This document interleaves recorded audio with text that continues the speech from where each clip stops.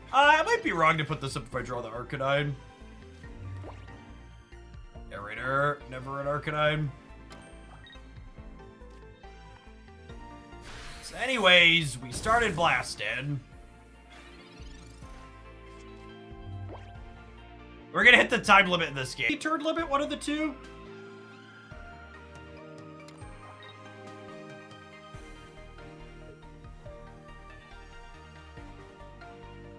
The 30 turn limit.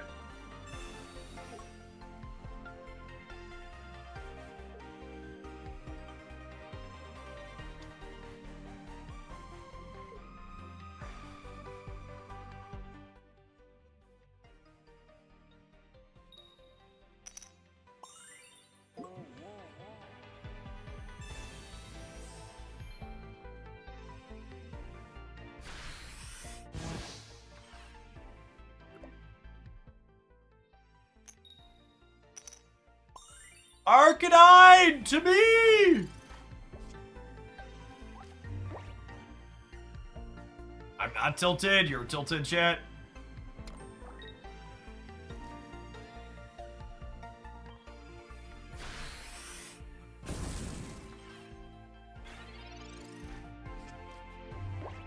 This is why I can't play Charizard, chat. I can't manage to assemble a stage 1, much less a stage 2.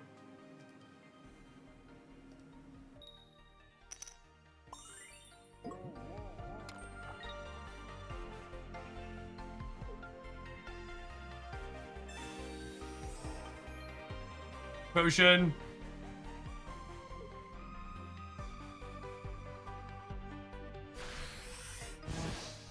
You have to draw Arca 1 through 8 first. Oof.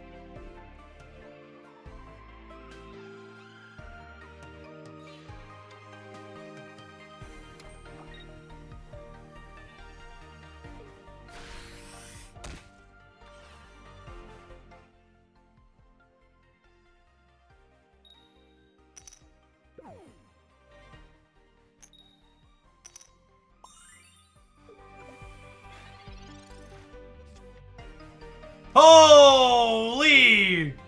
The fire pupper does exist!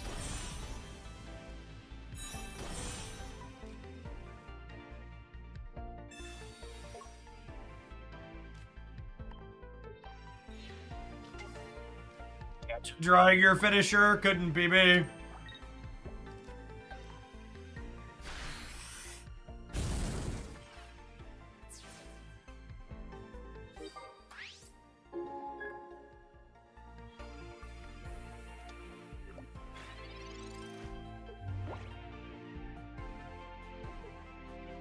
I go to 80, I Inferno Odd Rush to 60, we should be good to go, says Local Man about to be put to sleep again.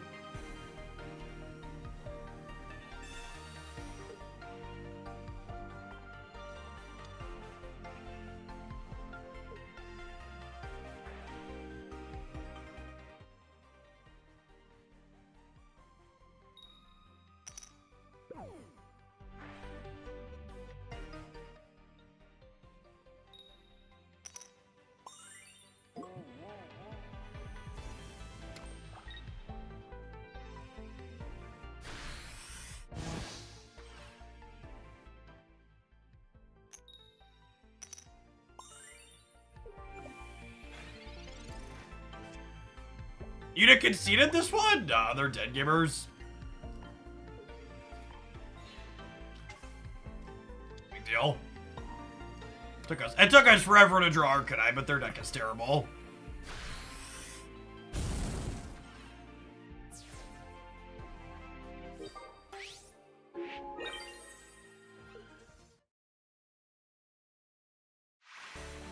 Imagine doing damage.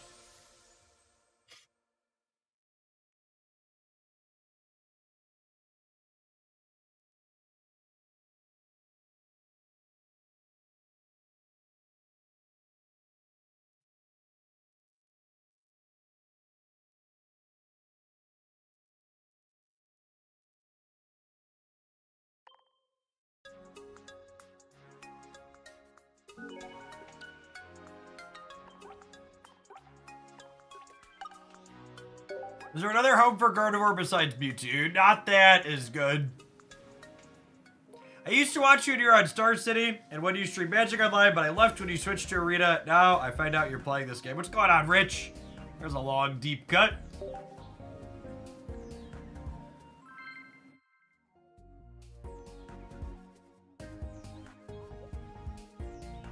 Arena end of 2018, yeah?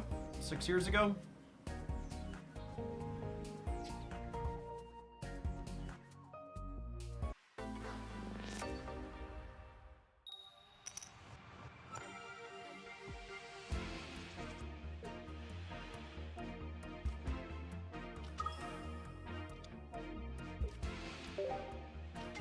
The Muddle, thank you for the 7 months. Welcome back.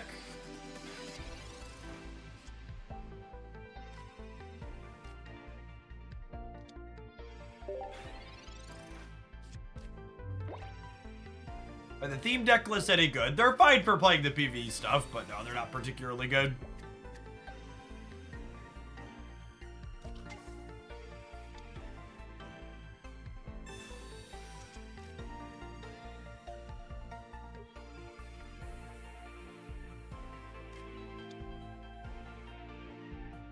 Legacy Loam. Ah, the pre-Modern Horizon times.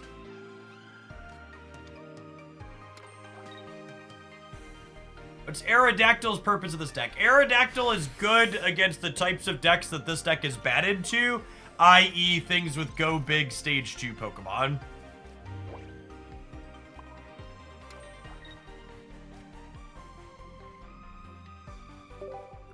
Save ourselves some coin flipping animations.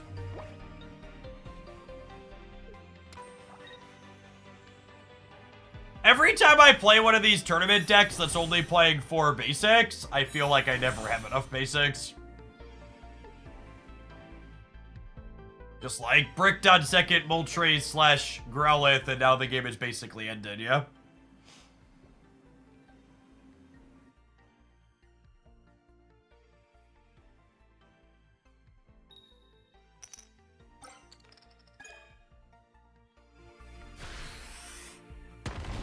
I plan to continue making content outside of Pokemon. Maybe. Snap numbers. Snap numbers have been pretty discouraging lately, if I'm being honest. And the card releases have kind of been unexciting. I think Snap has a very real problem onboarding new players and bringing back existing ones who's trail off. Like, if someone who enjoys Pocket was like, Jeff, I want to try other card games, would you recommend I try Snap? I'd have a hard time saying yes. Because it's just so hard to get into.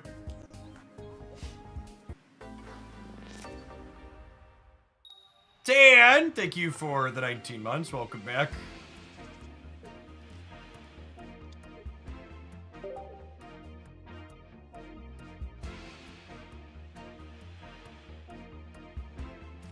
There will not be a video covering today's patch, and I will not be switching to Snap when the patch releases. I may or may not play Snap when their new card releases at 1 o'clock, but I don't know. I haven't decided yet. We'll see what Pocket numbers look like for the day.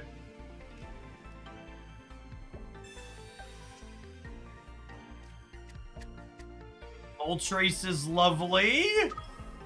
This is our ideal start. To put our fire energy on. Well, almost ideal. Ideally, we wouldn't have to X-speed the Growlithe out, but beggars shan't be choosers and all that.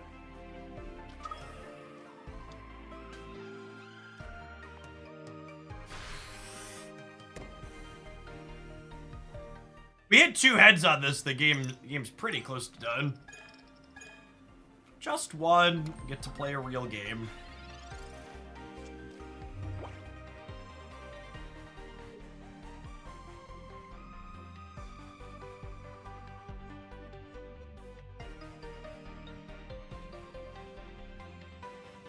Stands? Yeah, shaving, trimming the beard back and the top of the head makes my weight loss more apparent. You can see it in my neck more.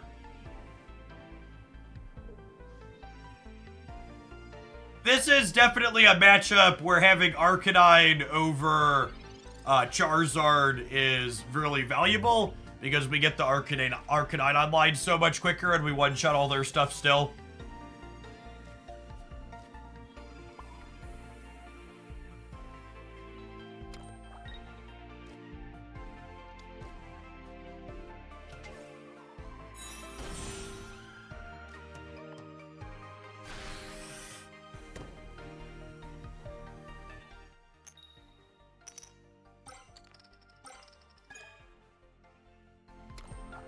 Energy's on the pupper, ready to attack with Moltres.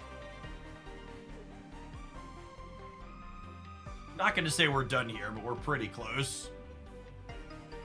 Doggo, for people not familiar, does 120 while dealing 20 to itself. It's gonna clear any of their things. Yeah, they're just done. Even if they had a Weezing, we get to one-shot it.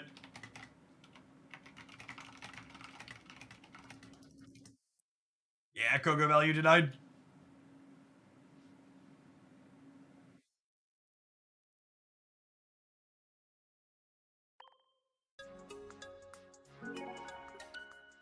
I think my #1 complaint about YouTube is that it lets people retract their messages and I can't click into them fast enough. Your message said something about why grind at all. Dear gamer, this is my job. It's how I, like, feed my kids and put a roof over their head. So, like, ideally, I'm gonna focus on things that bring metrics. Or at the very least aren't trending down in metrics. If I'm being honest, the pocket metrics are kind of similar to Snap right now. Overall, it's just Snap metrics are trending down and pocket metrics are trending up.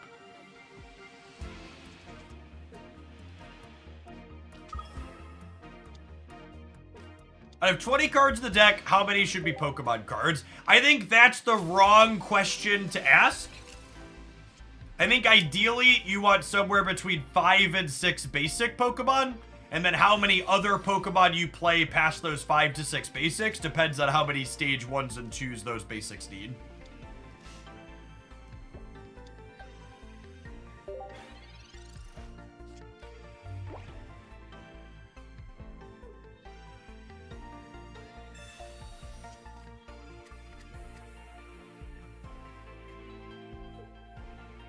Jazzy Diamond, thank you for the 22 months. Appreciate it.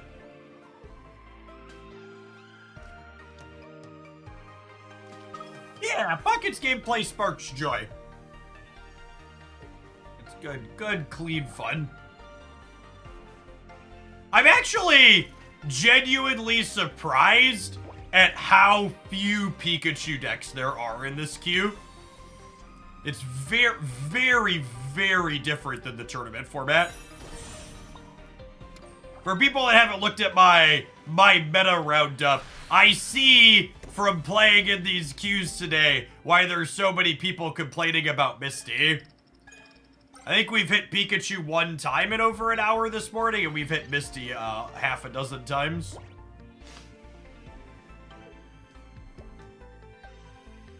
Are YouTube views better for Pocket? They're similar.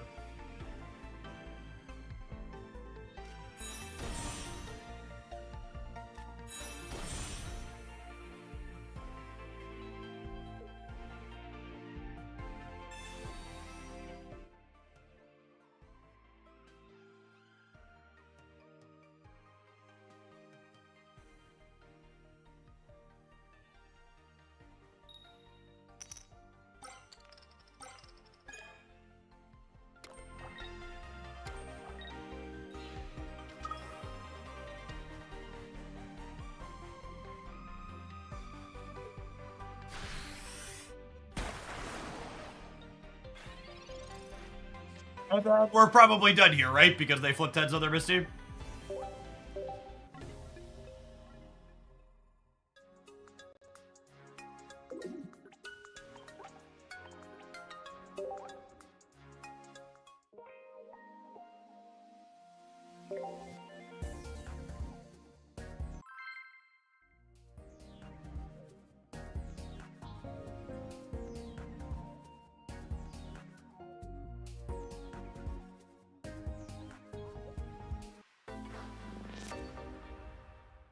Thanks, Nine.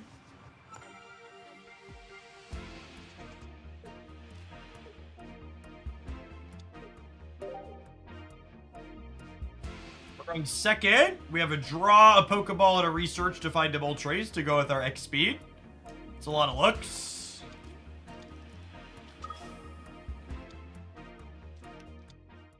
Speak of the Pikachu, and it will appear. We're going second, which is a big leg up here.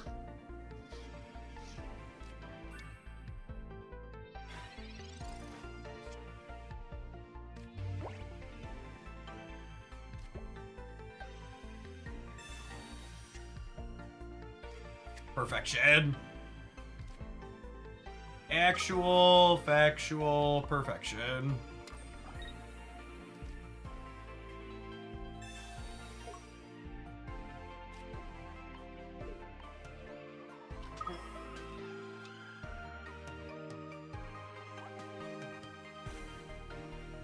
Digging for the dog.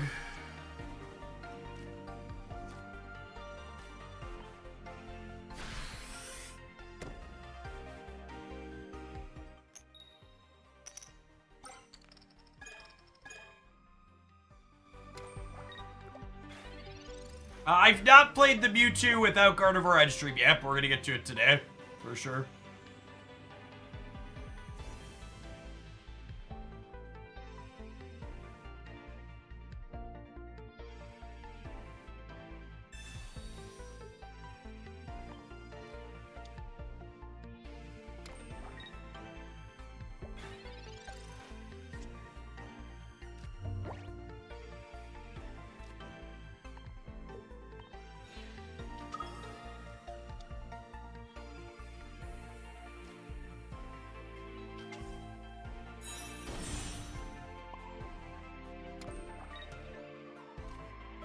I guess there could be merit to putting the energy on Moltres in case this high rolls, but if it low rolls, I want the energy here. Trolls. It's the best deck for consecutive wins. The Pikachu EX deck is the best deck in Pokemon Pocket by a significant margin.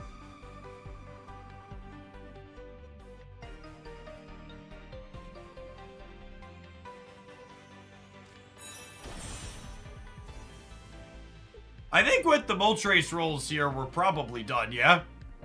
Arcanine's just gonna put them in a little box in the ground. This card's very good into this matchup.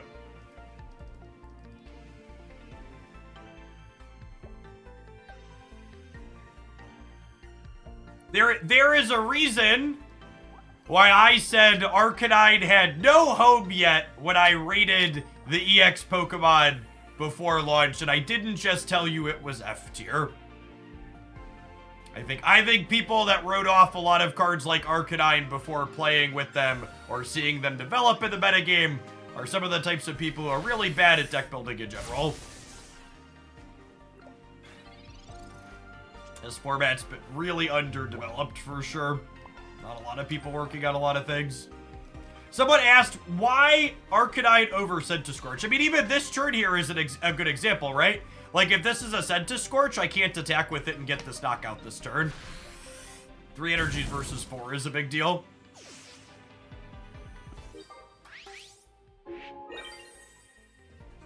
It's all about the breakpoints, gamers. And now we're just done, right?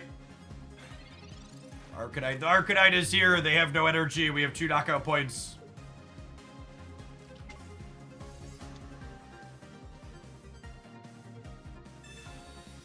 I have the this deck plays 2 Giovannis explicitly because it lets us clear out Zapdoses, although Sabrina also does it here.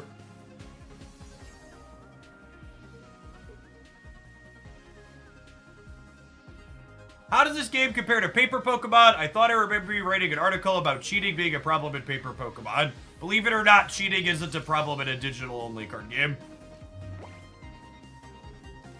All paper card games have rampant cheating problems.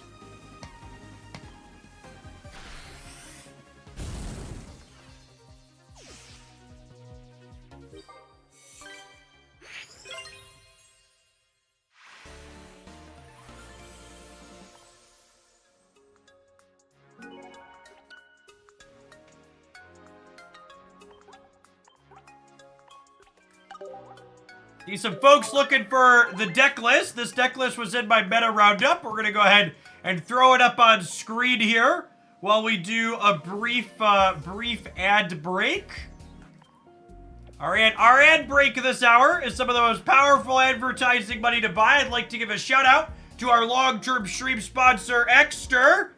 If you're a mobile gamer, you know the most powerful card in mobile gaming is your credit card, and your powerful card needs a powerful holder, chat. The Exter wallet is the slimmest smart wallet on the market. It's got a really slick trigger mechanic here that when you push it, it fans out all of your cards so you can grab the one that you want nice and quick and easy. It's also an excellent fidget toy. When I sit here and have mine in my hand, I sit here and do this quite frequently with it. It's also got a very wonderful grip on all of my cards inside of it. They're not going to bump out while it's bouncing around in my pocket. I've had my Extra wallet for almost a year now. We've been working with them. It's quite stellar. It's also obviously RFID blocking, so your cards don't get swiped or scanned by people that you don't want to have them when you're out and about walking around. In addition to the card holder on the top, there's also a little band around the front that you can put cash in if you're so inclined to have some boomer money. And then there's a little spot in the back that you can slide something extra into, like this tool card that I find very handy for carrying around, or something like their tracker card. If you want to make your Extra wallet extra smart, they have two different kinds of tracker cards here. This one integrates with Apple's Find My software, but they also have a Chipolo card that works with Android devices. It lets you Bluetooth your phone into the card so you can ding it wherever it's at. You can slide that very cleanly into the back there. If you're someone that likes a more traditional wallet, they've got some folding options here as well. And if you're looking for an excellent gift for someone for the holidays, they're on Black Friday sale right now, nice and early as we head into the November month. Let's pull up their page here. They've got 30 to 50% off of everything on their website right now. You get an extra 5% by using code JeffH. They've got a wonderful range of colors and textures and even smiley faces up here for the card holders.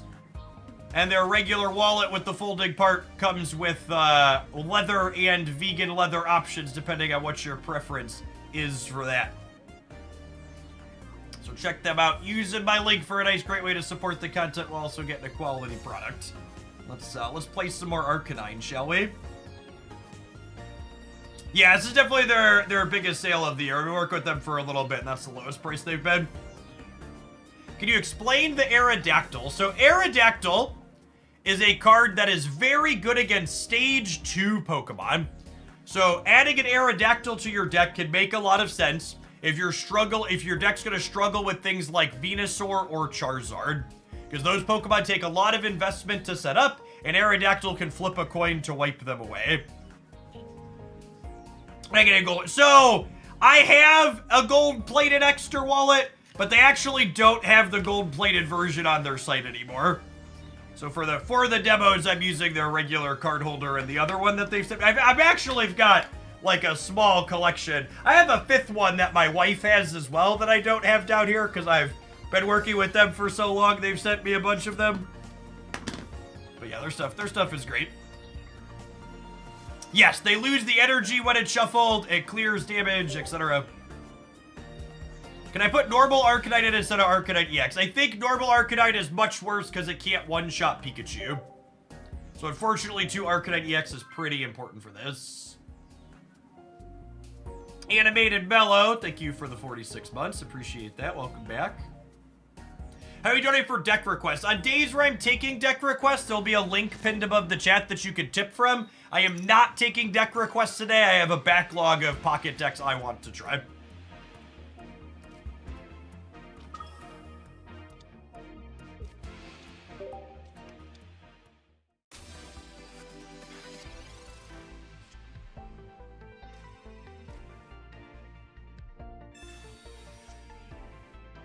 You know you're successful when you have 5 wallets.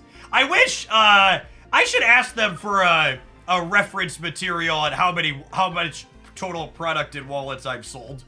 I assume it's a number they're happy with because I've been working with them for every month for almost a year now. But, like, for my desk sponsor, I know I've sold over 20,000, and, like, the shirt sponsor I work with, I've sold over 12,000.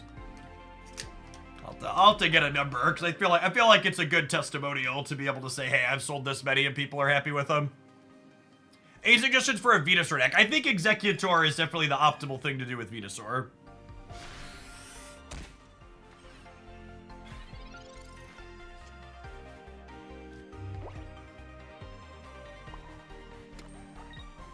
Let's get evolved here. I've noticed that you don't play your basics out to the bench before the game starts. What's the regret? So, when you are going first, it is technically optimal to wait until after you draw your card to play your extra basics out, because your opponent doesn't have a chance to red card you or anything, and it conceals information. It's one of those things that, like, ultimately probably doesn't matter most of the time, but if you're being strictly, fully sweaty and technically correct, you should do it.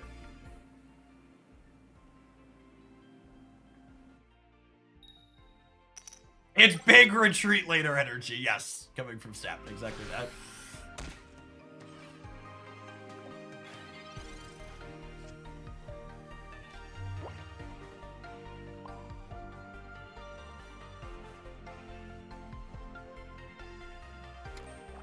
Are any of the wallets you own the vegan leather option? You know, I should find that out. I don't know offhand.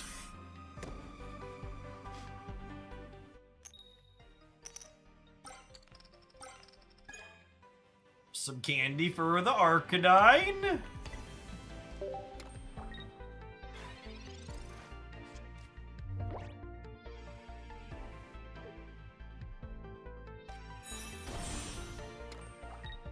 Kazuya, thank you for the 5 gifted subs. That's super generous of you. I really appreciate the support.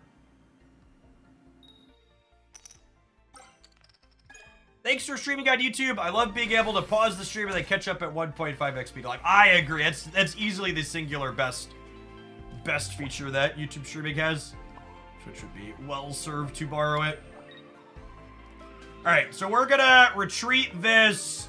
We're gonna Sabrina the Gardevoir, and they're gonna concede.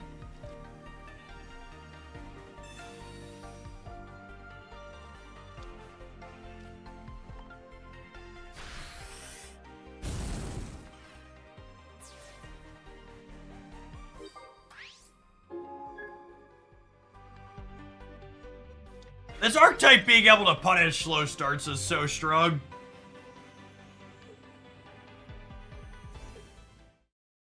Well.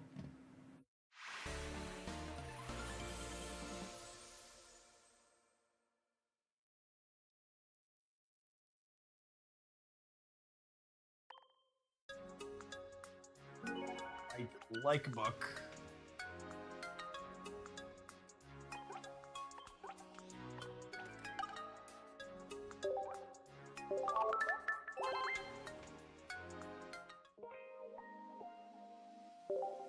If you're looking for the exact deck list here, you missed it, was on the screen a second ago. You can find it in the meta roundup this week. My meta roundups for people that haven't had a chance to see them, in addition to covering the decks that are the best by the numbers, i.e. Pikachu and Mewtwo, I also make a point to go through and showcase decks that have smaller samples that have potential like this one. You know what I just noticed that I can't believe nobody has said anything about in almost 2 hours yesterday and today? Is that my camera is slightly crooked.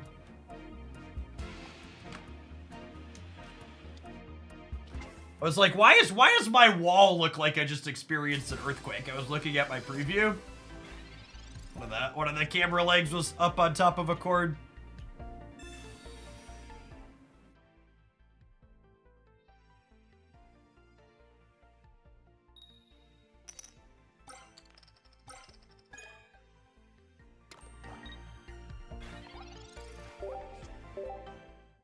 My children had an ice skating show this weekend.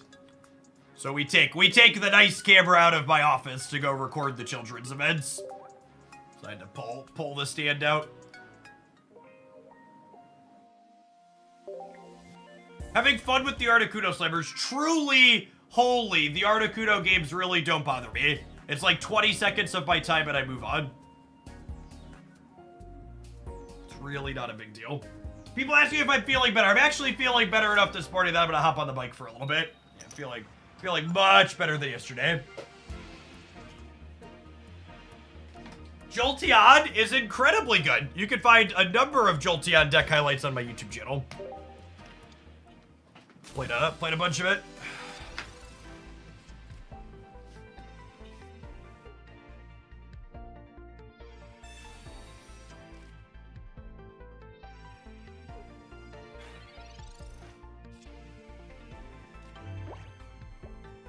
How do you get the black card sleeves with the most powerful card in mobile gaming? Your credit card. The black card sleeves and everything else you desire in Pokemon Pocket are quickly available to you.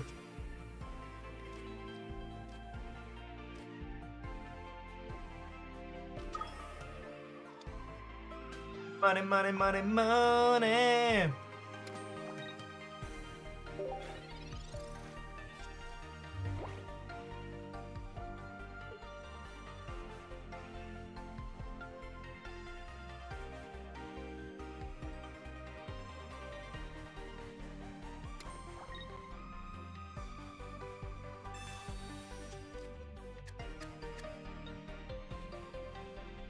Move the bike picture off of Twitter since I took my Twitter down.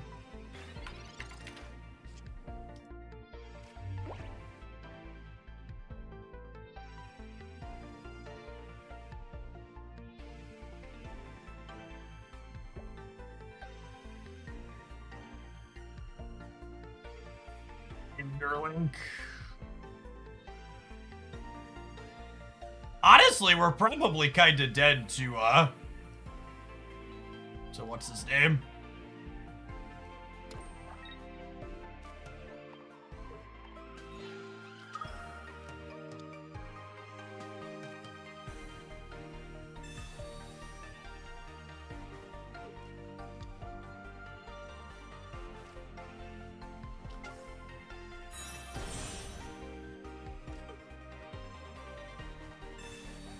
Venusaur execute. Yeah, I could probably get around to that today.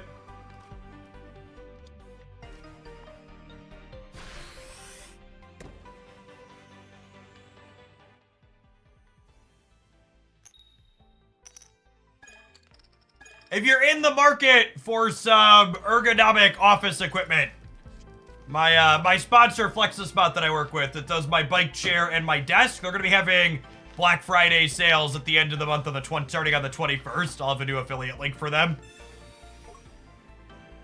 Got an easy way to support what I do and get some quality stuff.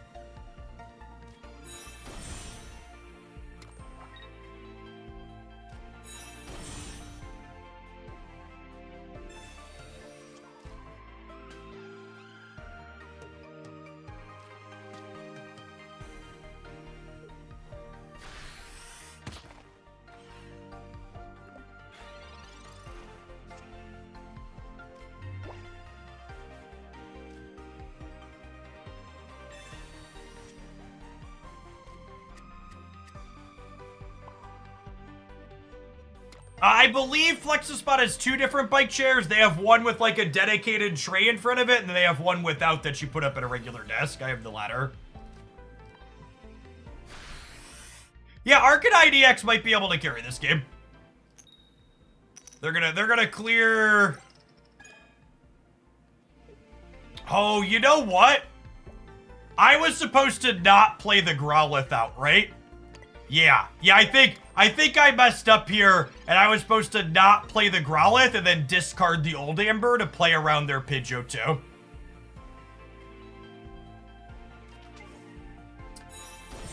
I am very confident that this existing set has tools to build decks that are good against Pikachu EX. I am not confident that you can build decks in this metagame that are good enough against Pikachu EX and other things simultaneously. All right, we drew the second Arcanine EX, so we get to win the game. So we mess up. We get to fix my mistake here. I could discard this, and then we clear the Primate, but then this is on 3 energy. So we'll be able to crunch through their stuff here, and they can't drive off into something else because we're on double Arcanine. So ended up getting rewarded for my mistake here. We have the Giovanni set up here to clear this in 1.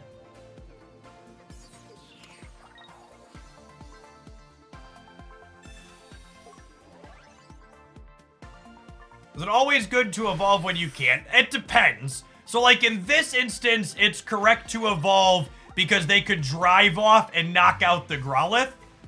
However, in some instances, it can be wrong to evolve because your evolutions will have higher retreat costs.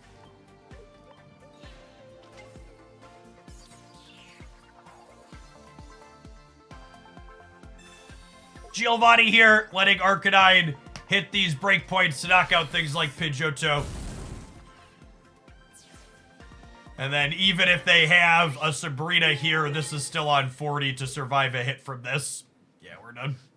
So, I made a small mistake by playing out bench Pokemon. I didn't have to that game, but we hit the second Arcanine, so it ends up working out.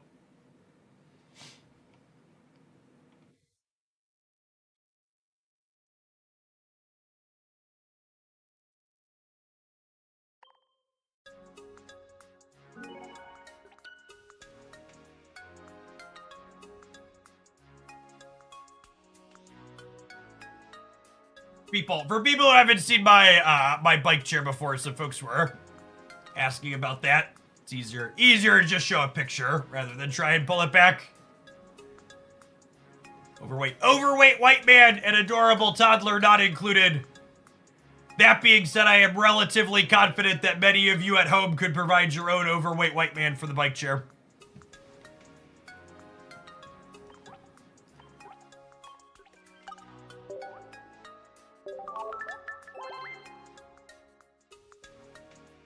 I think it's cool to recognize mistakes even when you get paid off. 100% agree. Too many people think when they lose games it means they made a mistake, and too many people think when they won a game that means they played perfectly. Those two things are definitely not mutually exclusive.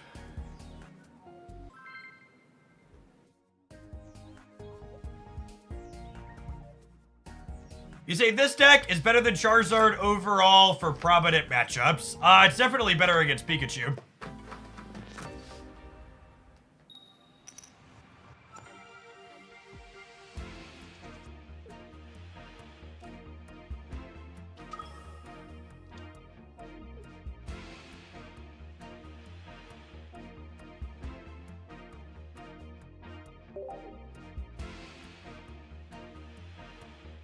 I think Scentiscorch needing 4 energy as opposed to 3 is a big deal, and Arcanine EX is markedly better than Scentiscorch.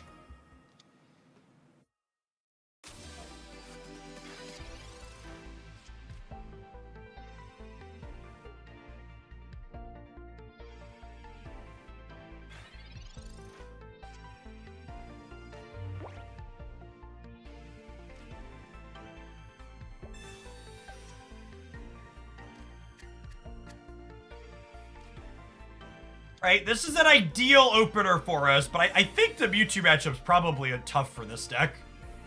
If I had to venture a guess.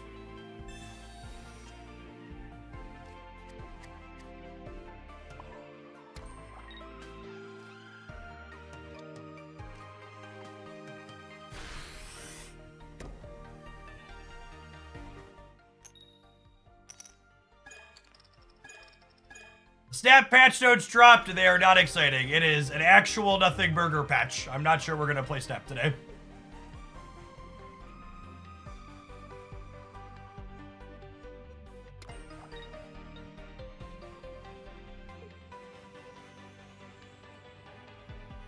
That was not a good flip. It was not.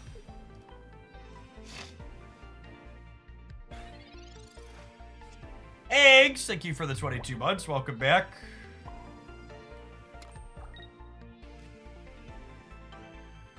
Back to Moltres here.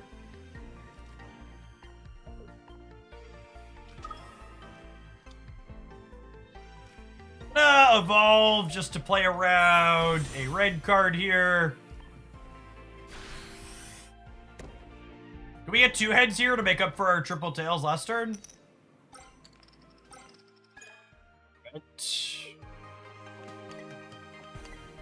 And then I think the game plan from here is attach an energy, crack for 70, then Giovanni to crack for 80, or retreat to the Arcanine if they potion.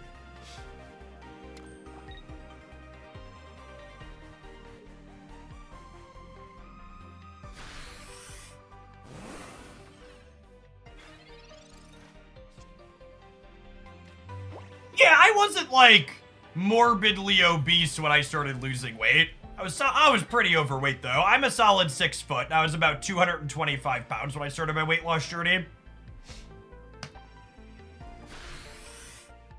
If you want to talk about unhealthy weight loss, I hit 170 on the scale for the first time ever after eating almost nothing yesterday and being sick all day.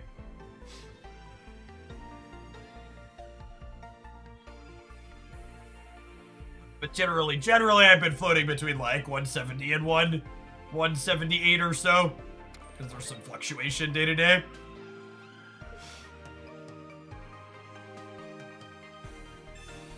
There's the potion to play around the Giovanni, but they're just torch to the Arcanine here.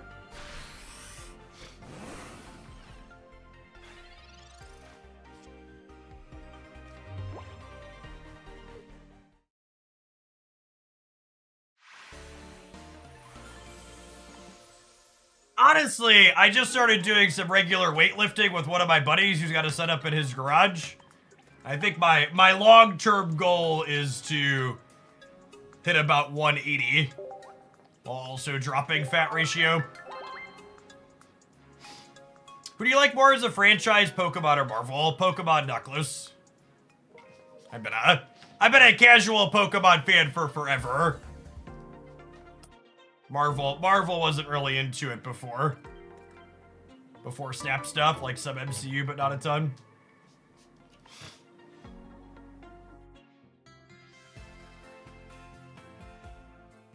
Mostly just looking for random 2-star stuff in here, which does not show up often. I guess I'd wonder pick for Kangaskhan. I want to upgrade the cosmetic flares on my Kangas. This is such a killer pack. When I was starting out, this would have been an insane one to open.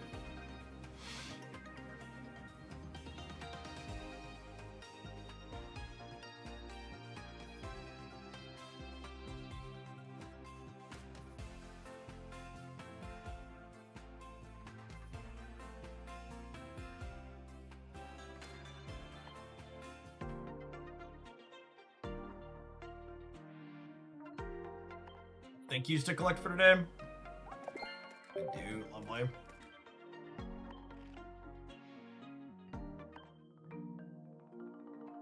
Oh, what deck am I deleting? I have there's too many. I need like 40 more deck slots yet. I think if I asked Pokemon really nicely, they'd give me 40 more deck slots.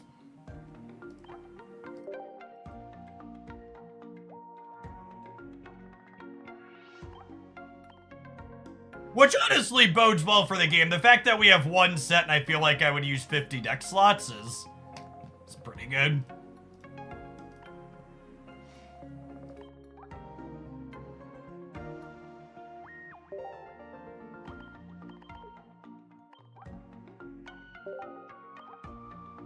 What's going on, Quilford? Thank you for the 11 months. Welcome back.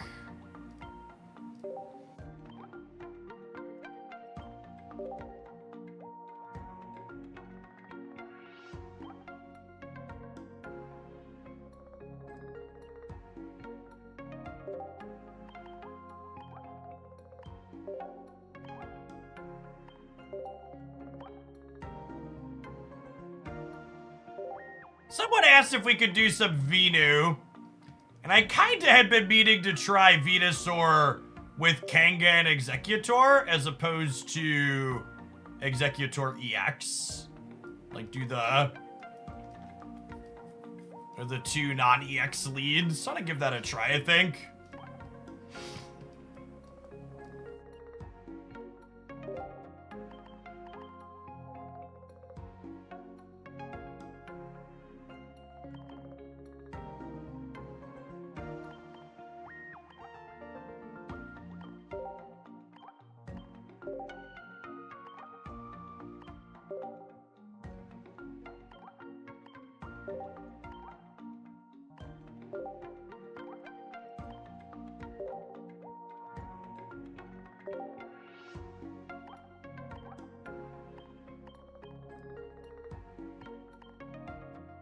The Machamp EX list will actually be the highlight on the Hooglandia Pocket channel this afternoon once we sign off from being live. We'll tap publish on it. The full art traders all look great, I agree. I'd like to pick up some Ericas.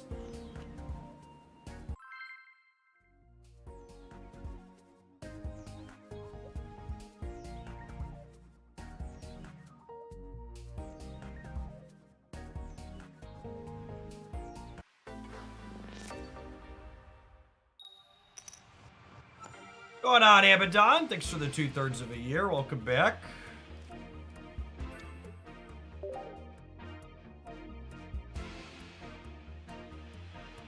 The Snap Patch literally has no card changes in it yet again. And there's like some nominal cosmetic things or something got changed about albums or something that mostly doesn't matter. Bug Catcher, thanks for the 6 months in advance. I plan to be here. I appreciate you keeping me around. Direct support from folks like you is a big part of why this is able to be my job. Never a Bulbasaur, gamers. Never a Bulbasaur.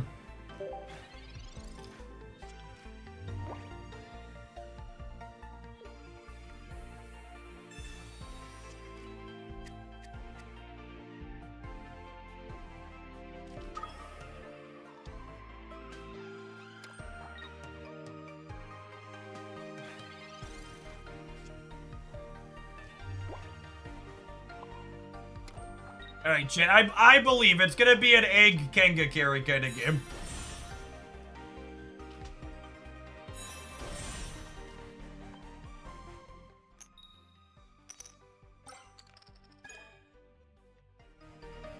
What's your preferred split for Executor and Executor EX? I think it depends on the rest of your deck. I think if you're mostly a one-prize Pokemon deck, you'd rather have regular Executors. If you're going Executor EX into another EX, you'd rather have the EX ones.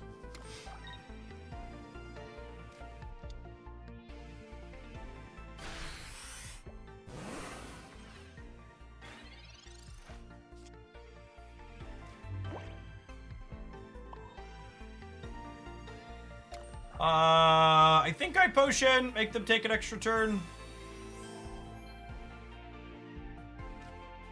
A long-time lurker, always appreciate your content. Now back to YouTube because I have to pause sometimes while we're working. Godspeed. Thanks for poking over to the Twitch side to support directly.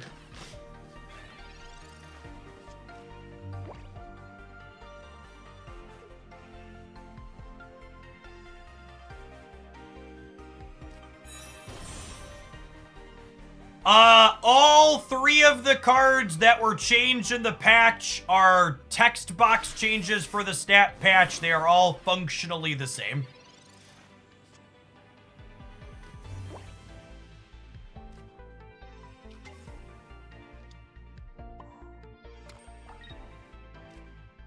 For those of you loosely following, there was a Marvel stat patch today that we're talking about, not Pokemon Pocket.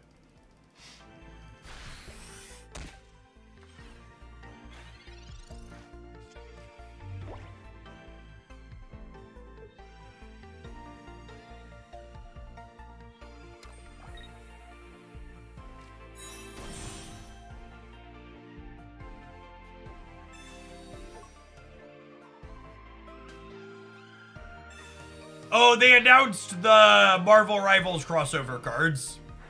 Do you know anything about how trading will work in Pocket? We do not.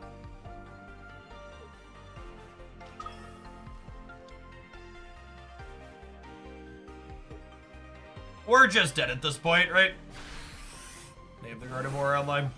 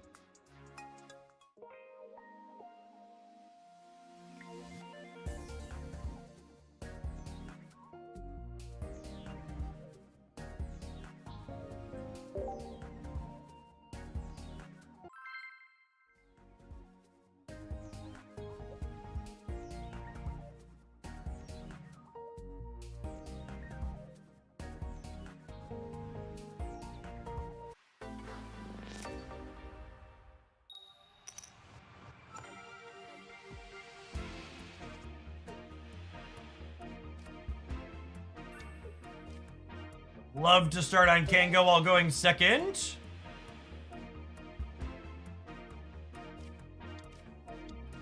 I'm actually of the opinion that the 90-second individual turn timer is fine in Pocket, but I think the total timer should probably be half of what it is. Sometimes you need to think a little bit and take an extra long turn, but I think the total 20-minute timer is really excessive.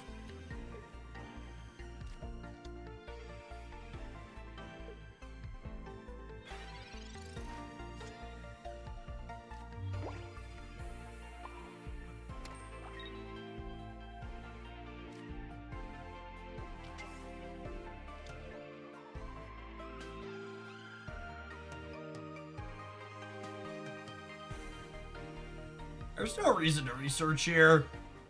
Play around a red card. That's not the 25%er I was hoping for, gamers.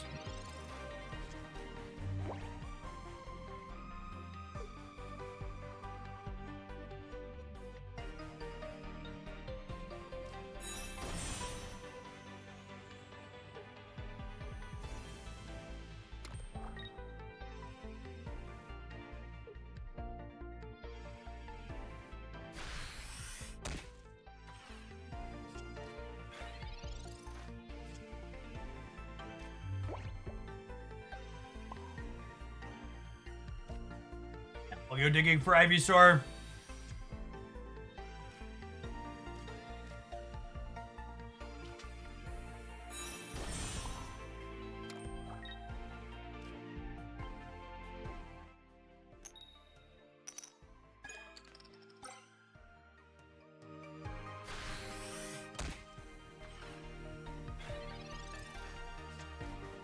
Would not be surprised to see them switch to Weezing here. This matchup's gonna kind of exemplify, if the opponent runs average, why Venusaur is kind of a medium card in Pokemon Pocket overall. Its matchup table is very polarized. Venusaur eats things for lunch that are medium-sized, but it dies to things like Dragonite and Charizard that go bigger than it, and it struggles against things like Starmie and Pikachu that go faster than it.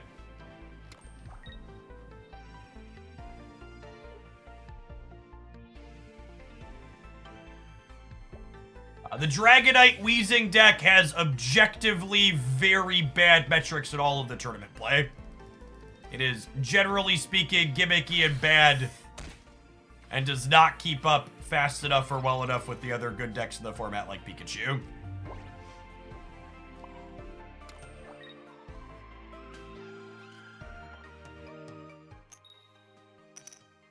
It's very good against, our deck that's looking to be slow and dumb, though.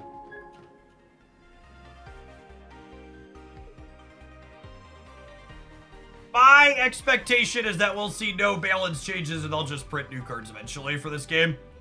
I would love to be proven wrong. I'm going to heavily encourage and beat the I wish they would do balance passes drum, but my expectations are low.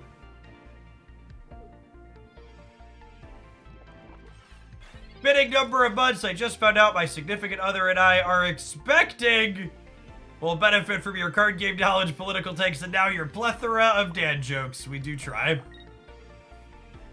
I hope baby and mom are both feeling well.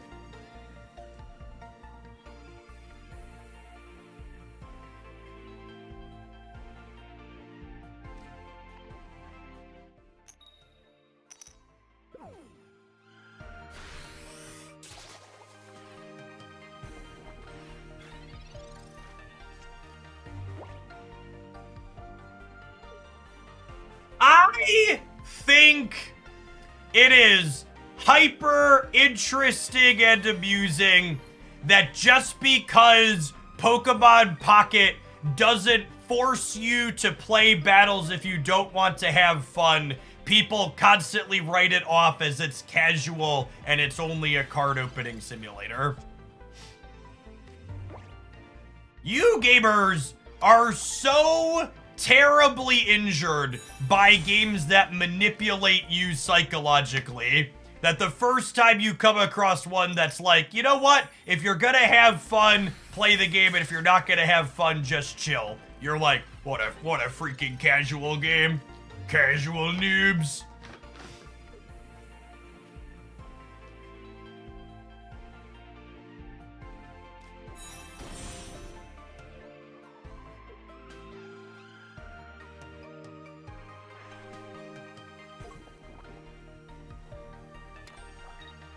There are currently no proven decks that are playing Dragonite. They yell about predatory practices and love being 100%. It's just like people complaining about YouTube clickbait, right? Like they complain that they hate YouTube clickbait, but then they also only behave in a way where they only watch channels that clickbait them.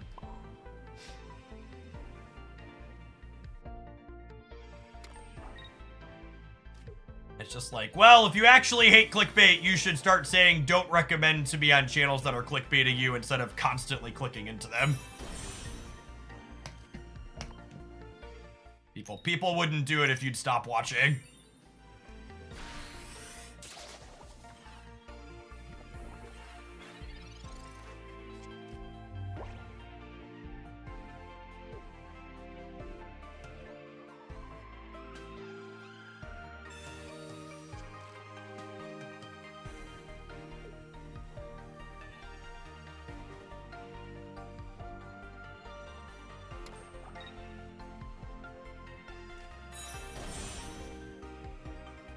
We set up the second eggs as a Dragonite target. Yeah, maybe. It's probably a good suggestion.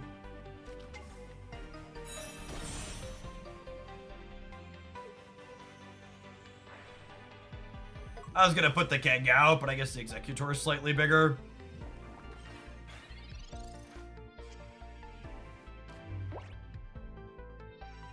Instead of me telling you you're right, Kanzuya, can you explain to me what your line of thinking is? Why do you think having more Stage 2 Pokemon, means you want to play less basics? Tell me why that's good logic, rather than me telling you you're wrong. Gamers were right that we should have played this last turn to evolve it. The egg gets knocked out, I deserve it.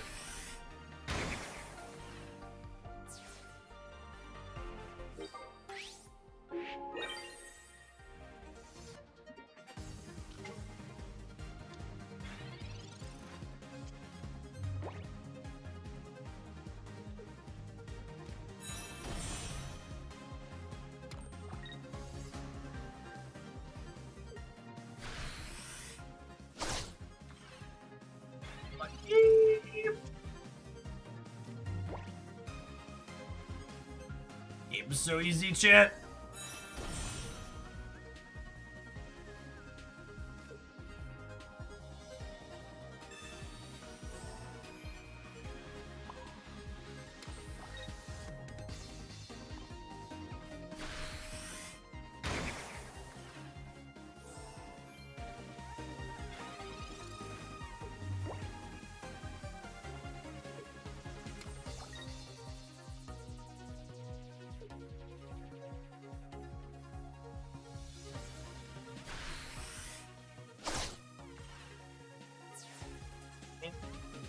We're done here.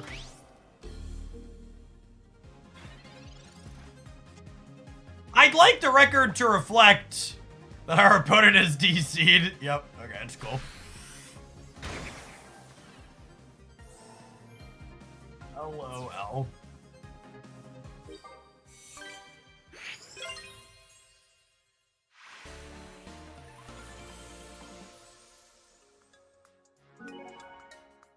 I think I'd like the record to reflect that if we were just on Executor EX, we probably would have had few enough hits that they would have cleared our Venusaur there.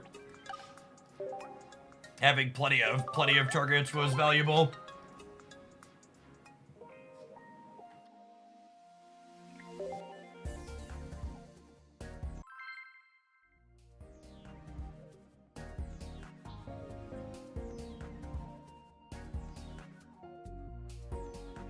Yes, retreating clears poison. If you want the exact Arcanine list, it was in my meta roundup from yesterday. We're going second, which means Kanga is lovely. Start throwing hands ASAP.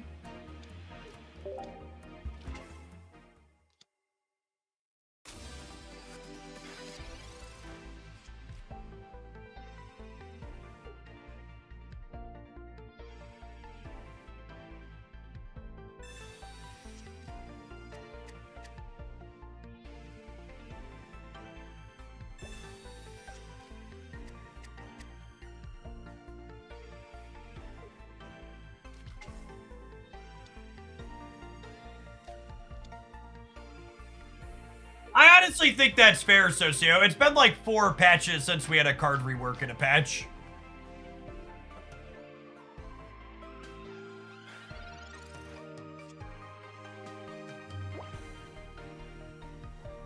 I don't think Meowth is a playable card. I think any deck you'd like to have Meowth in is probably better off just playing Farfetch'd or Kangaskhan as an additional basic.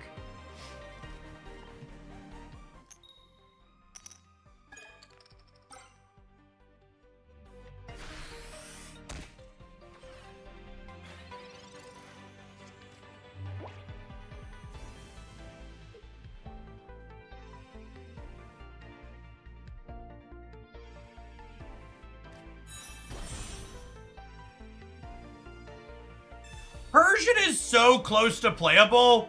I really wish Persian had 100 HP so it could survive a hit from EX Pikachu.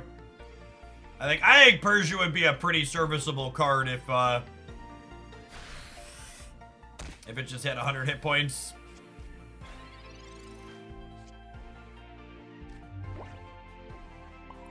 This matchup is like pretty close to impossible for our deck, I'm pretty sure.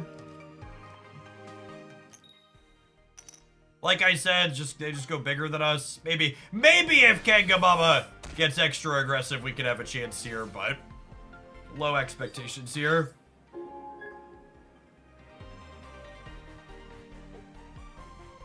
Yeah, Vazine, if I'm being honest, I think we might just only do Pocket until Twitch drops happen next week. We'll see. Maybe the OTA will be sweet, but I have pretty low expectations, and Pocket's been more fun lately.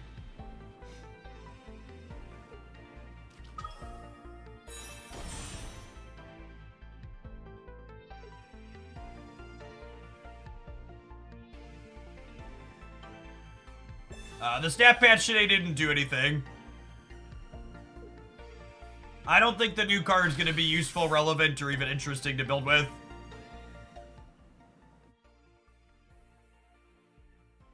Next week we'll do something. Today's card's probably another nothing release.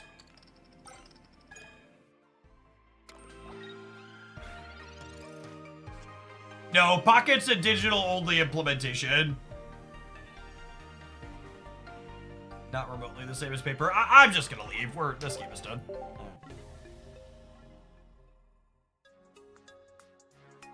This deck just never beats a Charizard.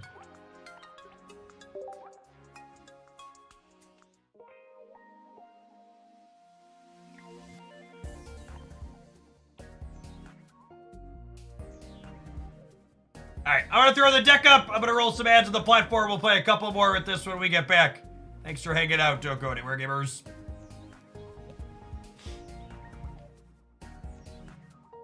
I think the closest to competitive thing you're probably gonna do with the new Snap card today is like roguing and shadow kicking people. Or maybe it's the new Ajax card.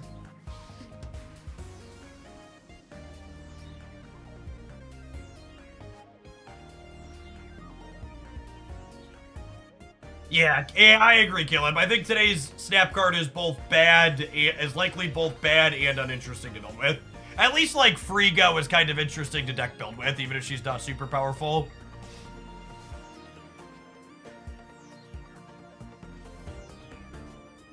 So if you only have EX and EX Vino, doesn't help with consistency, increasing your deck's ability to revolve reliably, and it keeps your decks focused. So less basics means you are nominally more likely to get exactly your basics early that you have, but it doesn't mean you're more likely to get your stage 1s and stage 2s faster. And for that nominal consistency to have your fewer basics, you're also going to die to things like Sabrina or only having one basic more frequently.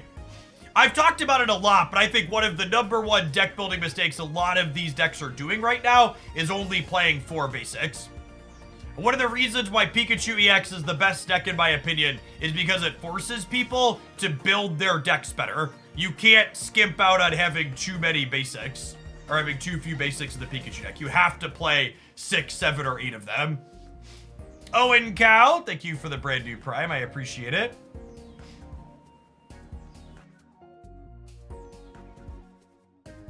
Something I talked about in the meta breakdown video yesterday, but the most successful Mewtwo decks in the tournaments were playing 5 and 6 basics now.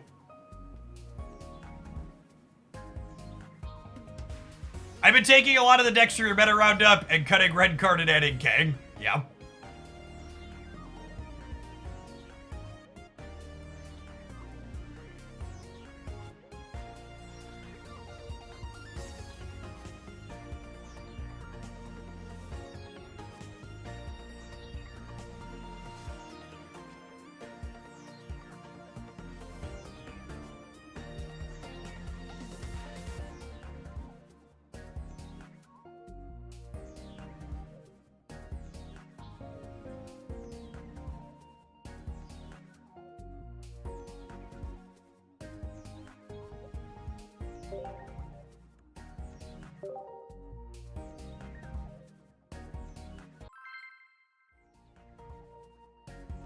I got my second Dragonite from a magical selection.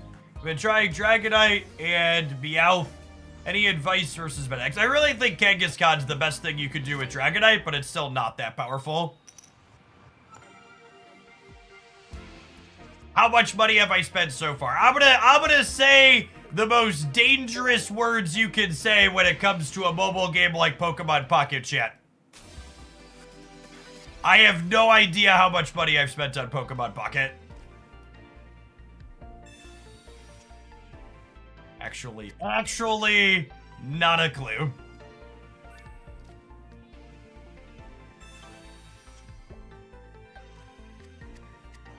That's how they get you. I will say that they don't let you buy more gold than 3,600 paid gold. 3,600 paid gold is the cap. Because there was a Google Play Points deal on Pokemon Pocket, so I maxed out my paid gold. No, just in general, it won't let you buy more gold than having 36. So if I spent gold, I could buy more, but they won't let me hoard more while it's on sale.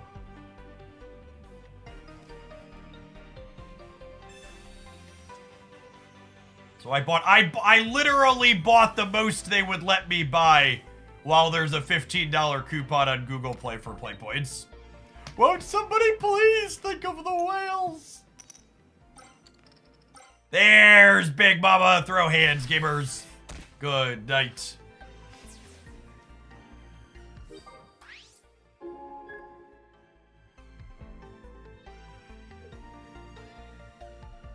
How many cards do I have? I have over 5,000 cards.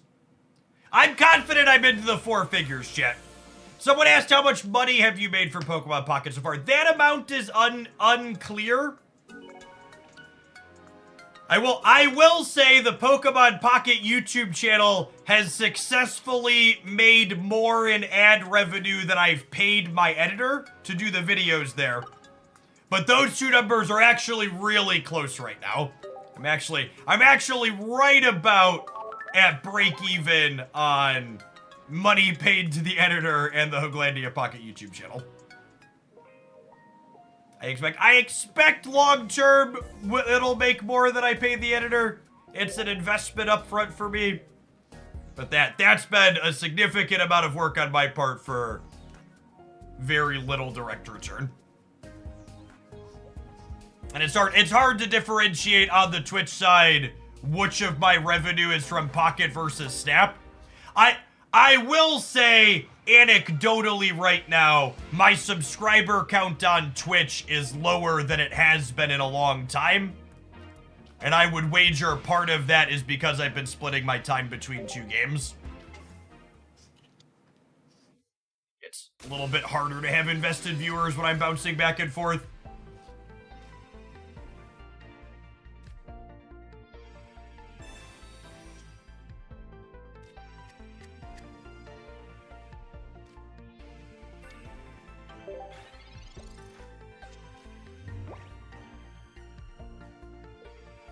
You have a favorite Greninja deck? I like Executor Greninja, and I like Starmie Greninja.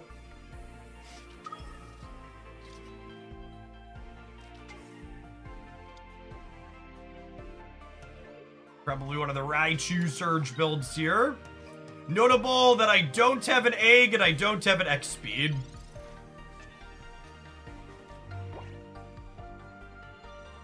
I think with us going first and not having Egg and not having X-Speed, there's a good chance we're just dead.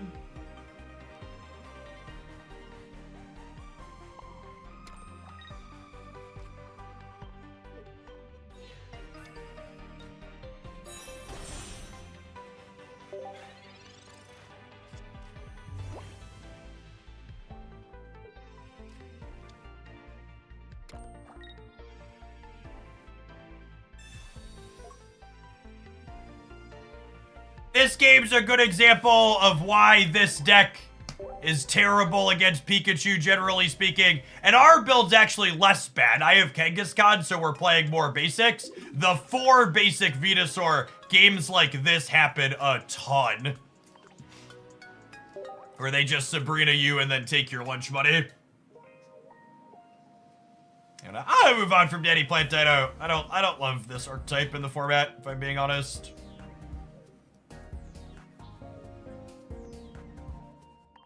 Let's play some of this Mewtwo deck.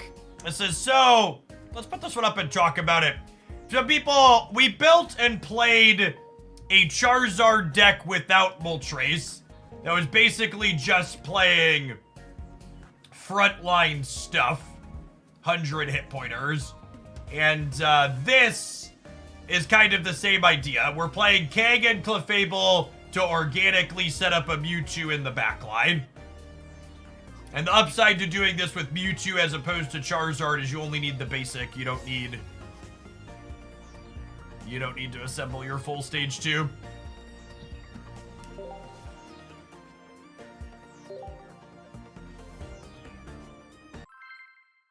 Is there a good place for decklist? Greninja Executor sounds fun. Yeah, yeah. I have a dedicated Pokemon Pocket YouTube channel, Hooglandia Pocket. You can find the Executor Greninja and a bunch of other highlights up there.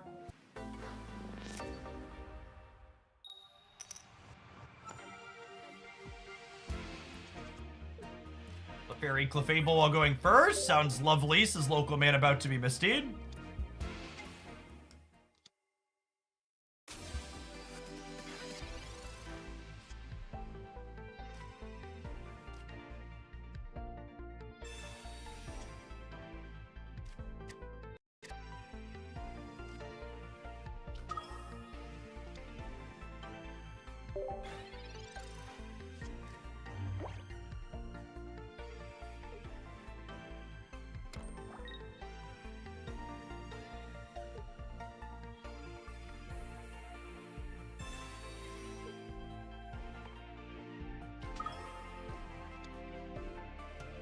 That's unfortunate.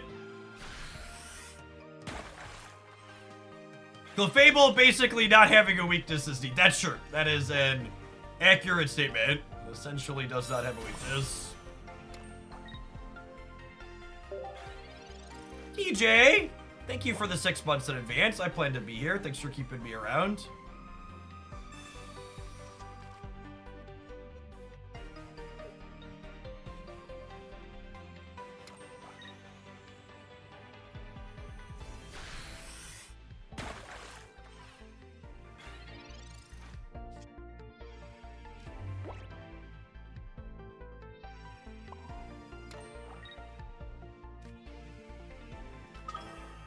What is her weakness? It's metal.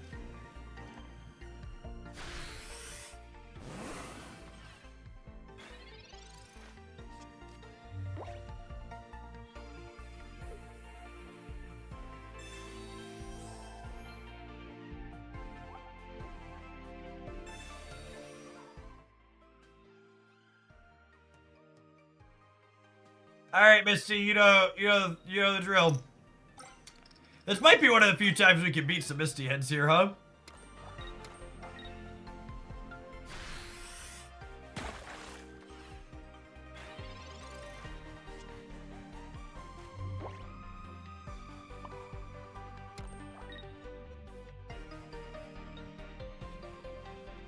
I expected the viewer totals to fluctuate a bit, but I hate to hear that subtotals are down. I was enjoying all the pocket, and I still watch Snap even if I'm not playing it anymore. Yeah, it's mostly expected.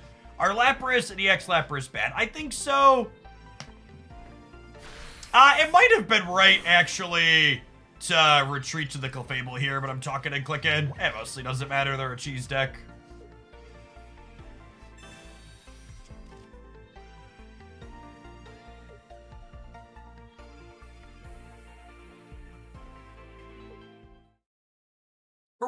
For what it's worth, my sub count being down doesn't mean this is in any danger of not being my job for the people who are regulars here. Snap was back to back my best years ever doing content, and I live in a place that has a fairly low cost of living. So obviously I wouldn't mind funding retirement accounts for a couple more years, but this is sustainable for me on less than the 2,600 average subs that I had during the Snap years.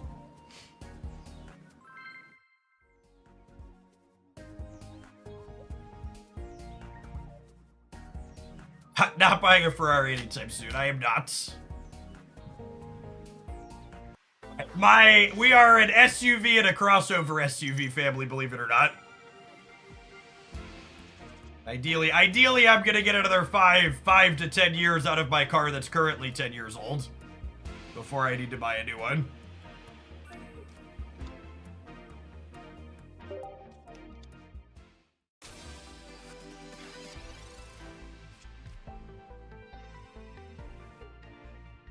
Yeah, something I've talked about in the past is I expect pocket metrics to trend up as the game releases more sets and players come in.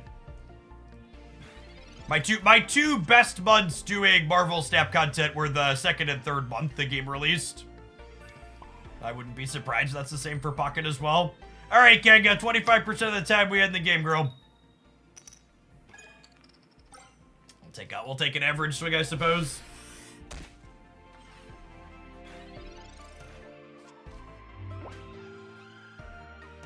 I don't think there are any competitive non-Mewtwo Gardevoir decks, no.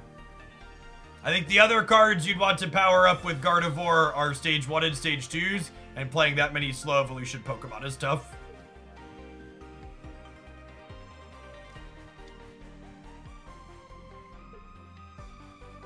At the risk of embarrassing them, I would like to give a special shout out to Gunfish in chat. They are a 4-month subscriber, and they just sent their first chat message to look up the Pokemon Pocket meta breakdown. Shout out to the lurkers. They make the Twitch world go round. Appreciate your support. Fun fact, on average, only somewhere between 5 and 10% of people who watch Twitch streams actually engage in the chat, typically.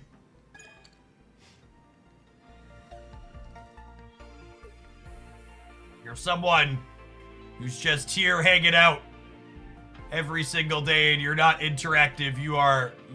There are many of you and I appreciate you.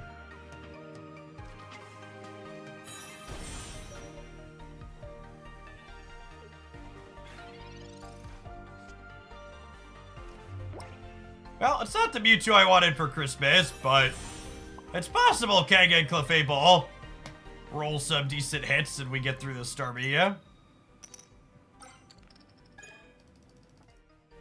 Weebo Ranchero, thank you for the 13 months. Appreciate that.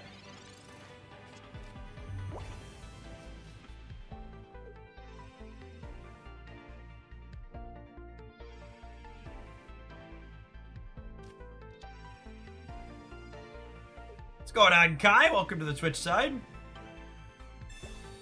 You zoom in on clefable. Clefable's very simple. Just clean, deal 40 for 100 HP.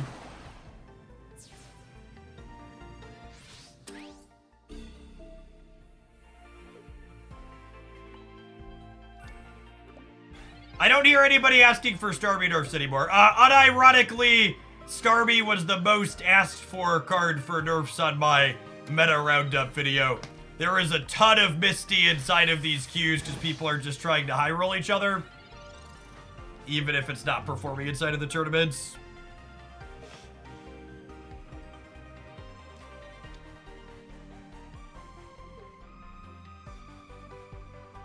I'm having a good day, Stefan.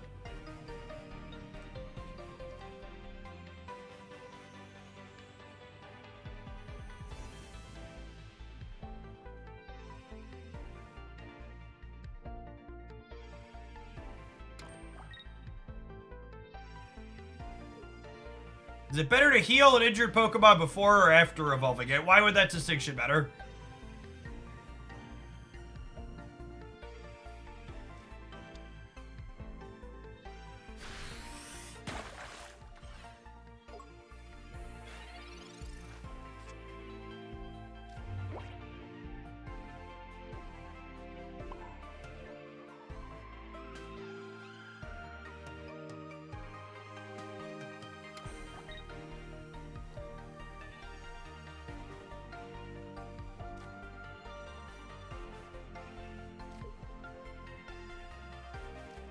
I was like, why can't I use this? We got hit by Headache.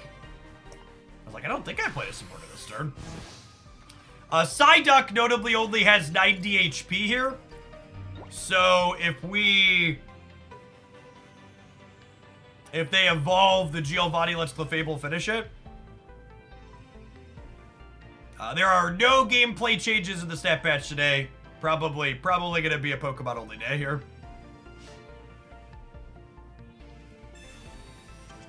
It's a real shame we don't have our Mewtwo set up.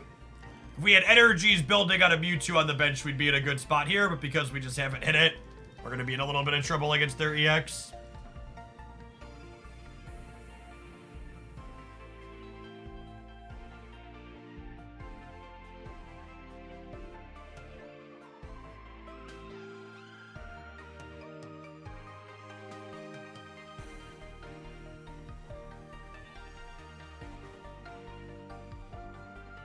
I don't really expect Malekith to do anything interesting or useful. Was it ever a treat Kanga to go for the 25%er? Yeah, maybe.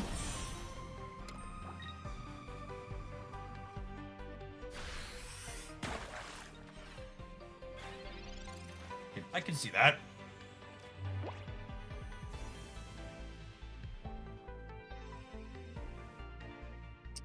I think we potion here so that way they have to put Starmie EX up to knock out the Clefable.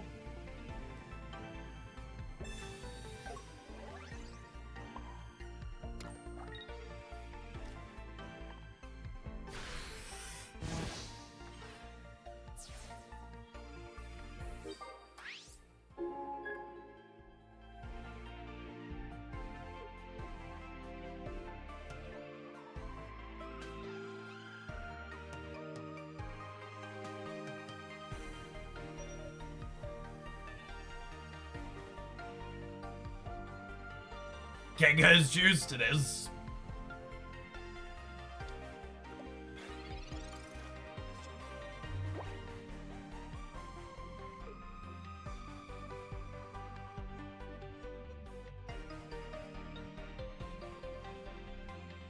Imagine if we were in the same spot, but instead had a Mewtwo and 2 energies on the bench. We'd be in such a dominating position. And honestly, I think it's a testament to like how solid these 100 hit point 1 energy attackers are, that like we're low rolling this game and like we're still playing a game here, right?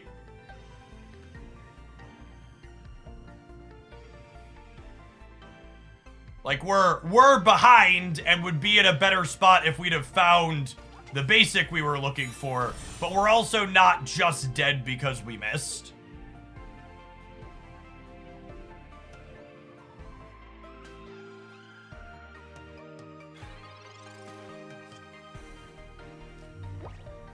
All right, is this happening soon enough to give us a game here?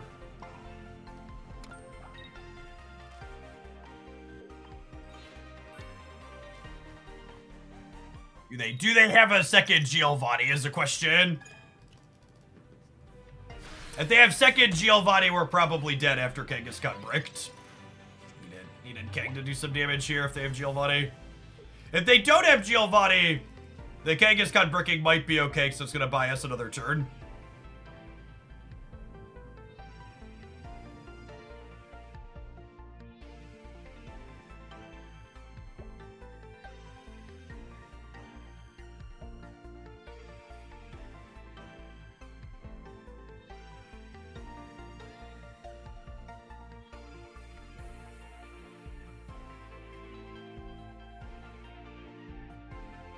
Sabrina is scary. I mean, is it? If they have Sabrina, they get the knockout on the clefable, but then I get to put the Kangaskhan up, and so long as they don't have the Giovanni, we'll be fine, right?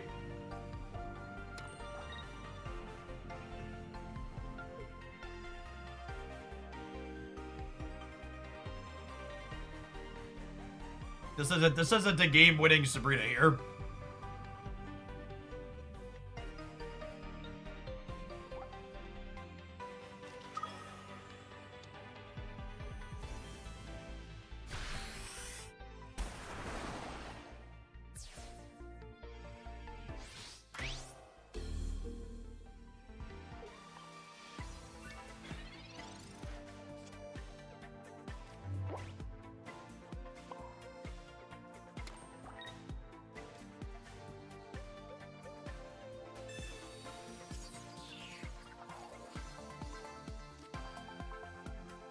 Gets us our Clefairy.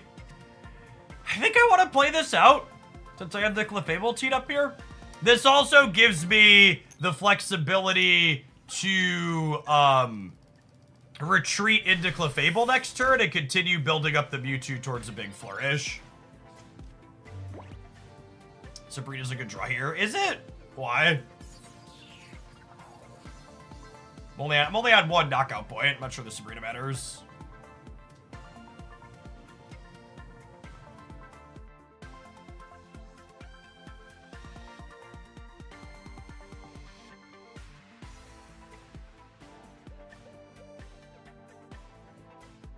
No, I don't think it's worth playing Pokemon like regular Mewtwo just for the sake of taking hits. I think you want your characters to be able to deal damage.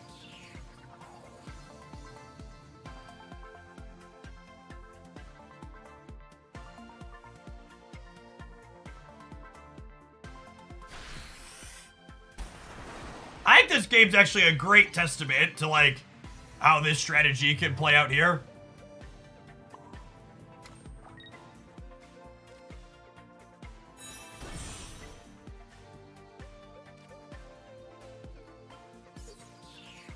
To buy ourselves some time. This doesn't do anything. Oh wait, I have another Mewtwo. It does do something. That might actually be useful, huh? I'm gonna go ahead and potion this Kangaskhan, so that way... I guess the Articuno builds up to get us either way, huh? I guess it stops it from high rolling it this turn.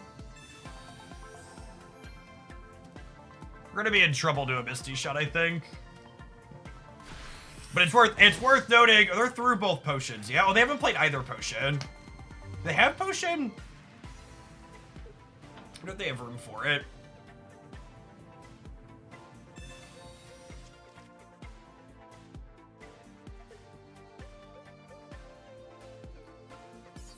That's an interesting thought. Maybe it's no energy on clefable, so we can have the Mewtwo ready to 150 with the X speed. Yeah, that's a good take. I like that suggestion.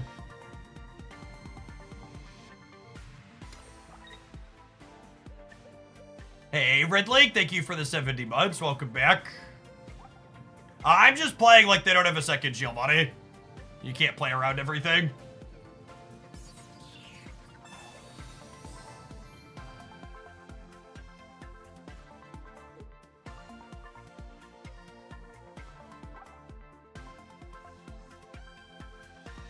Yeah, I messed up. I think chat was correct. I should have put the clefable up, but put the energy on the Mewtwo, and then we clear out with the Mewtwo next turn. Because now I'm dead. Our opponent's the take, but now I'm dead to the Articuno cleanup. We would have won that game despite the bad variance if I would have just put the energy on the Mewtwo with the clefable up. That's a great call out.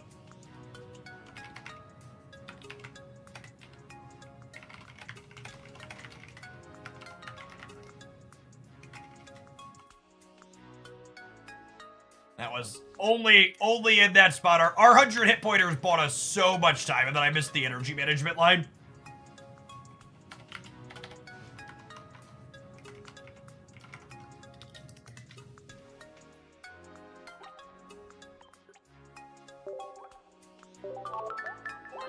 Solid game.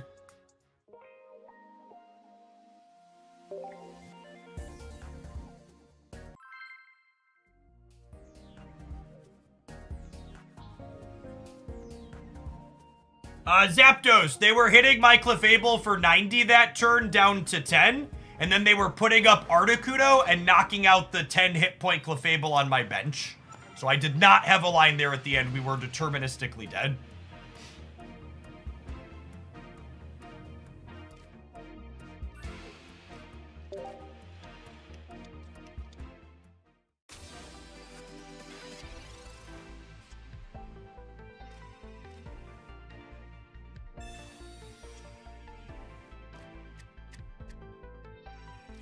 Okay, guys, not what we're looking for in this matchup. I want to have one thing up and then get Mewtwo going ASAP.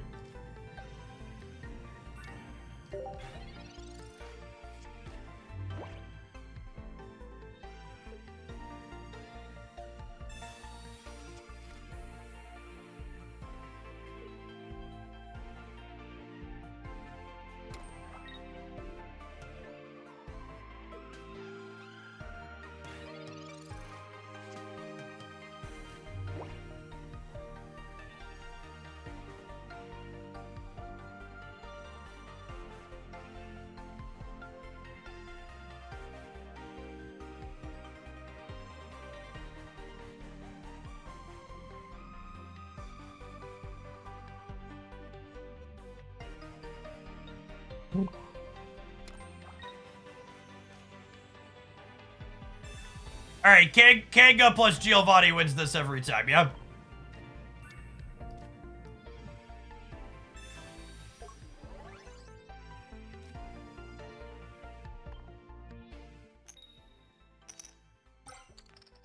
Good night, sweet prince. Get him out of here.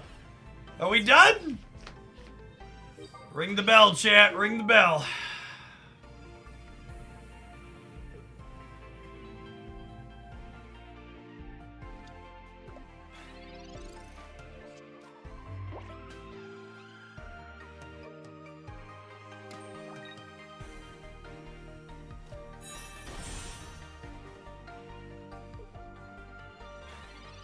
Round 2, fight!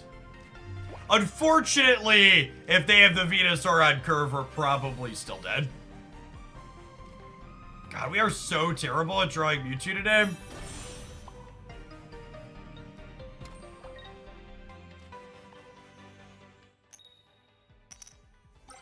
Grizzle Fluff, thank you for the 4.5 years. Welcome back. I appreciate it.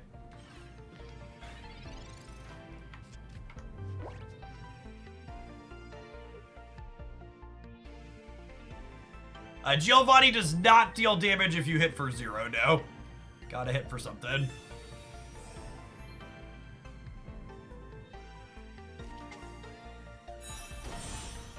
If we draw Mewtwo this turn, we might have a shot. Big might. I need to start charging Mewtwo this turn, though.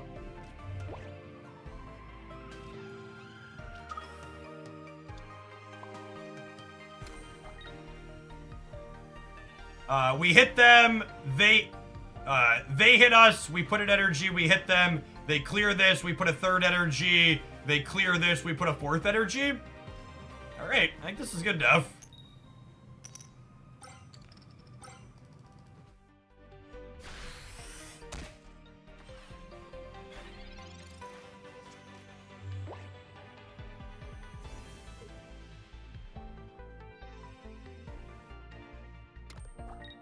There's variance in how much money it takes to get cards because there's booster packs, but even spending a fairly nominal amount tends to get you a good bit of stuff. We could still die to a glut of Ericas here, gamers.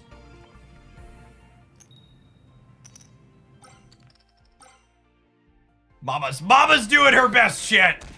She knows we've been unlucky today.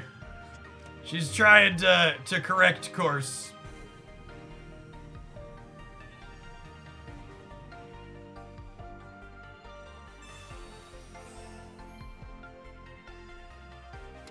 We're dead to Sabrina either way.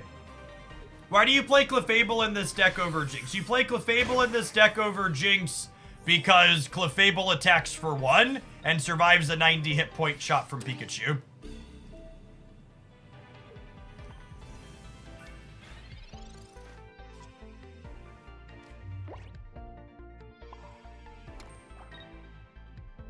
Although it's worth noting against specifically Venusaur, we'd much rather have a Jinx up.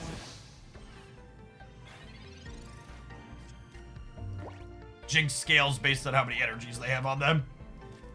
All right, if they don't have second Erica, we got him. Rip.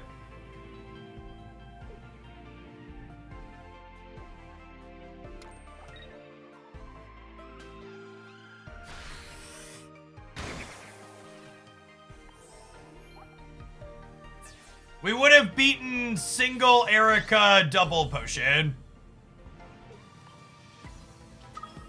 I don't believe we beat double Erica double potion with the Venusaur played on curve. Right, because this does down to 140, and then we can only do 60 next turn. And they get up to 70. All right, gamers, it's about that time. We'll see you in 120 seconds after some ad rolls. I think we're gonna play some more with this one because I'm enjoying it. It's got very dynamic gameplay. Thanks for hanging out. Don't go anywhere.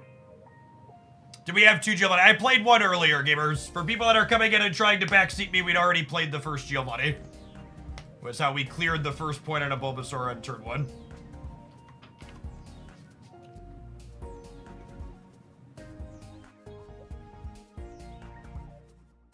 You could retreat to Kanga for a double heads. Nice. I'm honestly just not interested in doing any snap stuff today, chat. I'm gonna say we're just doing pocket today. I'm really not feeling Marvel Snap right now. Not really interested in reviewing cards that are not gonna be relevant for a month or more. People are like, there's an Aeroshim counter coming out 2 months from now. It's like, that's great for 2 months from now.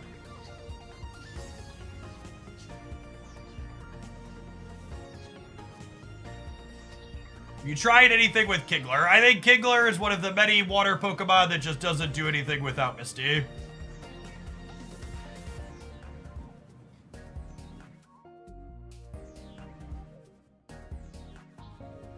Yeah, we could have. It's worth noting we could have had the 25%er on the last Kanga. Yeah, that's a good catch. I could have gone Giovanni and then hit with the last Kanga. The 25%er is a wonderful catch. Could have played to that out. Gosh, it would have made such a good game too. I'm upset I missed that now. We were dead to Sabrina, which they hadn't played yet. So we were probably dead, but I could have played to that out, yeah. Yeah, I truly think Misty has ruined a majority of the water Pokemon designs. Like, wholeheartedly.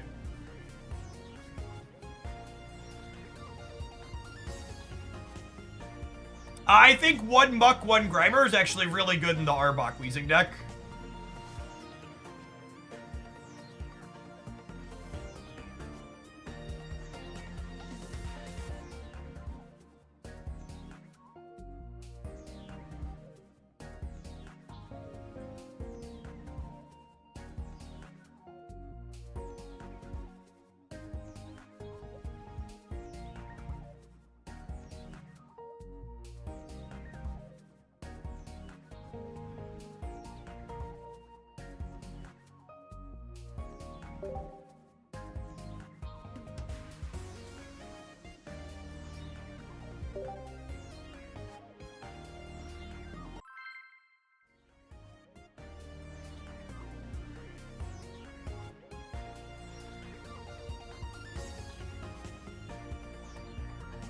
One True Bob, thanks for the 2 years. Welcome back.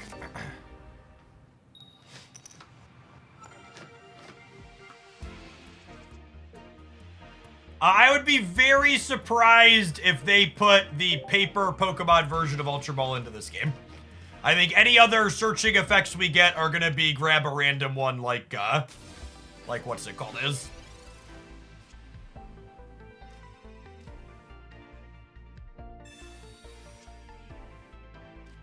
He is lovely.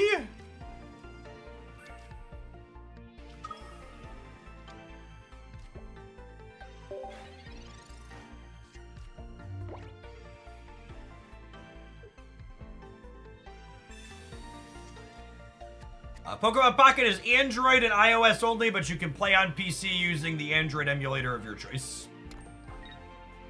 Tool of the Devil, thank you for the 5 months of Prime. I appreciate that. Welcome back.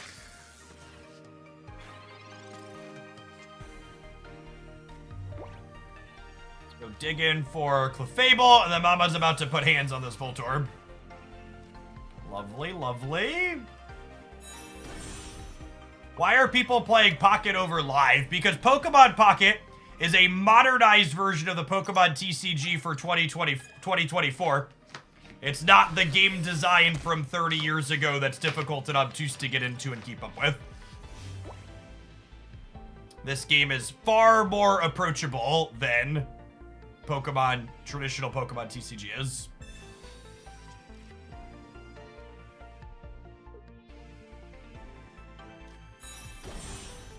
Hey, but Giovanni to clear my Kangaskhan got here? They do not. That's good for us.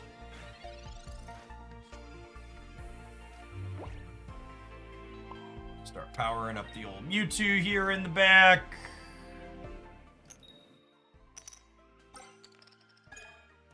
Why do you think traditional Pokemon TCG is not approachable? Have you ever played it? I need to know your background. Like, go watch the average competitive Pokemon TCG turn cycle and compare it to Pocket.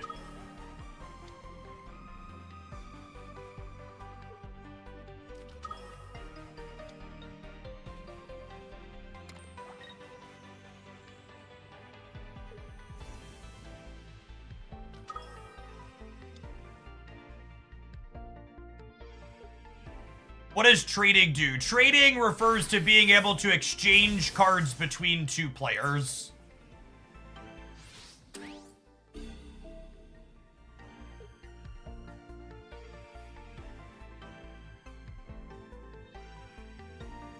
Oh, Zapdos is so good.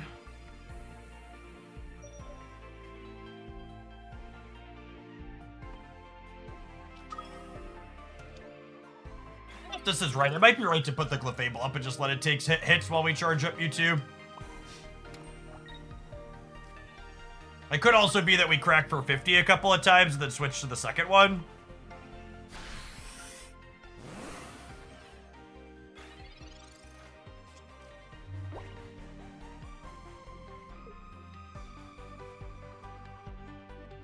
Yeah, big part of what makes the Pikachu deck incredibly strong is the fact that all of its cards have really low retreat costs, which means you have to spread a lot of damage across their board to punch through.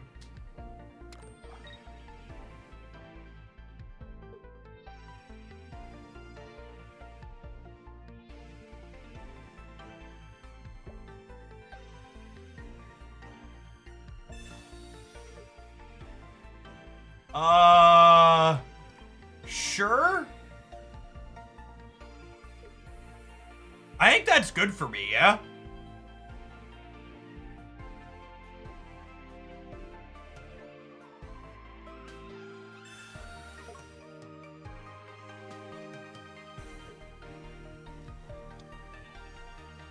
So now we just let the clefable.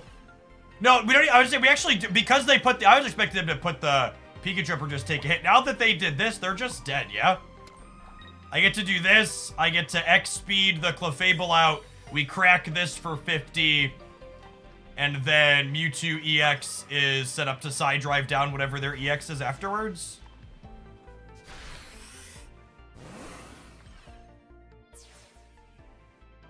This is just a good example of what our deck is looking to do in this matchup. Our tanky 100 hit point Pokemon distribute some damage to start while buying us time to organically build up into side drive. So it's not like the Gardevoir Mewtwo version where you're looking to just like side drive every turn 2 to 3 turns in a row and win at the end. It's you're slowly building up over the course of the game to then when you finally side drive, you're usually finishing them.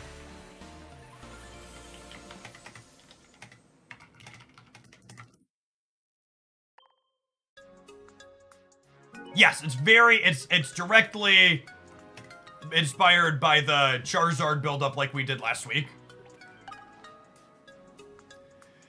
Compared to Pokemon TCG Live IRL, the power variance between single prize and EX Pokemon is less in this game. I'm gonna be honest, it's been like 5 years since I touched Pokemon TCG in paper, really, so I don't feel comfortable making comparisons on things I'm not informed about. It's actually funny, where is it?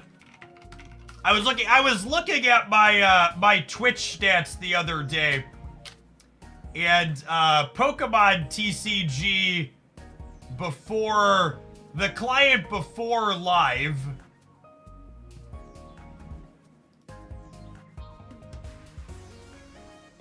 This is my most streamed games of all time on this channel. I've been streaming for an eternity, gamers.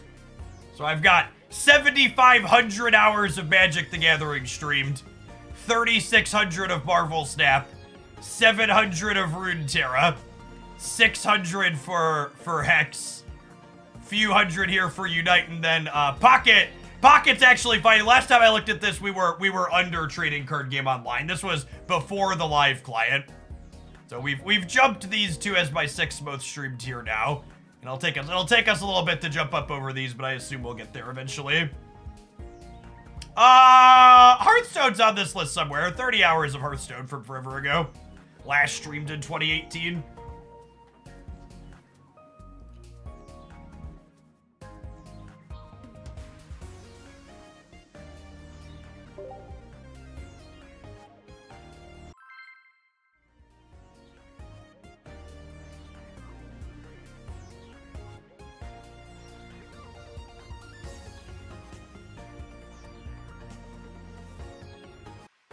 I'm surprised the Hoyo games aren't on there. Genshin Impact is my most played off-stream game for the last 3 years.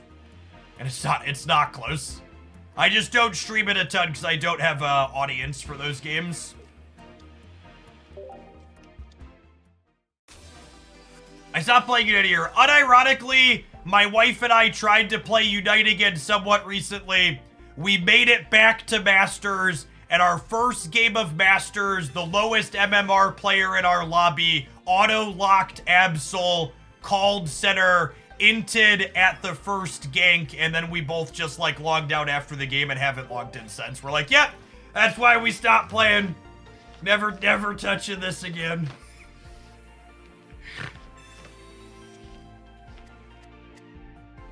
They were like a gold badge Absol who had 4,000 games on it with a 40-something% win rate, and just like, yep.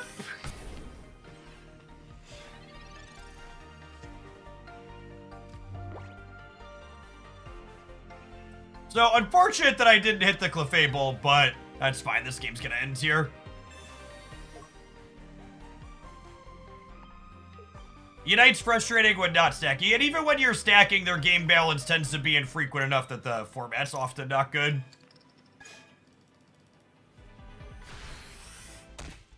Unlucky. If they hit Ditto King on curve here, we're probably dead. Yeah, wrong. 25% are here, unfortunately. I stopped playing Unite at like 8,000 games. I think I have 5,000 or 6,000 games in Unite.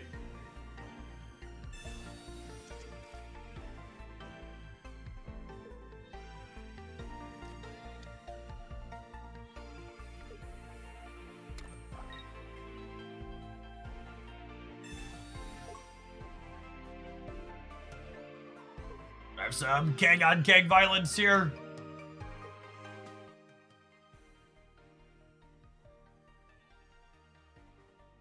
Notable here that Mewtwo's big hit one-shots Nido King. Super relevant. So even if they build up to that, our backline is better into their backline. Theirs is just only worth 1 point when we clear it.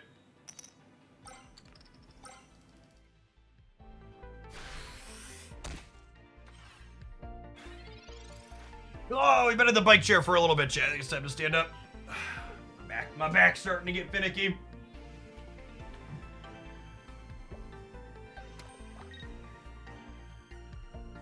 If you're someone that sits at your desk full time like me, gamers, standing desk life is truly life-changing. Cannot recommend it enough.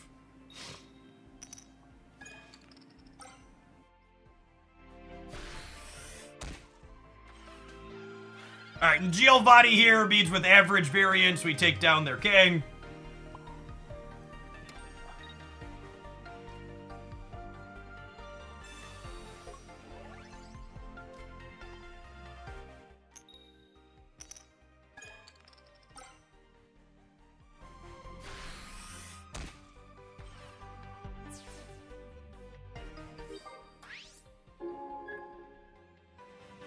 Watching Jeff all day gives your standing desk extra value because you'll actually remember to use it. That's true, you know.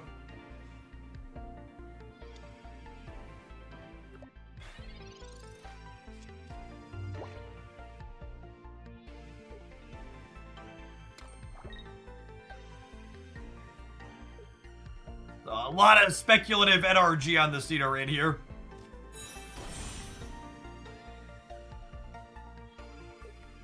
That shirts aren't as beautiful as it into the AM. It is into the AM, yeah. Yeah, all the graphic tees I wear are into the AM. You ever consider getting one of those under the desk treadmills? You know, I actually have one of those upstairs in a box from FlexiSpot that we bought for my wife's office. That we've just been eternally behind this fall and haven't gotten around to setting up.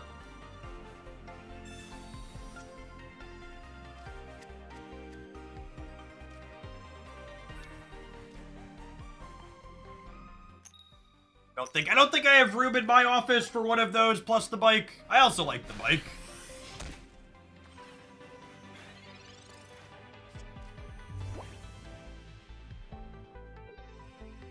Yeah, they have all sorts of great ergonomic stuff. If you're in the market for office stuff, they are going to be having a sale on most of their things starting on the 21st. The end of the month.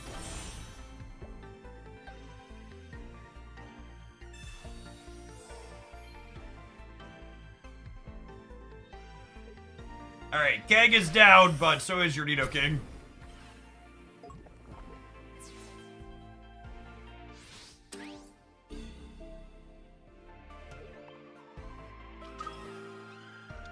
I don't think they have enough time to build this up to get us.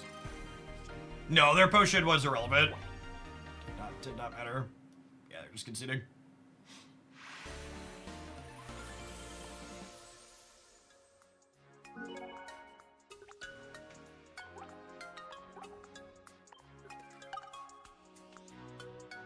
Is this Mewtwo deck better than the classic one? It's different. If you're new to the channel, I don't really grind meta decks endlessly, and I'll always be very hesitant to try and tell you one of my brews is better than an established deck. I think people trying to sell you on their deck with a really small sample is better than an established deck are probably trying to sell you something.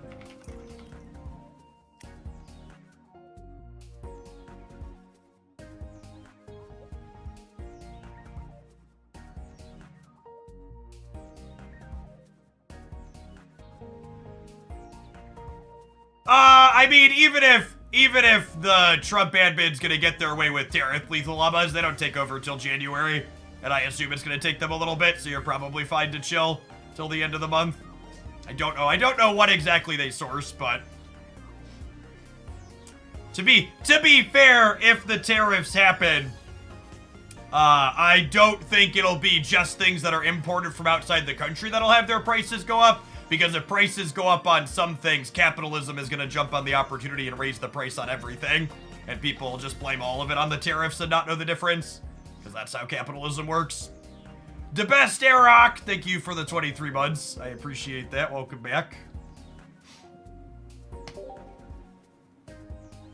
It's just like all the price gouging that happened under the guise of inflation that companies like Walmart and Target are now rolling back. Like when the price of gas went up, but then all the oil companies and gas companies posted record profits. Like, it was just greed the whole time. Lucas, thank you for the tier 3 and the 21 months. Welcome back. I have not tried the Bazaar. I'll probably try it when they release on mobile.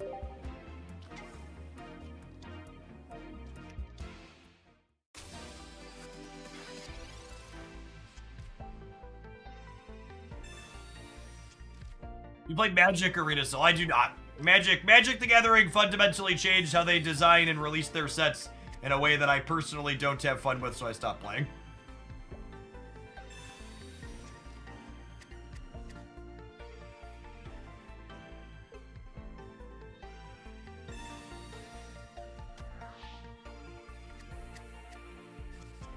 You have successfully gotten rid of one of your cards to get rid of one of my cards. Did it make you feel happy?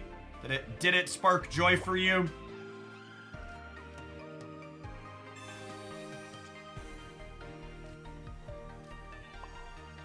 I always feel extra bad when we brick on a second basic and I'm playing a 6 basic deck.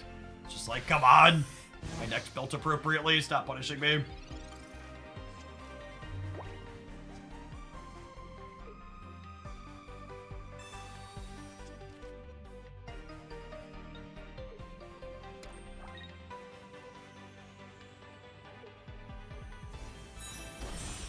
Yeah, if you want to check out the extra wallet, you can find those here. The Black Friday code should apply automatically. Make sure you type in Jeff H at checkout, though. God, that's so unlucky. There's 5 basics, a professor's research, and 2 Pokeballs in my bottom 12 cards. Second energy on clefable is such a waste.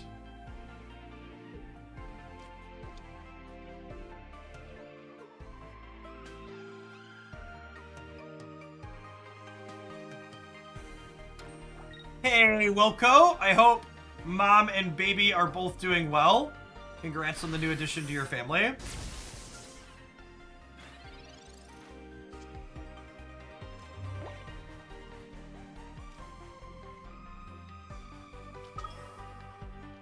The Mewtwo's a great draw. It means... Do I Giovanni to play around double potion?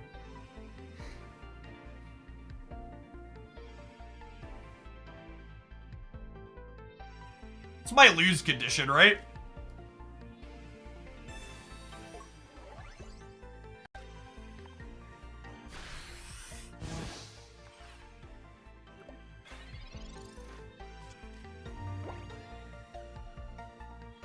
I don't know where to spend. There's literally only one thing you can buy in Pokemon Pocket. It's Pokegold. And once you buy it, you get stuff with it. You get cards with it. Opponent going for the Sabrina high roll here that we're unable to play around because we're super bricked on basics. I guess you could buy the pass too in addition to Pokegold.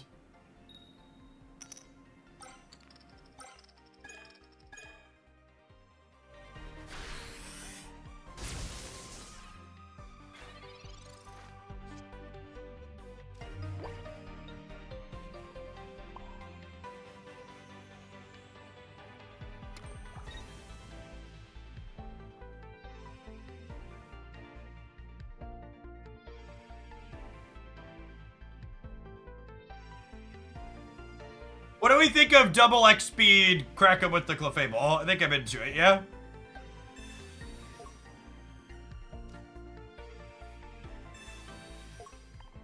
And then if I can manage to draw one more basic before they Sabrina me again.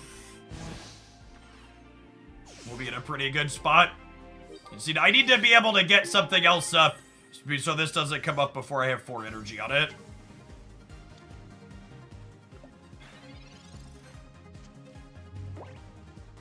Where do you spend Pokegold? When you click the open pack button, it will offer to let you spend Pokegold. Instead of if you're missing hourglasses. You spend it directly on the pack opening. Any basic.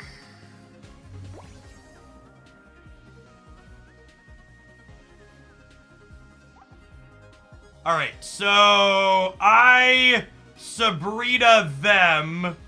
So that way they need X speed plus Sabrina to beat us. Which it's possible they're gonna have both of those cards. It's really sad that we're this unlucky. Oh, I guess if I potion, they need Sabrina X speed and a basic.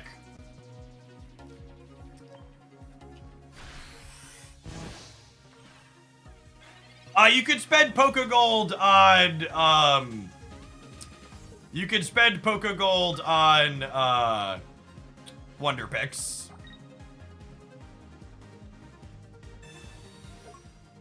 Come on! All my basics are buried in my bottom 9 cards. Can your second Sabrina be buried in your bottom 3?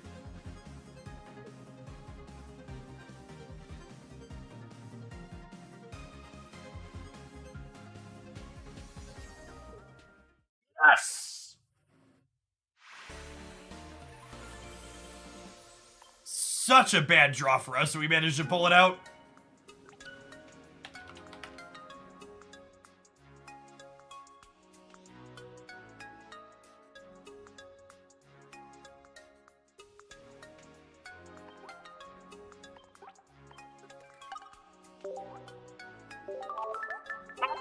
Would be hesitant to tell you that this build of Mewtwo is better than the established one. It's probably not.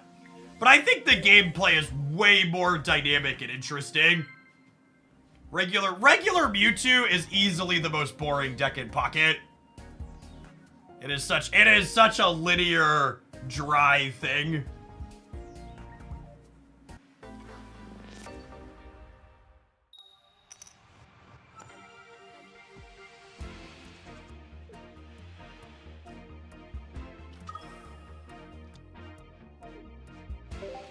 Leading Mewtwo while going first is really unideal.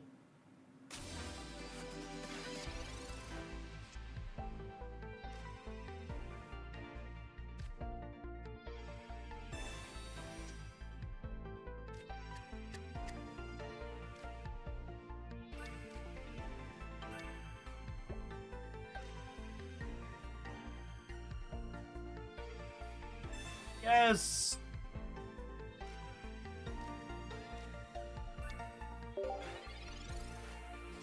Blue Attack! Thank you for the 25 gifted subs. Happy Tuesday to you. That is an incredible amount. Thanks for everything you've done here over the last year.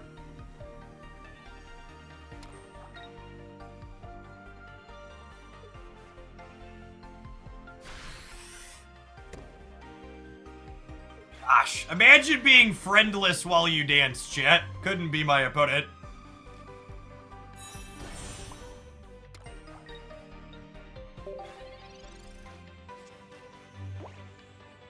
The downside to using Professor Oak right away is getting red carded.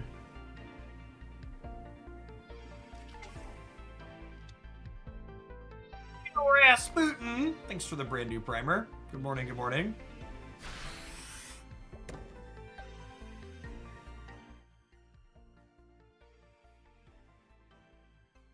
You can dance, do-do-do, do-do-do-do, do-do-do, do-do-do, do-do-do, do-do-do, do-do-do. Exodynamic, thank you for the 7 months, appreciate it. I think this is the old tempo Sabrina here.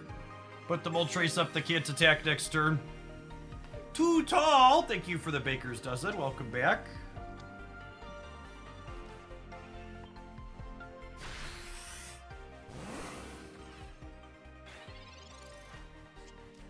Now, good chance there's like a glut of potions or X speeds in my opponent's hand. So I would not be surprised to see energy on the back Moltres X speed out here.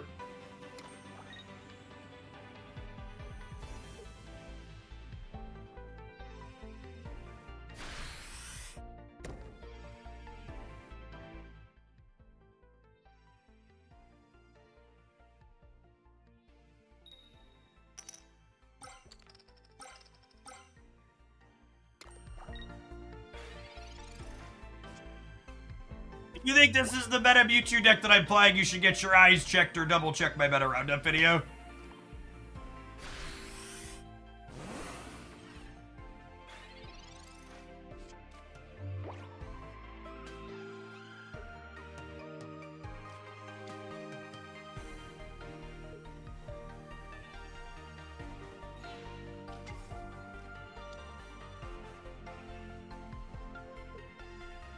They're just so far down in tempo at this point, right? Like, they get to put 70 or 80 points of damage on my Mewtwo here, and then I clear their Moltres. Excuse me? Hello? Bueller? Is this thing on?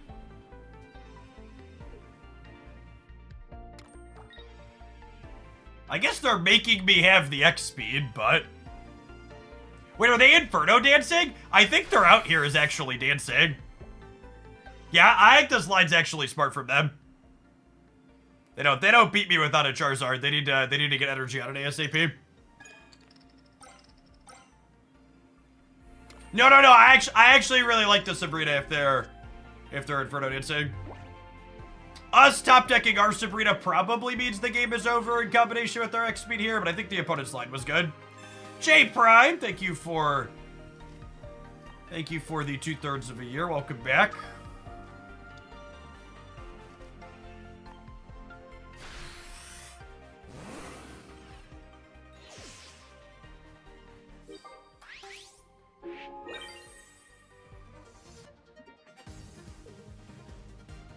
Now, if this is a little thing, but something that could get me here is I maybe should have Giovanni'd earlier, because if they had a potion for their back Moltres, I wouldn't have been able to knock it out that turn. Butterfree's unfortunately not a competitive Pokemon Pocket card. It's like, okay with Executor. And maybe we'll do that at some point, but it's not a very good card overall.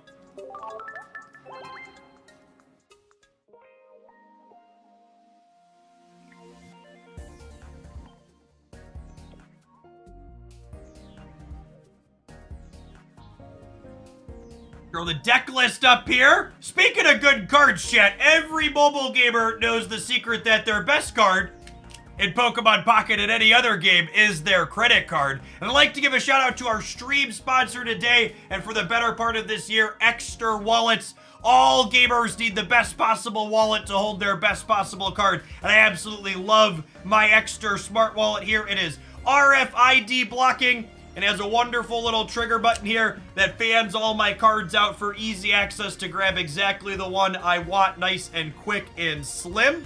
Another thing that's wonderful that makes the wallet nice and smart is they have some wonderful add-ons here. I've got a Apple Find My Wallet integration, as well as their Android Chipolo card here that allow you to connect your device via Bluetooth to your cell phone to allow you to ding your wallet wherever it's at in your home or know whereabouts it was in the world if you ever get disconnected from your wallet or your bag with the connection inside of it. Ekster is having their biggest sale of the year right now for the end of the year / Black Friday stuff. You can get 30 to 50% off of everything on their website right now, including their incredible range of card holders that come in a fantastic set of different textures and colors and even smiley faces to express your wallet's trend in a few different ways. If you prefer a more traditional wallet, they also have ones with a fold on the front. Do you ever have any issues with things slipping out of your pocket? It's always been a concern of mine. That reminds me that I like to do my shake test on stream. So this one has all of my cards nice in it here to pop up. We'll push those down. We'll turn it upside down and we'll sit here and we'll give it a shake. I've been carrying my Ekster in my pocket for almost a year now since I partnered with them, and I've never had any of my cards bump in, out, or around of it. It grabs onto them nice and fine, and they only pop up when you push the button there. Oh, the button there. If you want an easy way to support my stuff, check them out using my link. Be sure to input code JeffH at checkout to save a little bit extra with them. Let's go ahead and get back to the pocketing, shall we? Little shake weight action there for you. I'll play some more of this Mewtwo deck. I've been vibing with this one.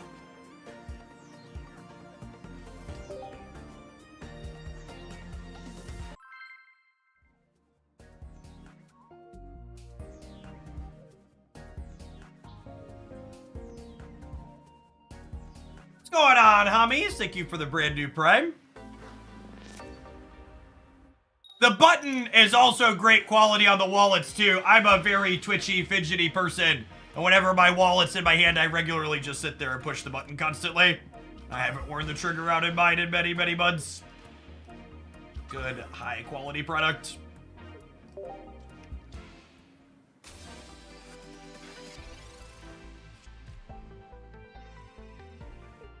Meowth deck. Opponent is cooking, gamers.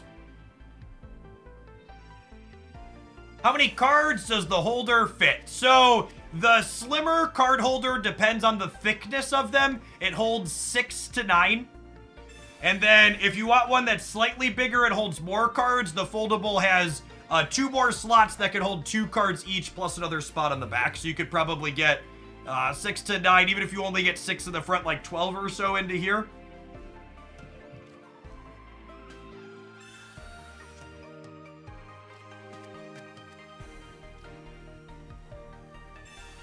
Alright, so the game plan here is relatively straightforward.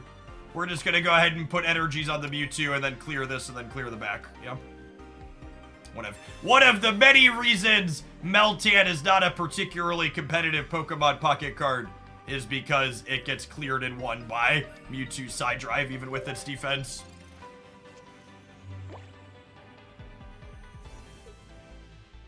I have heard people say the card holder part slips on metal cards a little bit.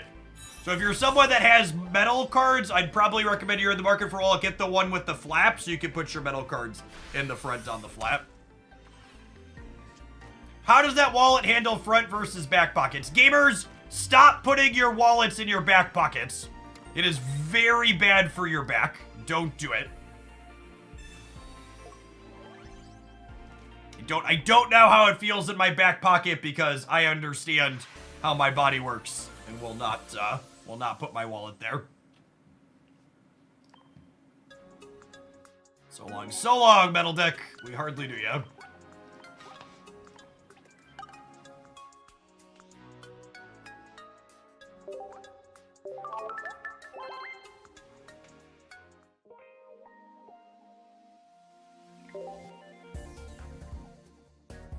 Yeah, it's better for pickpockets and worse for your back. It's actually all downside putting your wallet in your back pocket.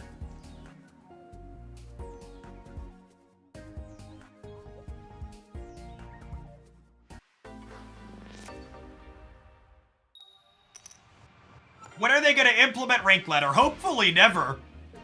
You know, I actually don't think I ever made a command. But we have a video talking about at length why I think ranked ladder would ruin Pokemon Pocket. And why I think it's a better game without it. Let's make a command for that one. I think if you're someone that thinks you want a ranked ladder in this game, you should take a few minutes and watch this video. And I think my discussion / argument is gonna likely change your mind.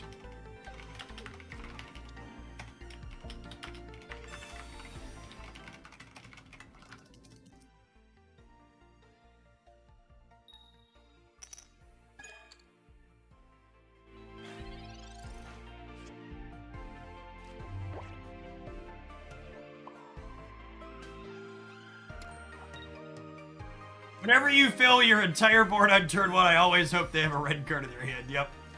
Yeah, none of the metal decks are competitive right now.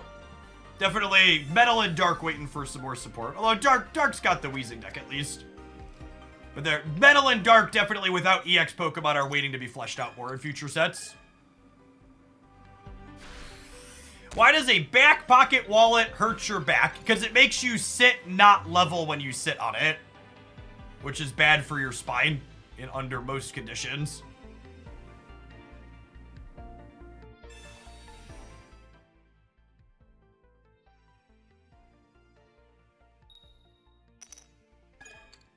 Good job, Misty Gamer.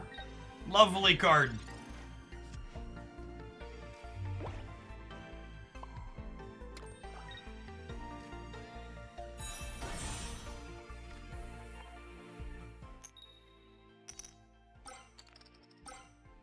And there's Mama showing him how it's done.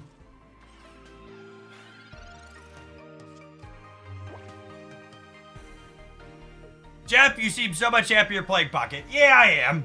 We're not gonna... Maybe we'll play Snap on Thursday if their OTA is good, but I think today and tomorrow we're gonna do all Pocket on stream.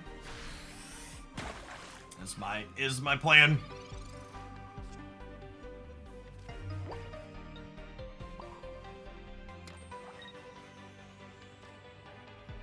Tempo Sabrina! Tempo Sabrina!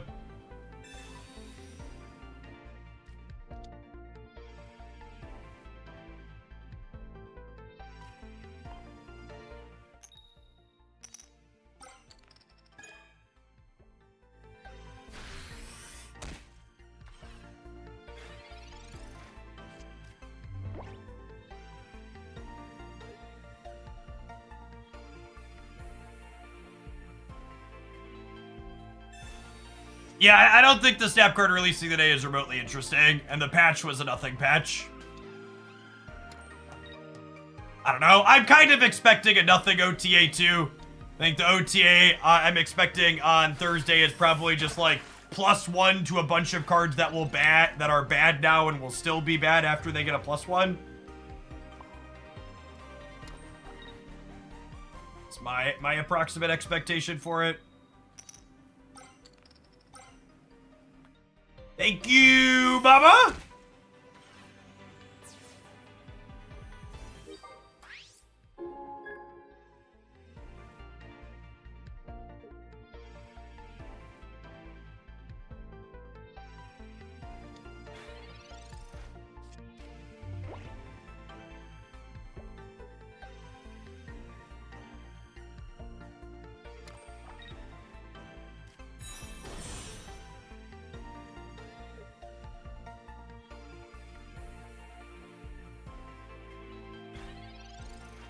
What do we think about Energy, X-Speed, Giovanni clear this? That probably locks the game up, yeah? A game that's another great example of what this deck is looking to try to do. We frontlined with the Kangaskhan while putting up some chip shots. We put Mewtwo up to crack for 50 to 60 to clear one thing. We need one more point. We're ready to side drive for that last point.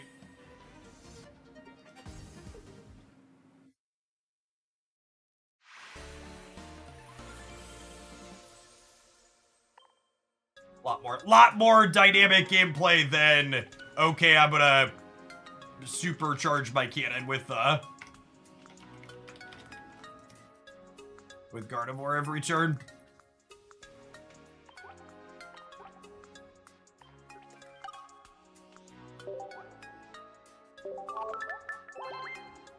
I think it'll largely depend on metrics. I think if Marvel Snap metrics keep trending down and Pokemon Pocket metrics keep being solid and increasing, then I'll definitely have a bigger focus on Pocket here moving forward.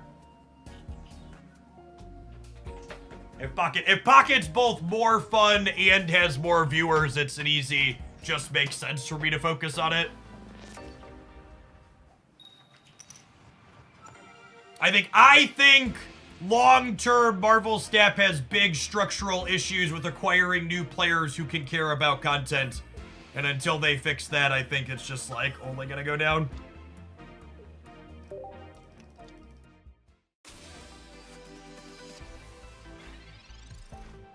Alright, Mama, I'm gonna need you to choke the snake, okay?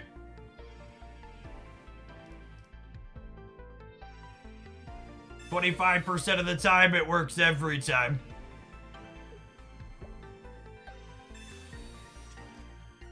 Come again? Yeah, she's gonna choke the snake. We'll come again.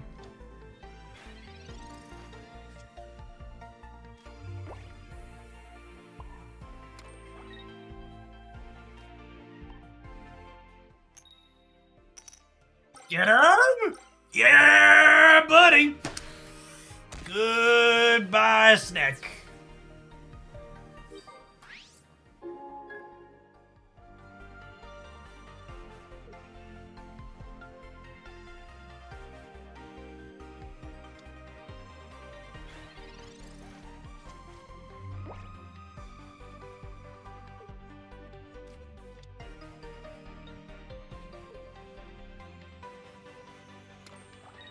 I tried to get into Snap, it just seemed big number wins kind of boring. I think too many card game players write off both Marvel Snap and Pokemon Pocket as being too simple just because they don't personally like the gameplay.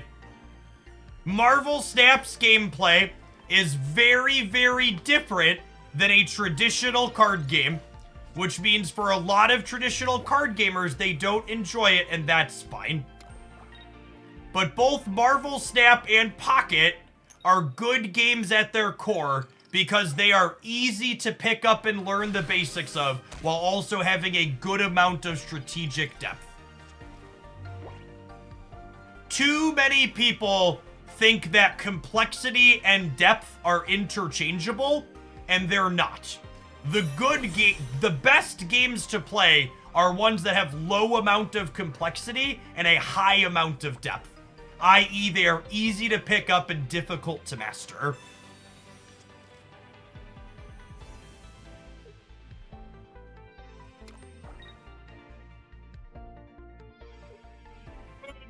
Elon Musk talking about how chess is too simple for his brain vibes. Just like the dumbest person who thinks they're brilliant you'll ever meet.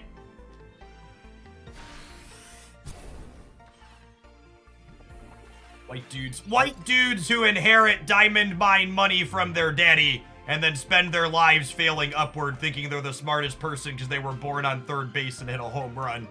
Just like the worst part of late stage capitalism society.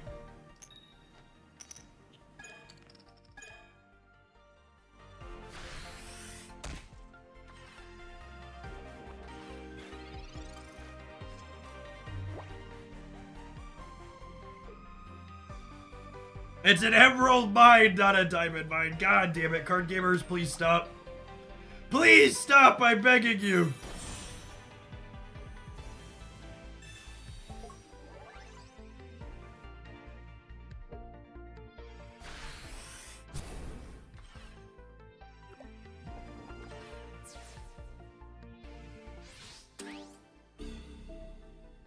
But I was told there wouldn't be fact checks, Hoglands.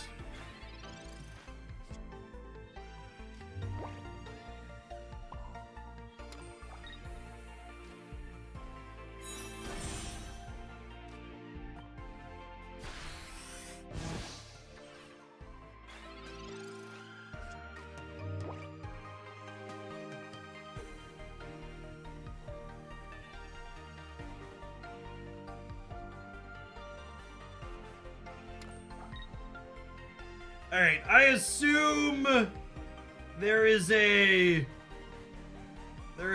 Koga here ready to ruin my day.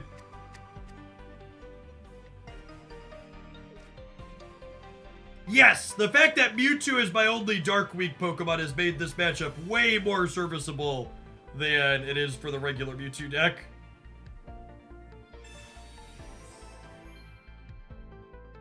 Alright, can we top deck a Giovanni? Although I guess I don't even need to top deck Giovanni. We just switch to Kanga and Kanga hits double heads here every time, yeah?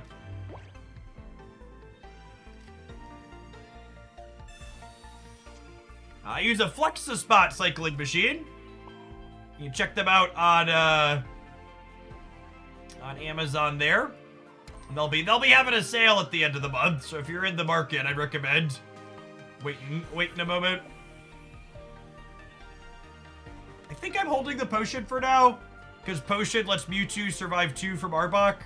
Do I want to put second Mewtwo out as a question? I don't know the answer to that. Could be yes.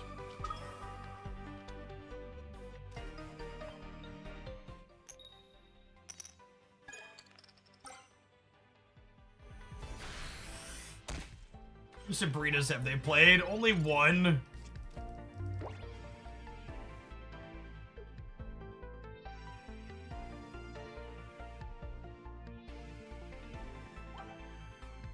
They found the Koga this turn. Missing on that heads is so brutal.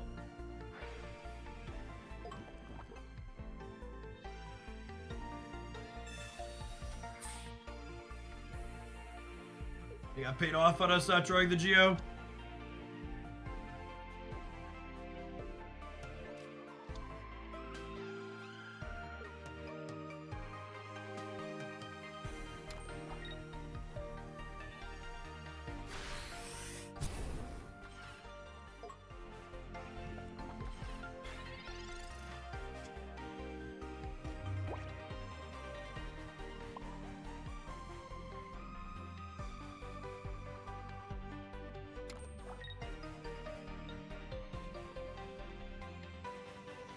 Can't retreat.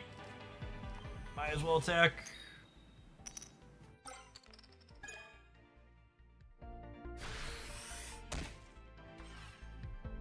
It's unfortunate we didn't hit the heads there, and now I'm gonna have to use the Mewtwo Big Blaster to clear the stake out.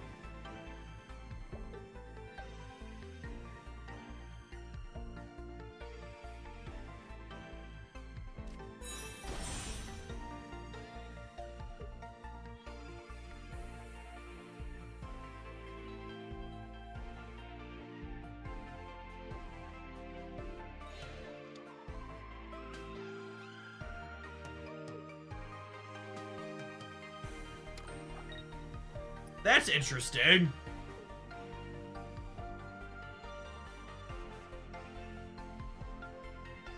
We lost weight this year. I have. I'm down from 225 to about 170. It's just more noticeable now that I've shaved.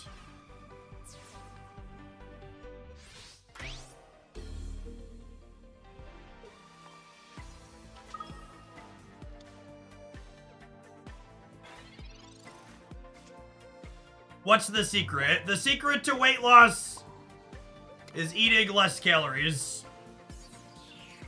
Anybody who tells you otherwise is an idiot or trying to sell you something.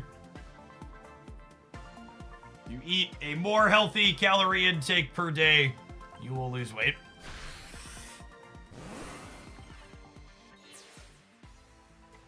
Brotherhood, thank you for the 44 months. The Koga deck is very good. I agree. Minus 50 pounds with kids too as well. I mean, to be fair, the hardest part about it is not eating the extra food off the children's plate.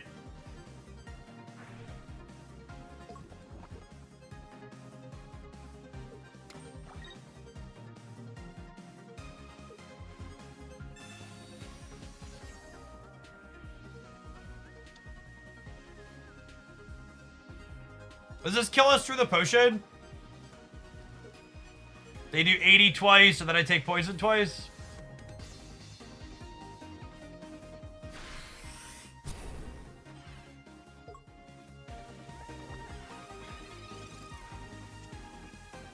Yeah, I'd be dead through double potion here, right?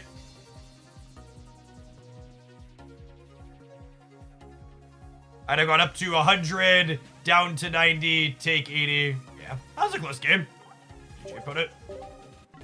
I don't know if I could have maneuvered differently. There were a lot of choices in that game.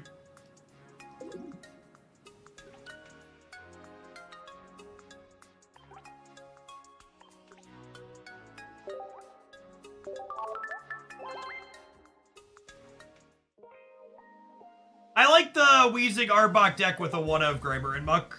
I think it's really solid.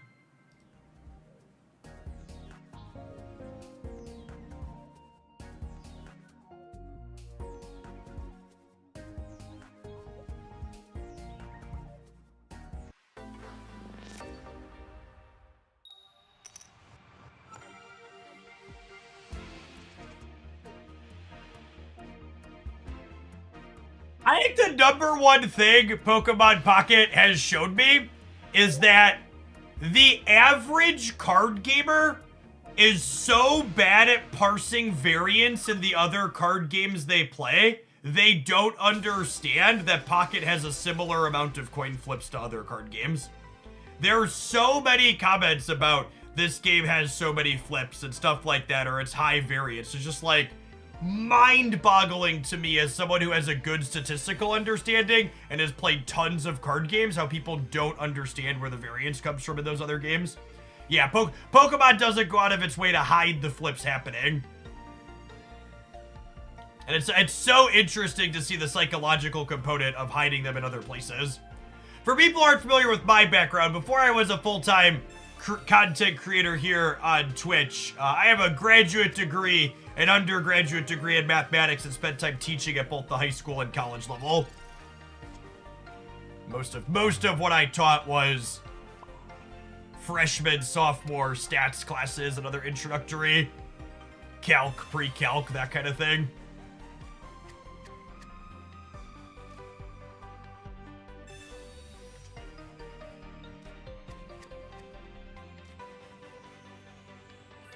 Where are the coin flips? You literally flip a coin in Magic the Gathering in most of your games to decide if you even get to play the game because of the resource system. Oh, I'm 45% to draw my third land here. Hope I win this game if I draw any spell here. Hope I don't hit the 40% of my deck that's lands. Like, it's crazy to me that someone could play Magic the Gathering and not understand that. Like, it's wild. Wild to me. How do you play Magic the Gathering and not understand that?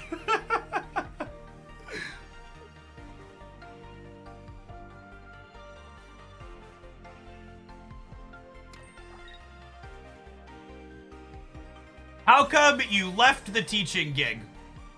The pay varied from school to school that I taught at. But when I was teaching about a decade ago, I made anywhere between $1,000 and $1,500 per class per semester. Which, for people who aren't familiar, teaching 5 classes was considered a full-time load, and a semester was typically 3 or 4 per year. So if I taught a full-time load of 5 classes times 4 semesters times 1,500 times 4, that's a total of 30,000 USD per year to teach full-time as an adjunct faculty.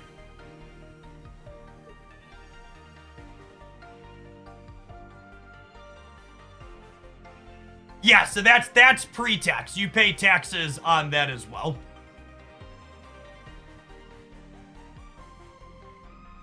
And to set an incredibly high bar, over the last 2 years where I had my best years ever doing content, I made over 30 grand in a month a couple of times on the months that swung extra high. So, again, it's an incredibly low bar, but I make significantly more doing this than I did teaching.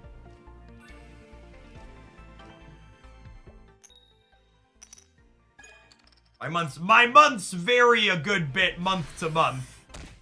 But for people that haven't heard me talk about it before, I made around 250 grand between Twitch and YouTube the last 2 years.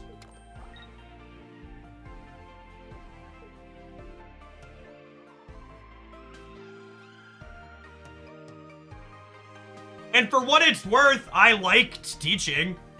I mean, the pay is garbage, so the only reason anybody goes into teaching is because they like it.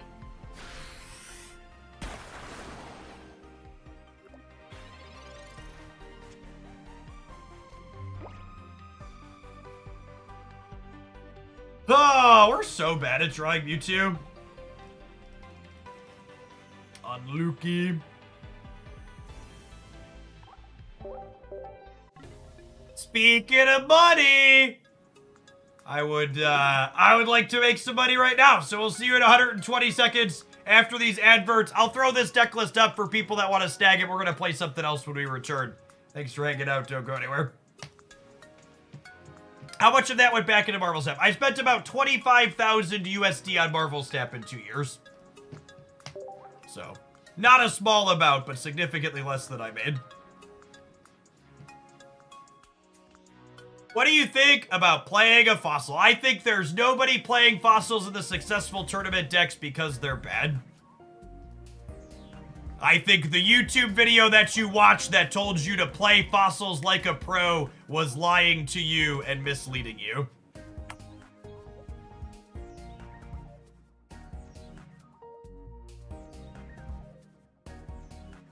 That's 10%. It's 5%. I made 250 grand between the two platforms 2 years in a row.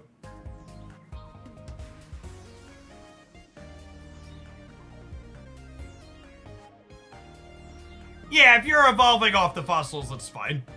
There's a few decks that do that are reasonable.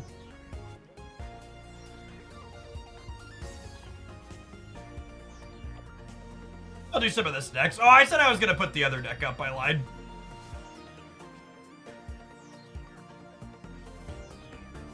How do you find success streaming other TCGs when you have a lower viewer count in Magic? So, something that's actually noteworthy is that because Magic the Gathering is a game that you can't play for free, really, I actually had...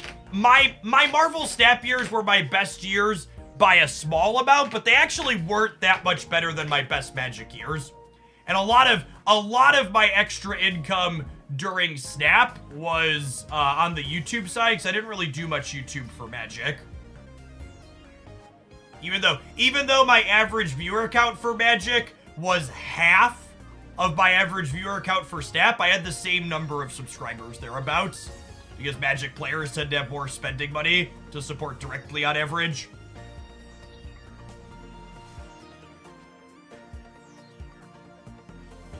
Wake! Thank you for the 16 months. Welcome back. I'd have to go back and look at the exact numbers, but I was around 2,600. I average around 2,600 subscribers a month on Twitch, which is direct support. During the Snap years and during the Magic years, it was similar.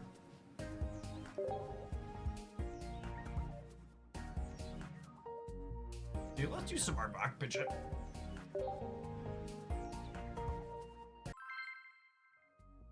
Magic players are used to spending money for things. Yep.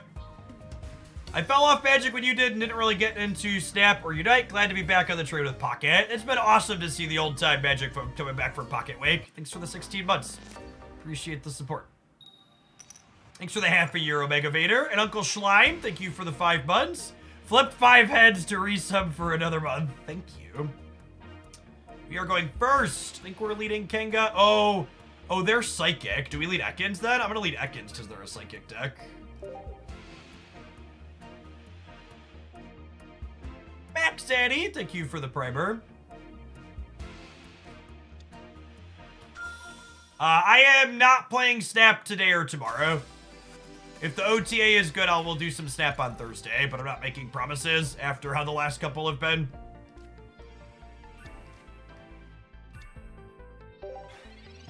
New Sense, thank you for the 23 months. Welcome back. Who's my favorite Pokemon? Alolan Sandshrew is actually my favorite Pokemon, which is why he's on the banner underneath me despite not being in Pocket. You have red carded my 3 cards into a different 3 cards. Can I get an Arbok? Unlucky. I am currently enjoying Pokemon Pocket significantly more than Marvel Snap. And I think Pokemon Pocket almost assuredly has more potential for the future than Marvel Snap does. I think Marvel Snap is a very big problem onboarding new players, and they've not made meaningful strides towards making it better. I'm actually going to put an energy on the Ekans on my bench here, because if they have Giovanni and knock this out, that's my lose condition.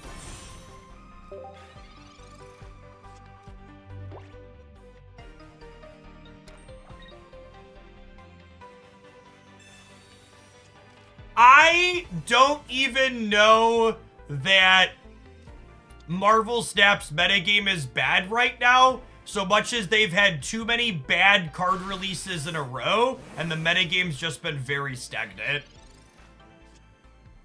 I think Marvel Snap's current format is probably like, I don't know, a solid 5 out of 10, but it's just been the same 5 out of 10 for like 5 months, and it feels stale and bad.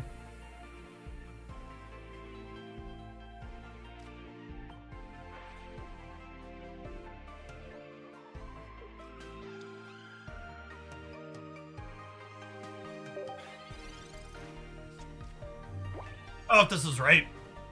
They might just, like, slowly build up the Mewtwo in the back.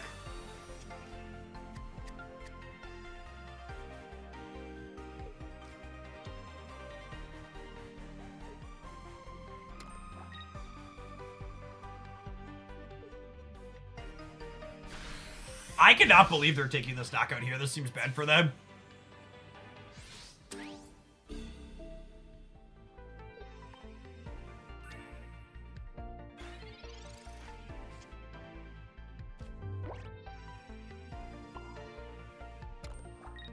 Don't think I'm putting Kenga out for now. We clear this.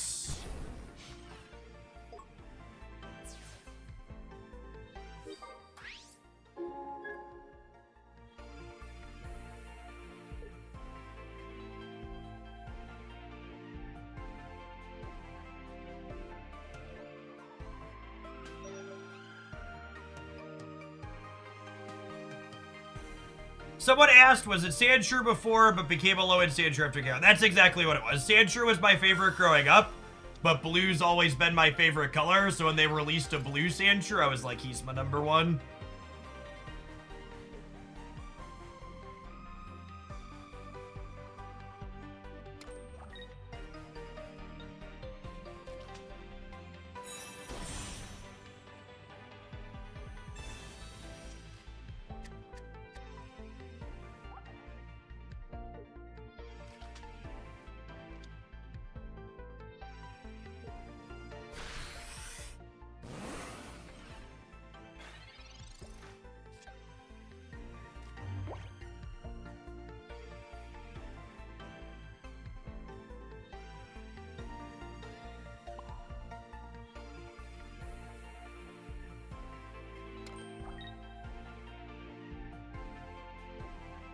The problem with attacking the Mewtwo is we're super in trouble if they have Potion, yeah?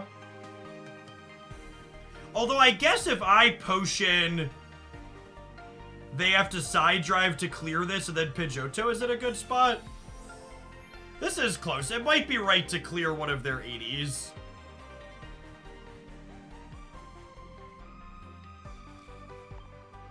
And if they don't have Potion, this is great, but high probability their deck has a Potion here.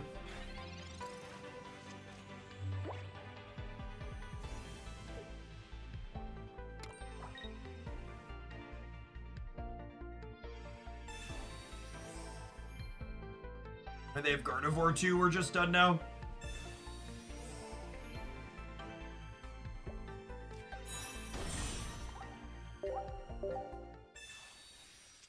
I don't know, Brotherhood. Tell me why that's a good decision. I went back and forth on it and decided not to, but I don't have a strong opinion. I think we're dead either way, and it mostly doesn't matter. Gardevoir lets them evolve into the back one, and then we're still just dead no matter which line I take, because it doesn't die. Pidgeotto doesn't deal 80. The second Ekans went down early. It was their first knockout point.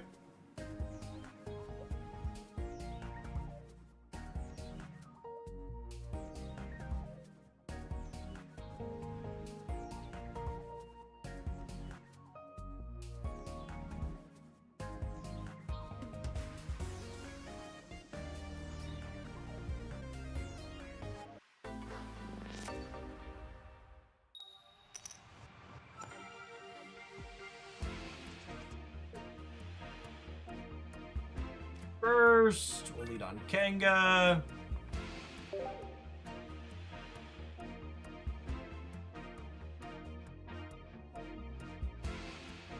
The other Pokemon didn't have energy to strong attack or retreat. Sure, but they're just as likely to have X speed as they are to have potion. Actually, I'd make the argument they're more likely to have X speed than have potion because all of those lists play 2 X speeds and they don't all play 2 potions.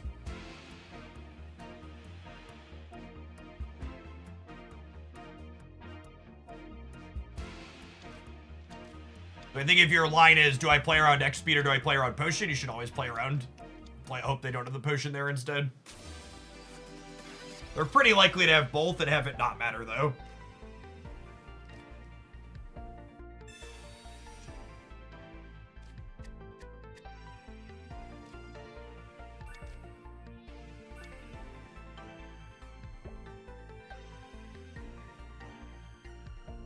The last VGC Pokemon game I played was Sword and Shield.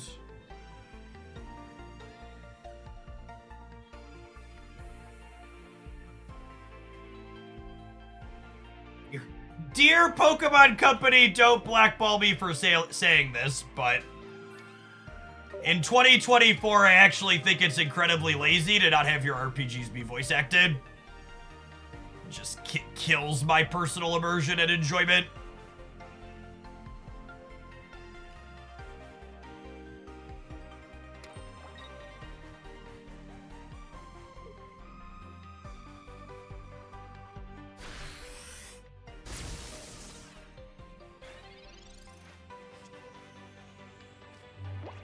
I mean, yeah, they're not perfect outside of that, but that is my personal, I would make time for this, but I don't, is because I want voice acting.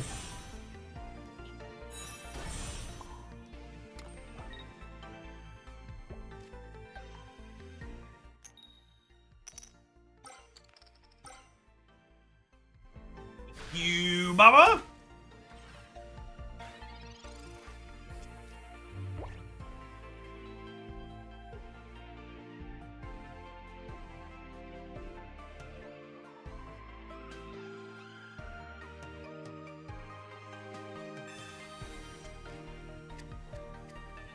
That is a very common feeling, Unicorn.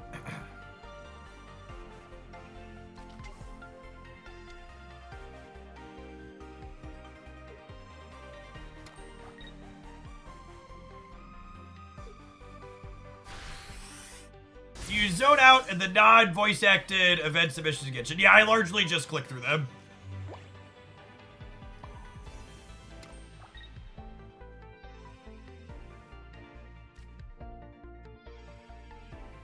Every time, chat? Every time.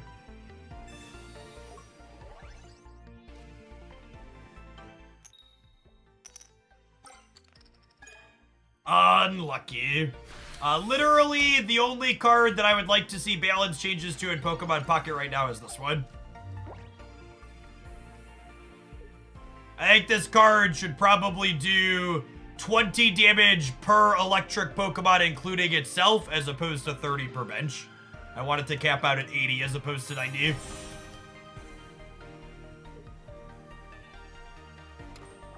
I wouldn't call changing Misty a request for a nerf. Misty doesn't need changes for power level purposes. Misty needs a change because she generates bad gameplay and is a bad design. That's different. I'd change it given the option, but...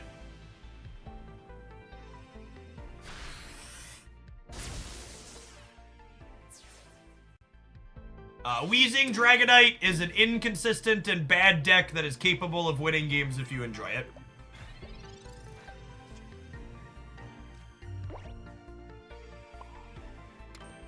And this right here is actually one of the reasons why I want Pikachu's damage to be toned down to cap at 80. If they have Giovanni, we're actually just torched here.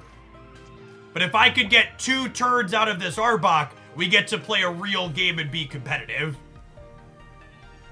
But it fully comes down to, do they have Giovanni and can they? There is so little counterplay because they get to kill these 100 hit point things in one shot with Giovanni. If they don't have it, we're in a good spot. If they do have it, we're torched.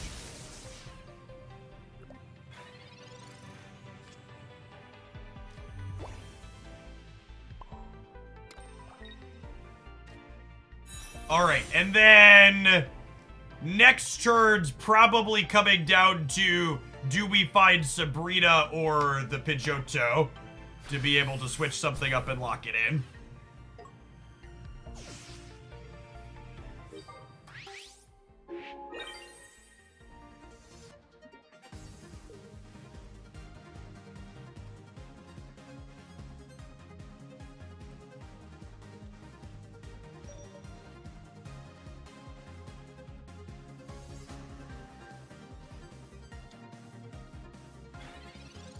Wait, what?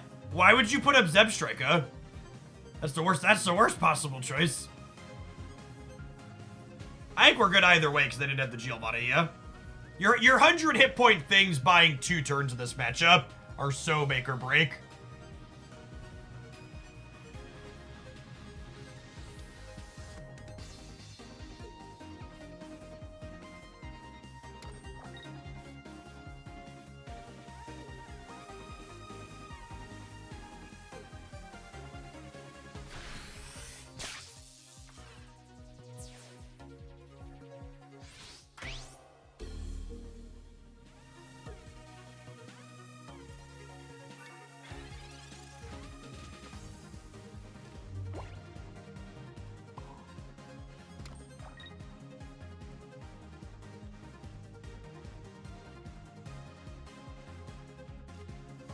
So we're done here because you're cornered, gamer.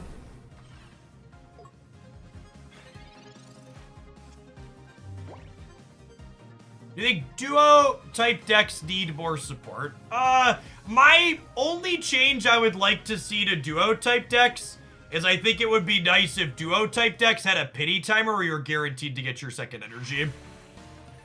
Like if you couldn't get the same energy 4 or 5 turns in a row would be nice.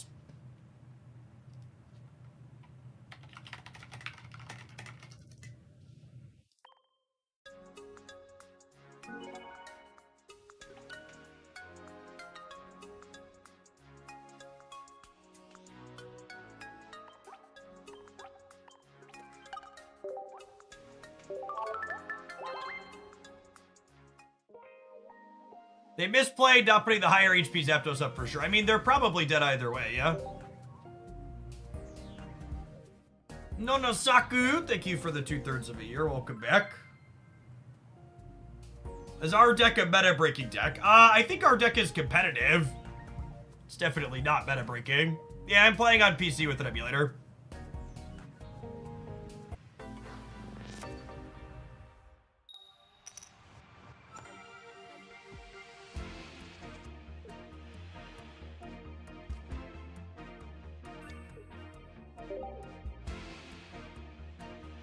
Yeah, I think making energies alternating for 2-color decks would make them too consistent.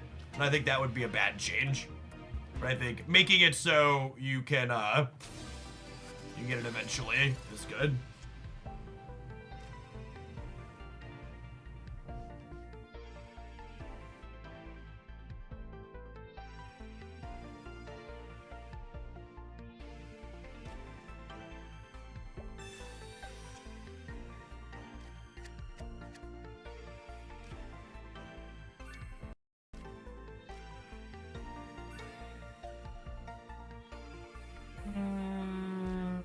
I vibe on the second Pidgey for now. Second Arbok or second Kangaskhan has more value in the Pikachu matchup.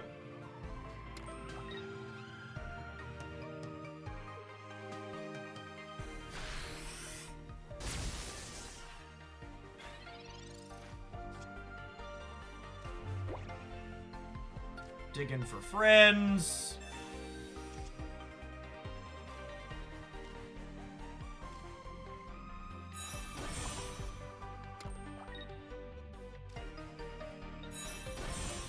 I don't know that I want a second one of these yet without the other arm back guaranteed, so I'm just going to continue holding it in my hand.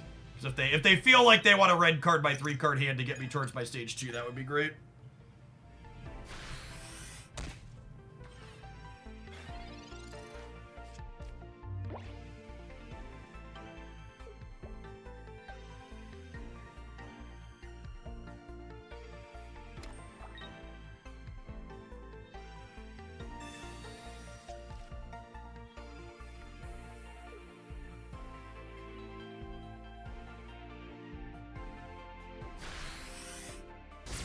I think they should change Professor Oak and Pokeball as one of the most nonsense takes that I constantly hear in this game. I think it is very, very clear that this game is designed / balanced around Professor's research and Pokeball being in your decks. And it is obviously intentional that they are auto-includes. I think this game is not like Marvel Snap, where a card being in every deck means it's a design mistake. They're clearly supporting cards that they want people to play.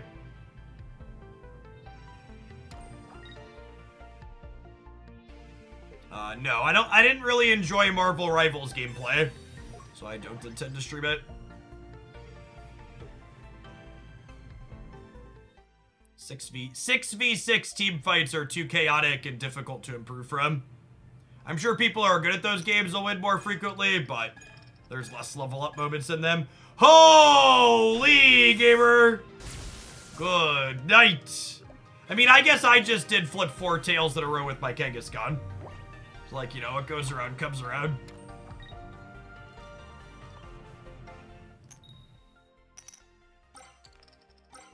Go, Kenga. Kenga's gonna swing the pendulum back for us now.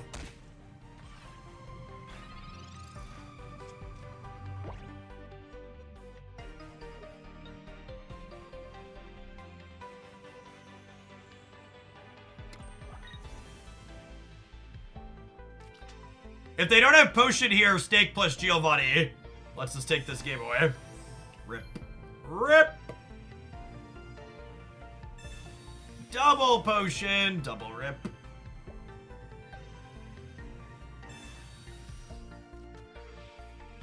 I just can't fathom red carding someone who's been bricking on their stage 2. Like, I don't understand what goes through gamers' minds.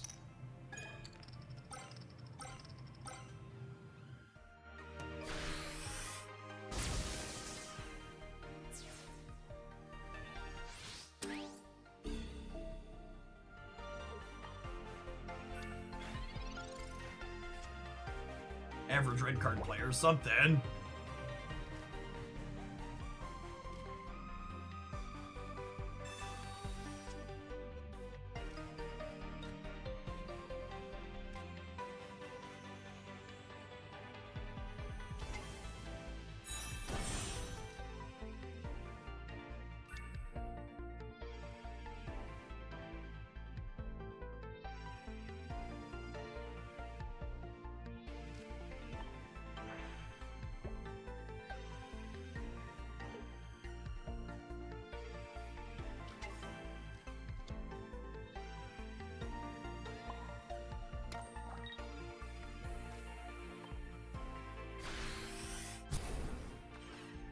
So they're out of potions. So this Pikachu is locked in a room with us. They've burned 1 Giovanni.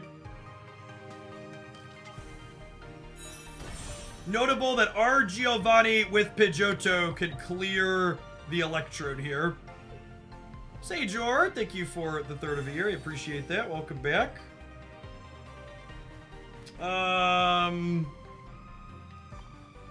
Sure.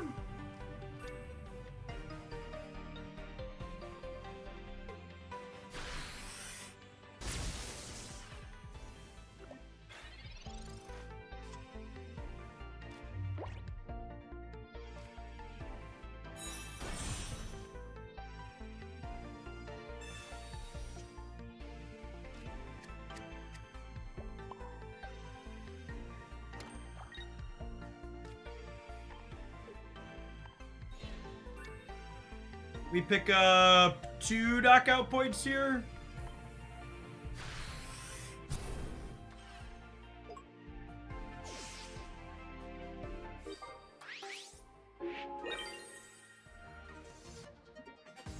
It's a shame I don't have the second Arbok.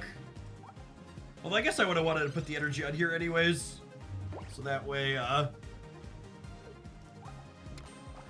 we can threaten the Electrode. If they don't put another basic out, they're dead. They're dead to Drive Off plus Geo here.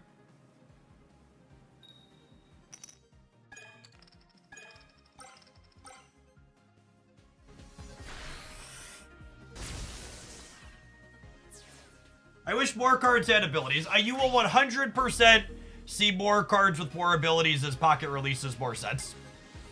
Pocket's got a good range of stuff that's playable and interesting right now, and it is very clearly a base set.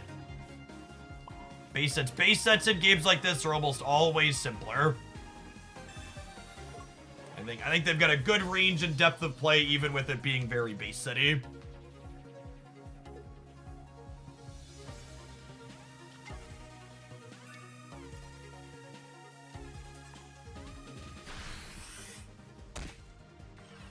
Nice.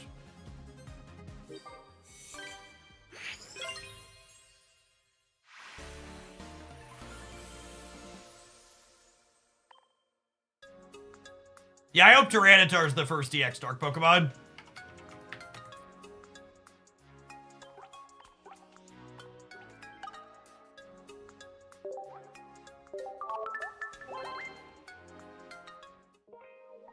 Thank you. All right, dear gamers, my lunch has arrived, and we were close to an ad break anyways. I'll throw this one up on screen while we tap a 2-minute break for people that want to copy it. I think we'll probably play something else when we get back.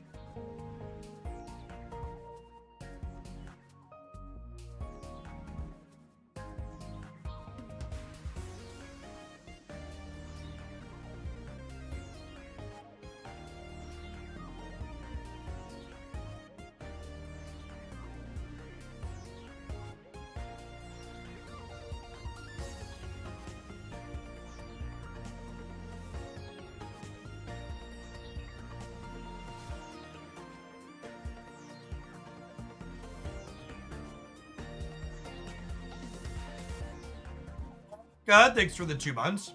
What card do you think generates the most interesting decisions? Probably Koga.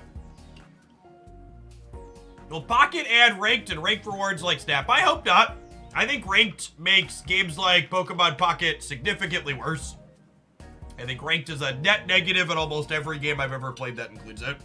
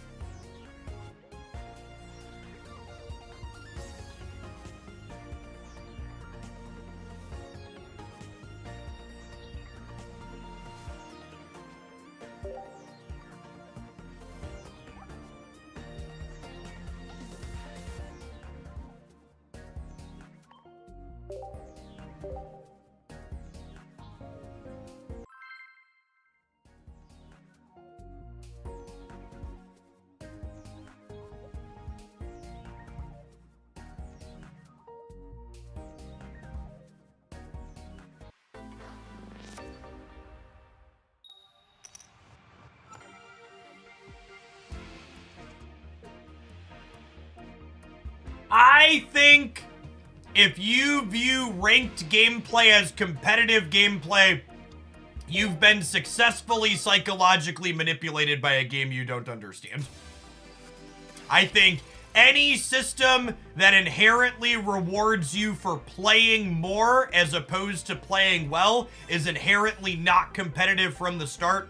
And the idea that modern ranked ladders are competitive outlets is utter nonsense and bunk.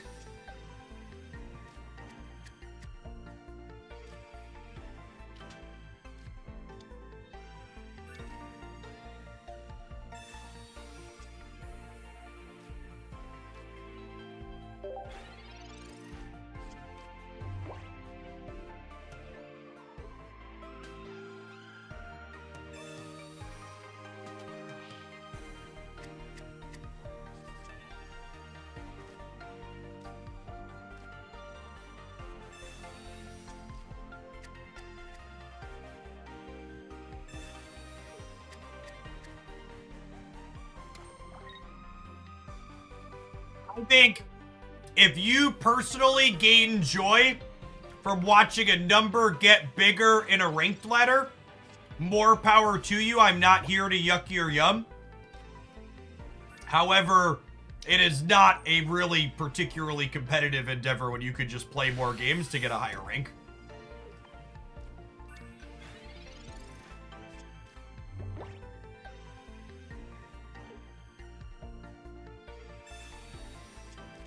I think Pocket has the potential to be at tournaments like Worlds, 100%. I think the community Pocket, we've literally had 1,000+ player community Pocket tournaments already. Game's a very reasonable competitive game. And tournaments are actually a competitive outlet, unlike ranked, because you can't just play more rounds in the tournament to make the top cut.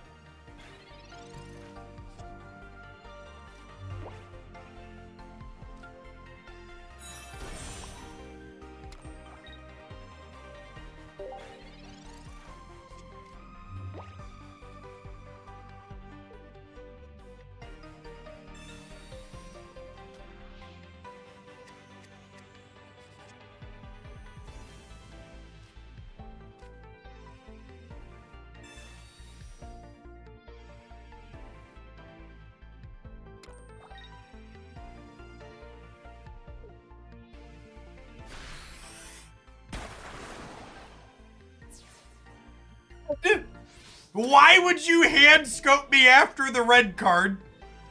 2, if you're gonna scope me and see Alakazam and still put the third energy on your Articuno, what are we even doing here?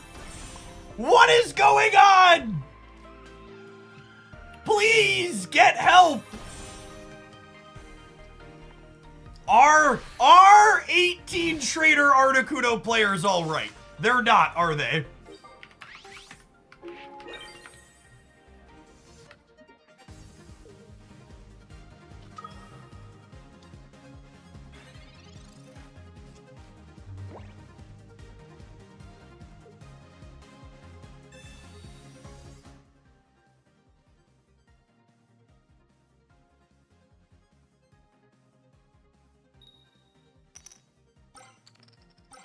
Never before have I wanted a Misty to flip 12 heads so badly. Got me.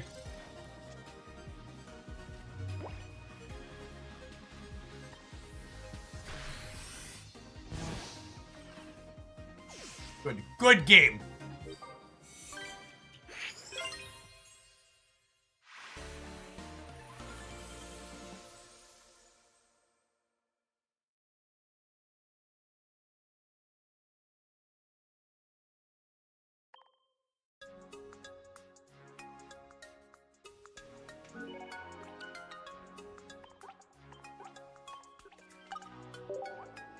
Thanks. Thanks for the red card. Thanks for the Misty.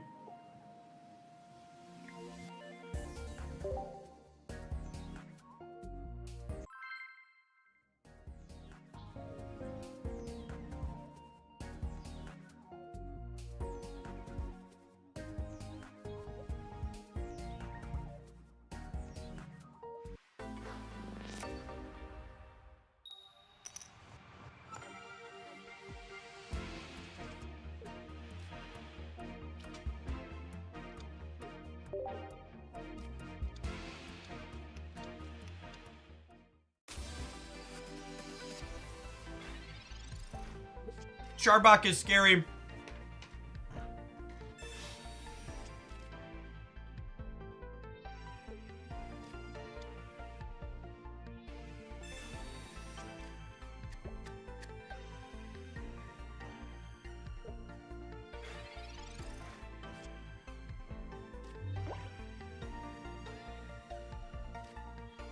How do tournaments confirm the validity of match results? You take screenshots of your victory screens to have in case your opponent disputes them.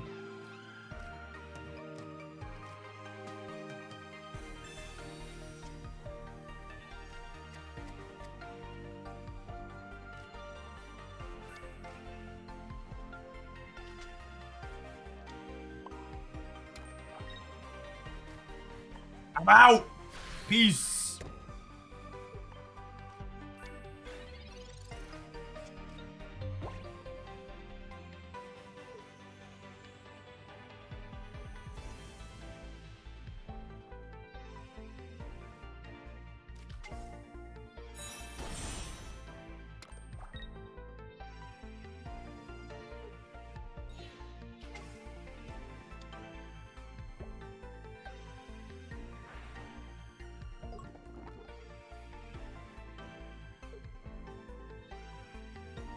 This is actually really problematic for our deck. No grass energy here is super unfortunate. Master Chief, thank you for the entire year of support. Get you a sword to go with that shield. Welcome back.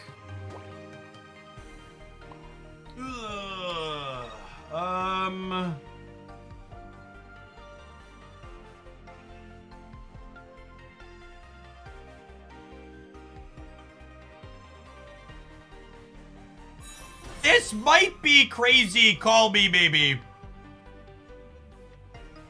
But I think I'm X-speeding this out and letting them take the knockout on this.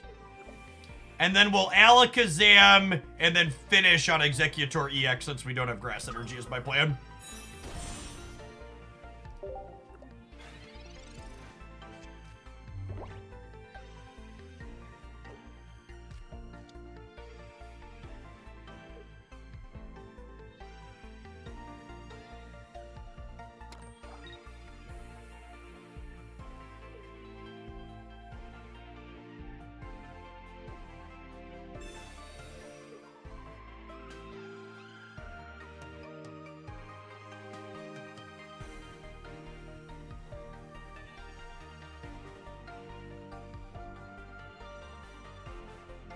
I think we're dead. I think we're dead.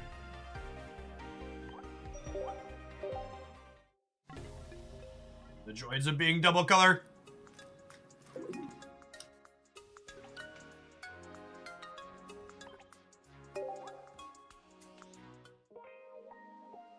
Alakazam's pretty uniquely terrible against Weezing as well, for a variety of reasons.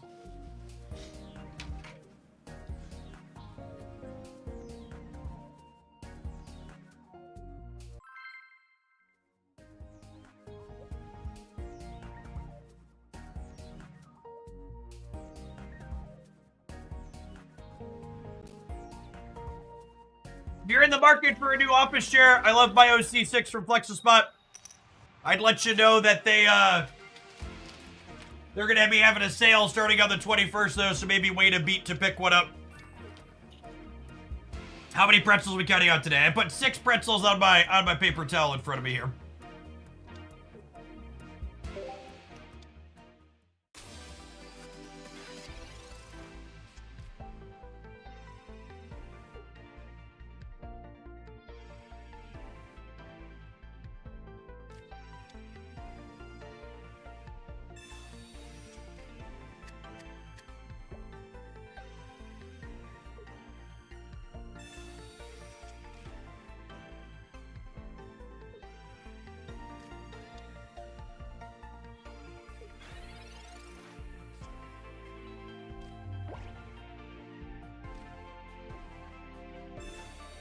For people asking me questions about the ratios of cards this deck is playing, I'm going to be honest with you. I imported this deck a few days ago, and I don't remember. That's why I haven't been answering.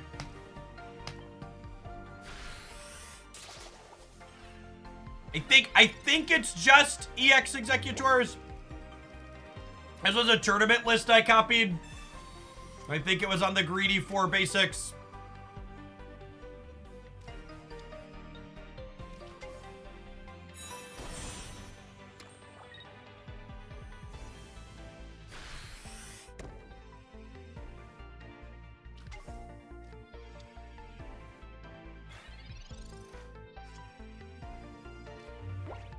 I assume the build playing Weezing is favored in this Pseudomere. But I do have 2 Ericas here in my Executor EX on time, so we got a shot.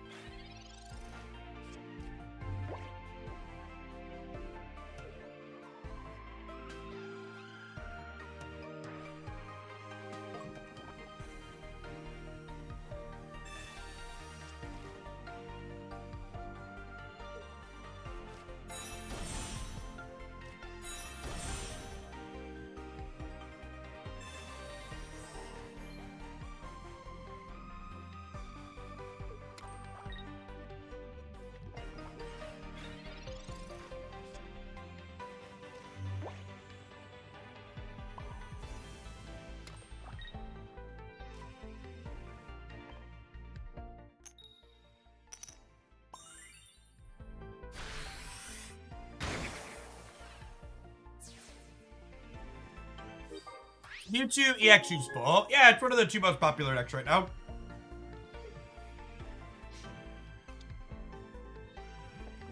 Our Executor EX on the can't miss train.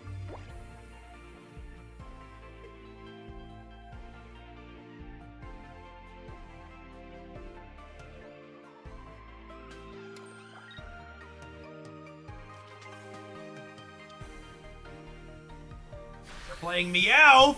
Sounds like bait to me, gamers.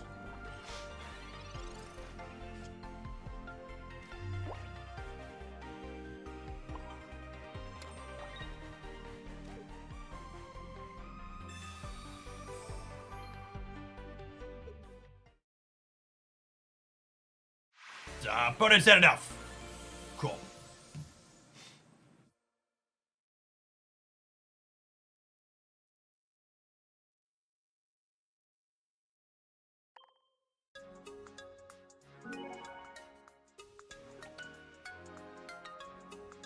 I am feeling much better today, right now. Must have had food poisoning or a 24-hour bug yesterday.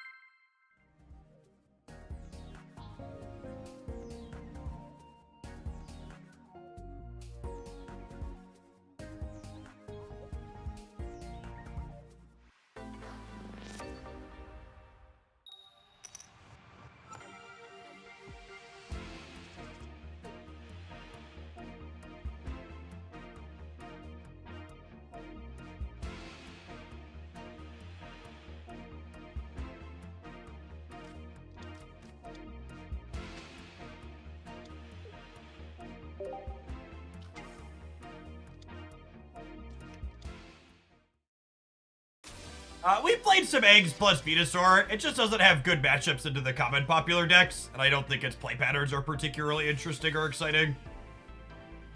It's a very linear, straightforward strategy. Can I get an egg? Can I get an egg? Lucky.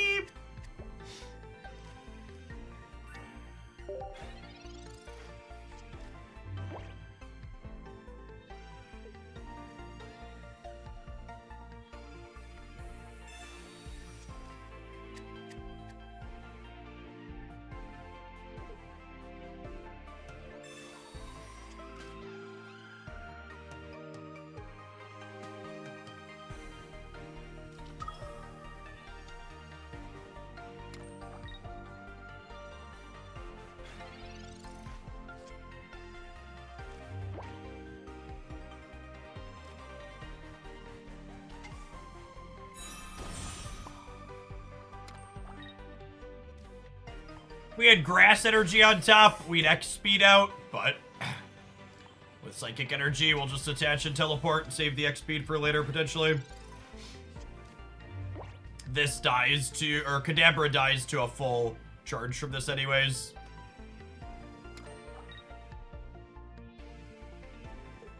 I guess if they have Sabrina with no extra bench Pokemon, I'm sad.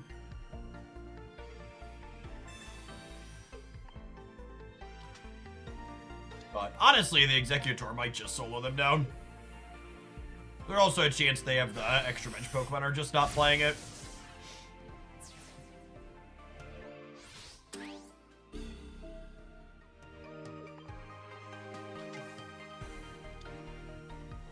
It's the downside to being 4 basic deck. Easier to get you with the Sabrinas. Going on, Flying Rice. Thanks for the 17 months. Welcome back.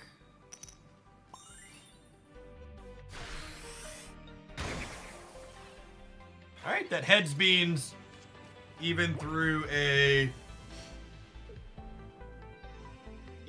2 potions, we can clear this Pikachu next turn.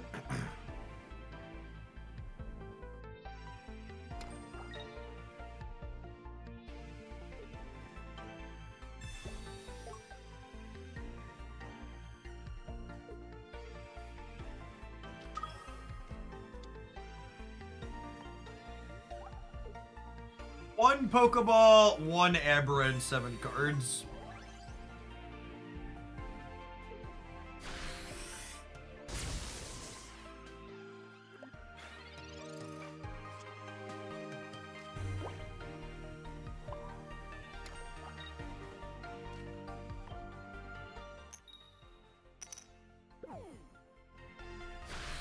I'm not potioning this turn because next turn they'll deal another 20 to us, putting us to 110, and then we can cleanly Erica all the damage off. Says local man about to be red carded.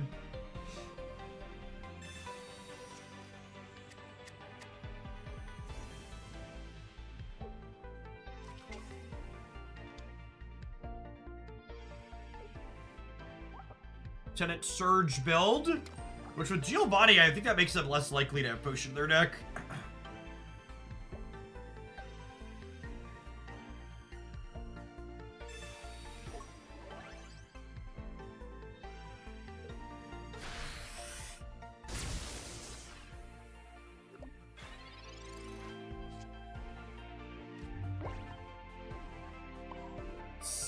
Alright.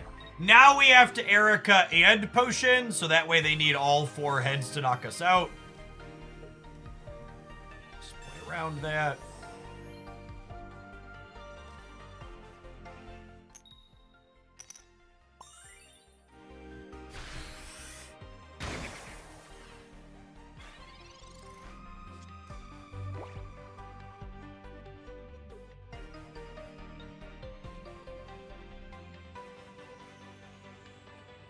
This game is officially on Android and iOS, but you can play it on PC using an Android emulator if you'd like. They're gonna switch to another bird here and just keep dancing around.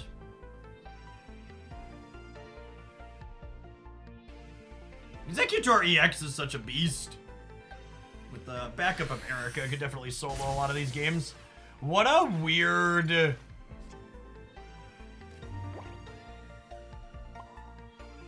Alright, my bottom 4 cards are Abra, Execute, Pokeball, and 1 other. I'm just gonna go ahead and use this potion, just in case they have a red card.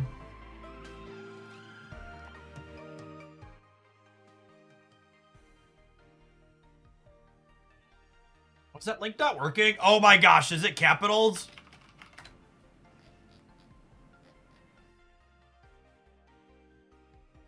That's funny. Alright, thank you for that.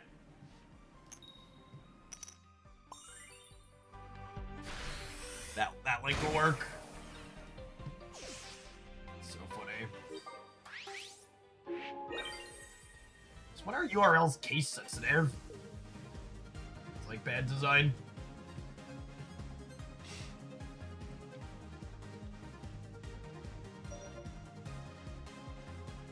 With this much energy, should we use X speeds to further play a red card? I mean, if they're gonna red card me while I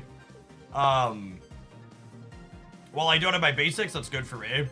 It's only first gen Pokemon. So the first generation is the only complete generation in the game. However, there are a bunch of sprinklings from other regions in as well. Holy, it does exist.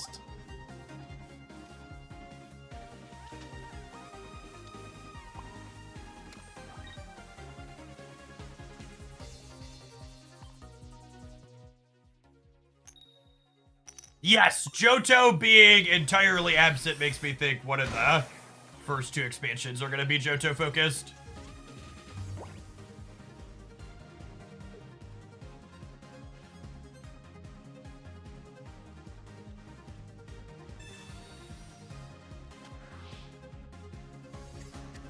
Oh, Raichu Surge kills us without the heal. That's such a good call.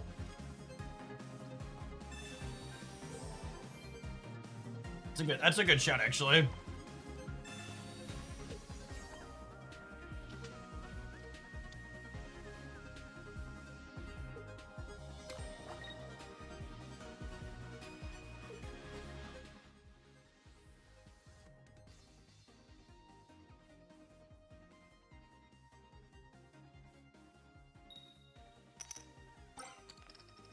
There is no way for you to see my deck list while I am playing the game, no.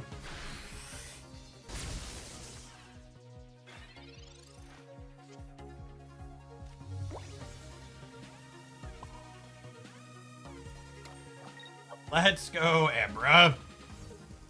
Sometimes lucky rubber. It's fine. They're saving their cumulative variance to clear the Executor. Unfortunately for them, I'm a master in flipping heads here. Ugh! You ever met anyone as unlucky as I am, Chip?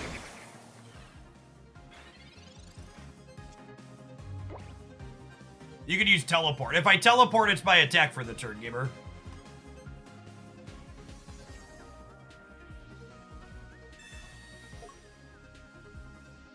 Although it's interesting, if I would have done that, I would have had the Alakazam ready for next turn. Oh, did they find the Raichu Surge? They get us? Ah, punished. We should have Erica'd that turn, gamers.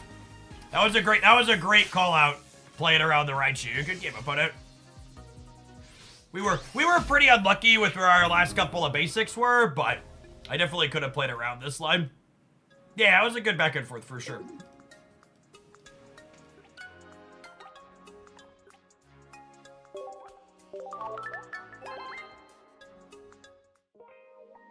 Would have ultimately pulled that out.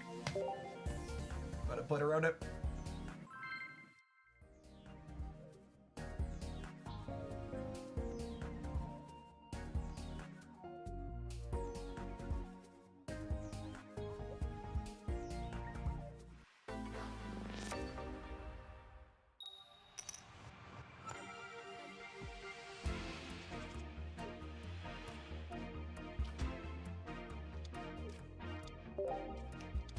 There's so much more than I thought there was going to be when I first downloaded and saw the game for the first time. Yeah, genuinely, whenever someone tells me that they think the gameplay is too simple here, they're just like showing their whole posterior, in my opinion.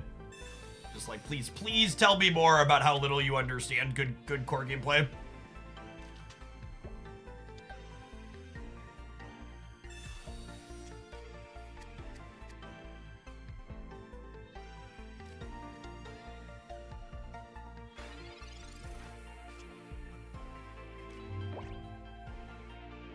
You managed to find 2 energy decks to be a lot more to manage. No, like I said at my stand-up this morning with the team, I think my 2 energy build here is incredibly agile, and if we keep at it, we're gonna hit all the KPIs next season as a group.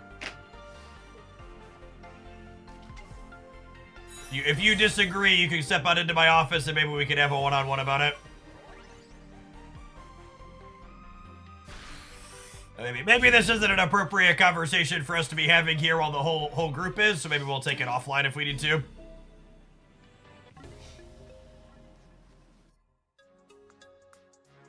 Which is my way of saying, this isn't your corporate office. If you want to say something specific about a deck that we're playing, you should be specific about it.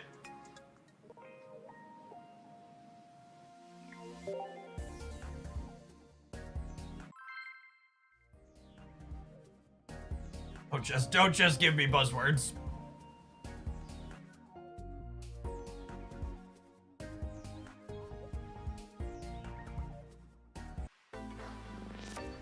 Adam, thank you for the 21 months. Welcome back.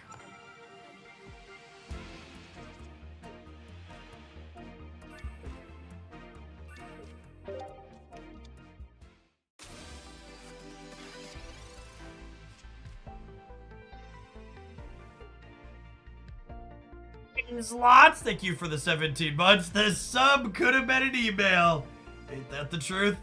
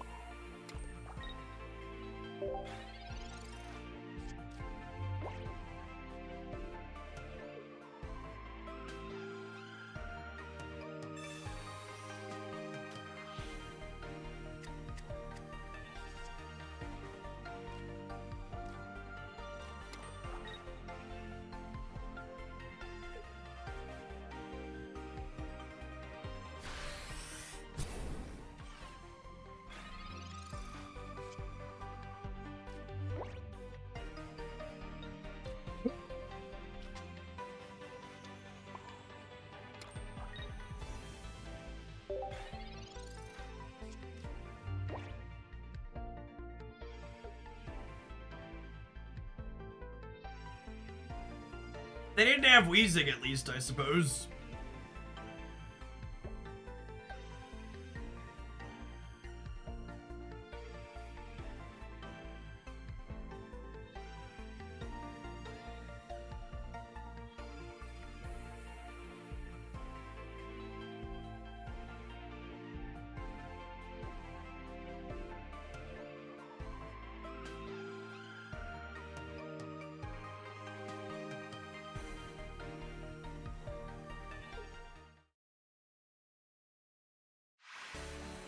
Opponent's draw was worse than ours, doo-dah, doo-dah. Opponent's draw was worse than ours, oh, the doo-dah day.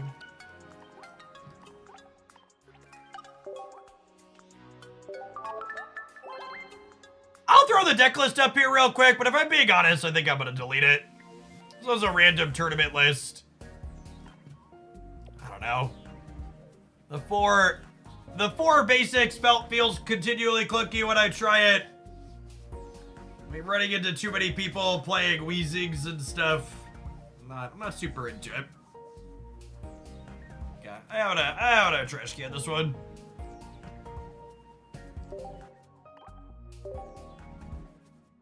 I think we'll do some different eggs when we get back. Let's do some more of this. We were playing it earlier. Had some people saying they like this one in the Pikachu deck, so I want to get some more games in with it. I'll see you in 120 seconds. Thanks for hanging out. Don't go anywhere, gamers.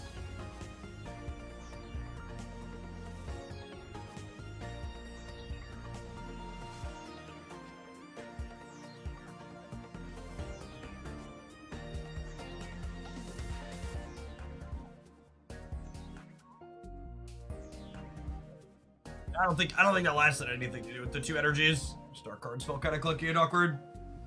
Is your favorite Alakazam deck still the Frog list? Yeah, probably. Although I'm not sure if I like Frog Alakazam more than Frog Dragonite.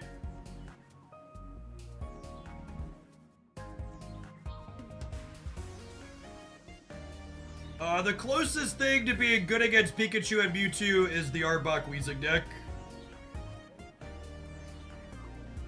It's my favorite deck. I don't know. Something with Greninja in it. I like the bad Greninja decks. Do you prefer this build over Vileplume? Victory Bell is much better than Vileplume against Pikachu.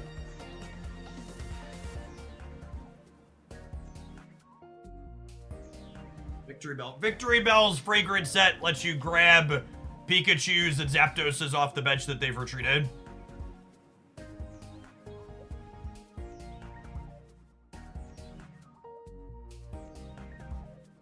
Frog Zebstrika. That's cute. You just probably auto-die to Pikachu, though. You just don't have any good frontline.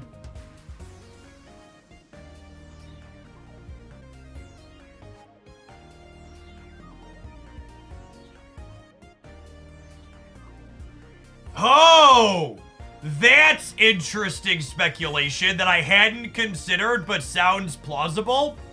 Someone on the YouTube side says, do you think it's possible trading will only happen with older sets? That's actually a really interesting thought, because it means whales who want to get cards ASAP have to spend and deal with pack variants to get the cards right away. But then it would let free-to-play players flesh out their older sets for cheaper. I think you might actually have something. That's not an angle I'd considered before, Jay. Yeah. Yeah, that's a catch-up mechanic too, in a way, right? Where, like, sets would be cheaper when trading's available. So if it was cheaper to get the older sets and they were looking to make their money on sets when they dropped, yeah, I think that's very plausible, actually.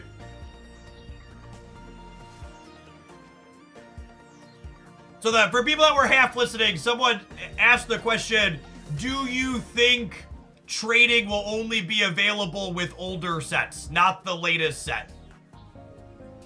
And I think that that's very plausible, and maybe we'll see trading roll out when we get our first mini set for the first set. Yeah, I think that I'm gonna say that moving forward when people ask me for trading speculation. I think that's a good noodle.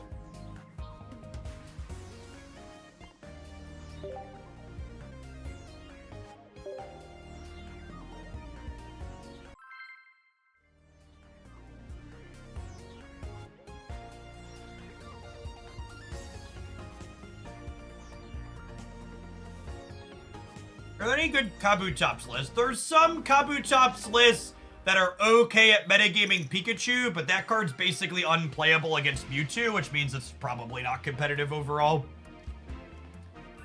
I'm going first, and I have an Executor EX. Feels like cheating.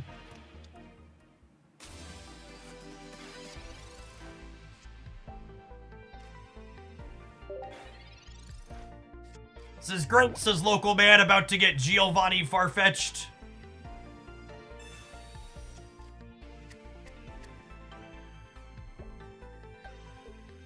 No Geo one time. Nailed it.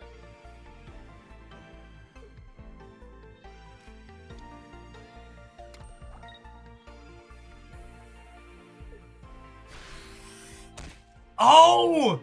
These are my favorite unban requests.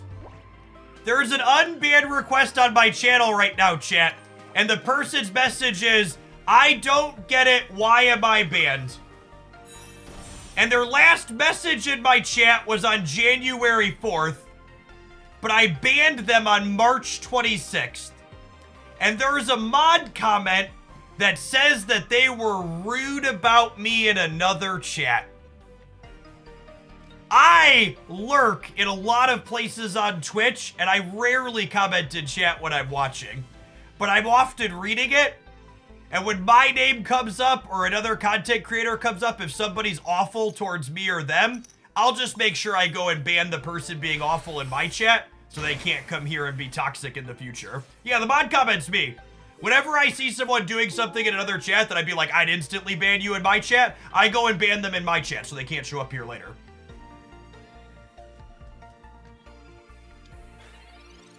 Proactively curate your spaces, gamers.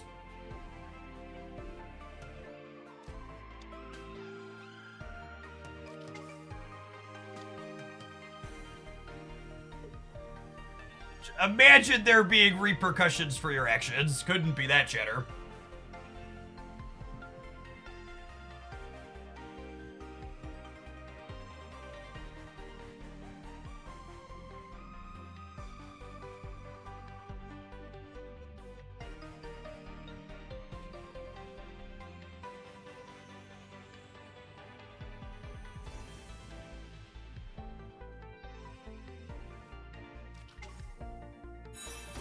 Yeah, they're in the tank about where they wanted to put this Starmie.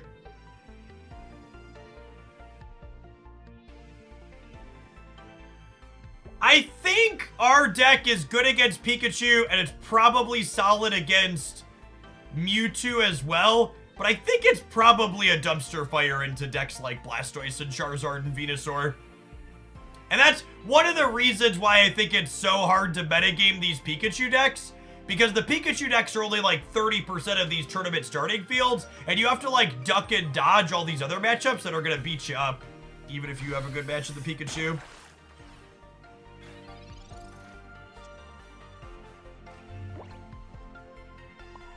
Although, them giving us a second knockout point on Squirtle might mean that Victory Bell could swoop in and steal for us. Seed heads here? Darn it. Darn it!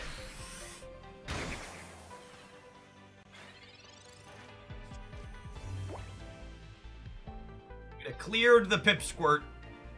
The Victory Bell could give us a shot.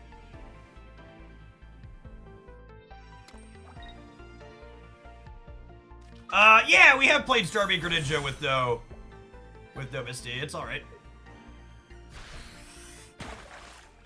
Oh my gosh, chat, if they don't draw a War Turtle, we got him.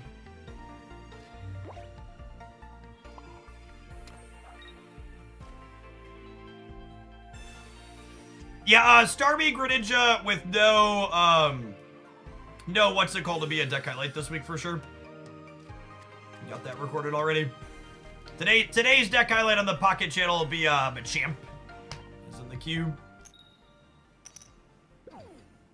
Die Spoon, thank you for the 30 months. I appreciate that. Welcome back. Afternoon.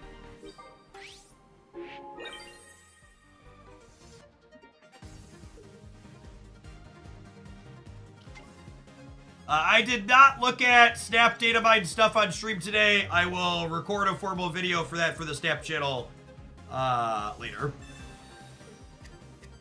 Maybe tomorrow. Maybe tomorrow. We'll see if my editor is busy tonight.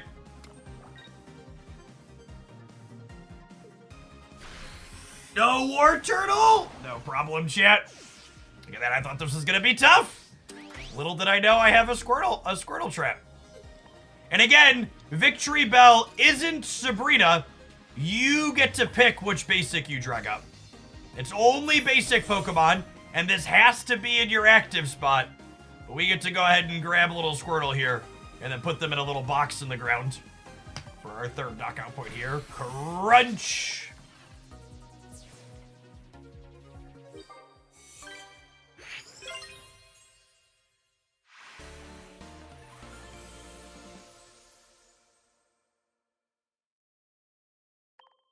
Anyone tried multicolor decks? No, I am very confident that there is no person in the history of Pokemon Pocket that has played two-color decks yet.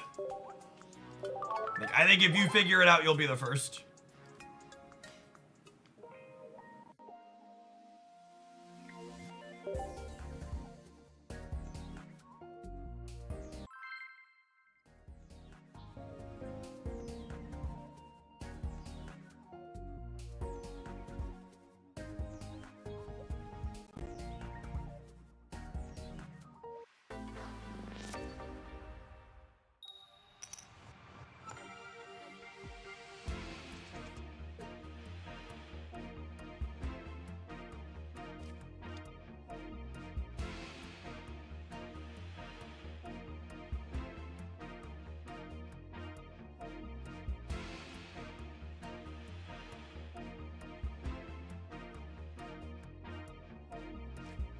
Sprout has said.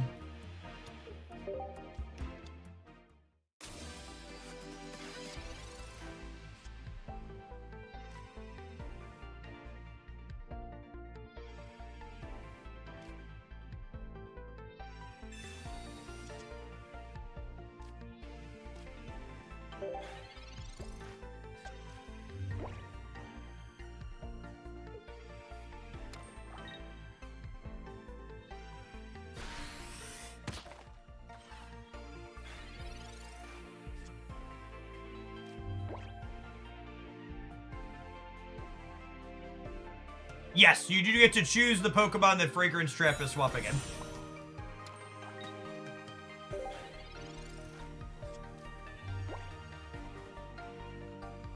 If they have Machamp on curve, we're gonna die. If they don't have Machamp on curve, we might have a shot.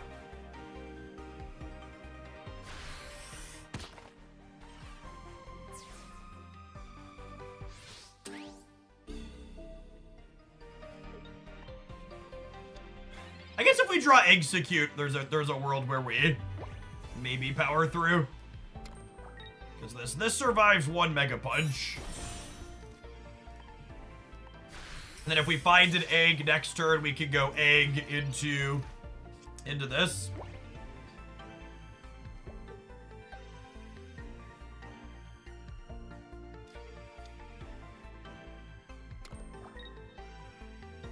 Places. They ain't got it, gamers. They ain't got it. Which is good, because I ain't got any eggs. Victory Bell's actually pretty sweet when going first on curve. Huh? Oh my goodness! No, I misclicked! Oh no! Oh no! Okay, maybe they won't have it again. Maybe they won't have it again. It'll be cool. It'll be cool. Nobody panic. Nobody panic! It's all a part of my plan. It's all a part of my plan. I could never beat a Kabutops yet. See? I'm just playing around the Kabutops. They didn't have the Machamp last turn. Maybe they're not gonna have it again this turn. Come on now, easy game. Never doubted me for a second.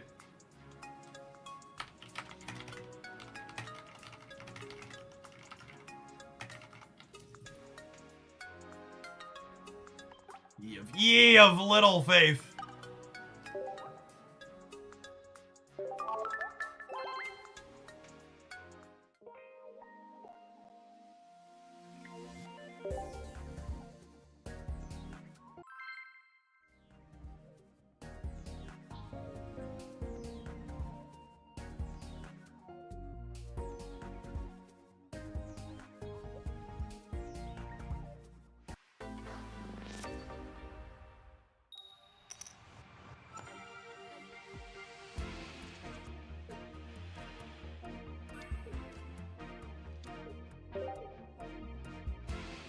It's actually thinking about how Victory Bell doesn't mind going first when you have her on curve.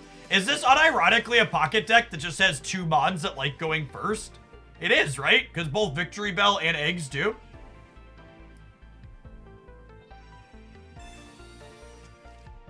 It's an interesting consideration.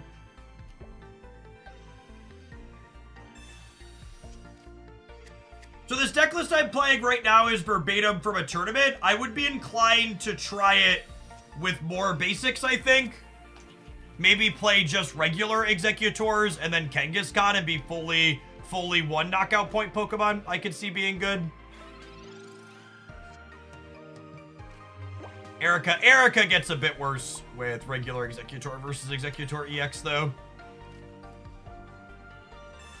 It might be right to wait a turn to play this because of Rain card. I can't evolve anything and I don't have any more basics to draw to.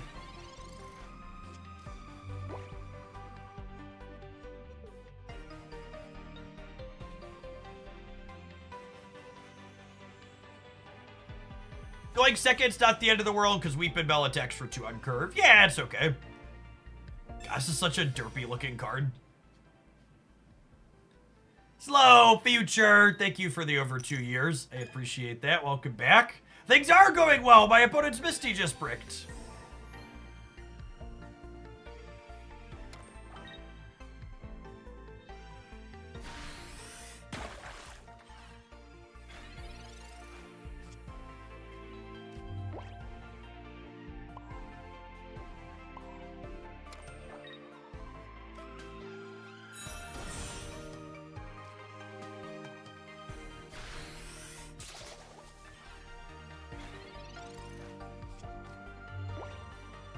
Look at that face, he's perfect. This is, I've seen some stuff face for sure. Happy Tuesday, Walrus.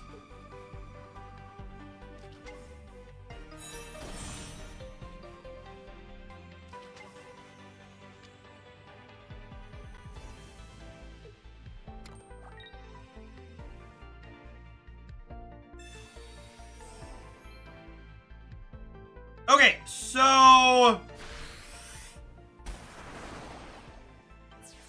from here, we take our first knockout point on the Staryu, and then we pull the Articuno up and try and go to town from there.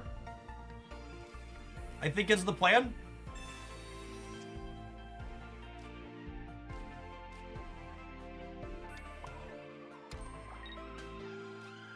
So we'll take the Staryu to Pound Town.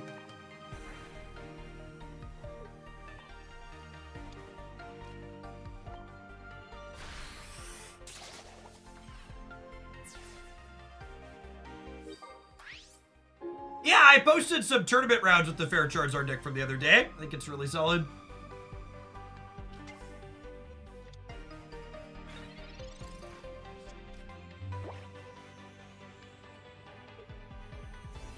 So they crack us to 50. We heal to 100. We pull up this Articuno. Oh, wait. Is this good for me or bad for me?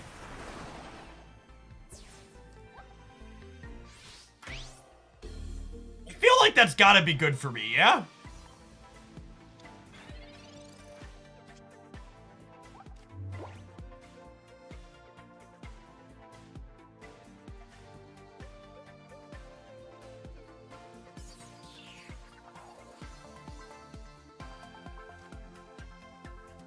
Yeah, I think I have to not play the other Bellsprout out, unfortunately.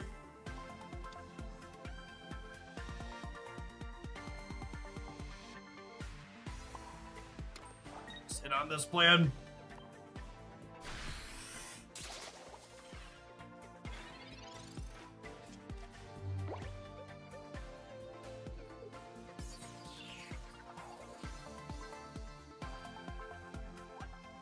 They already threw their potions.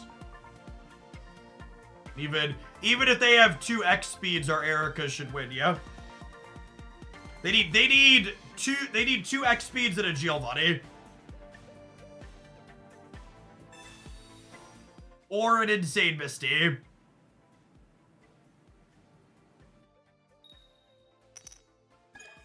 Average Misty, really.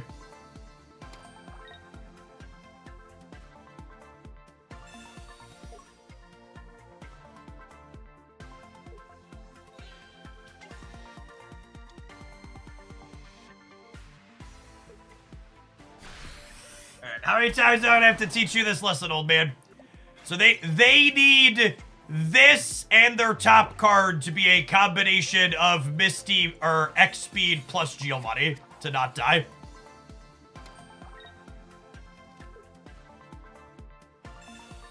They need X speed and Giovanni.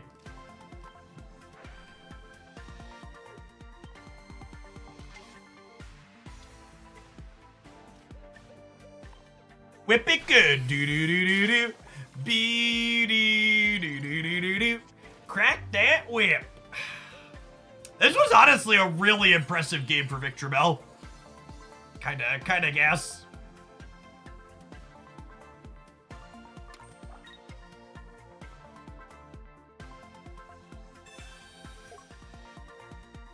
God.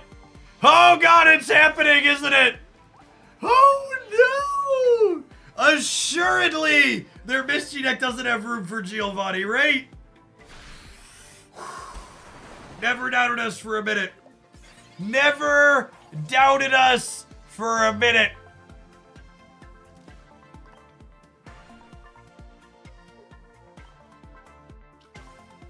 Come to mama. Good night.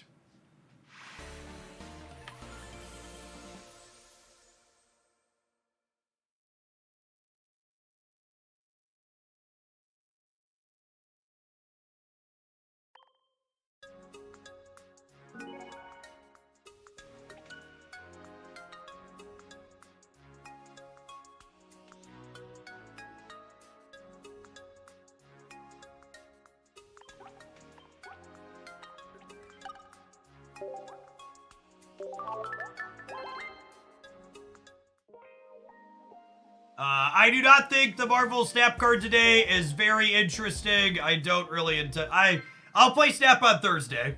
If there's an OTA that's worth playing. Today is gonna be Pocket and tomorrow's gonna be Pocket. Just not feeling Snap right now.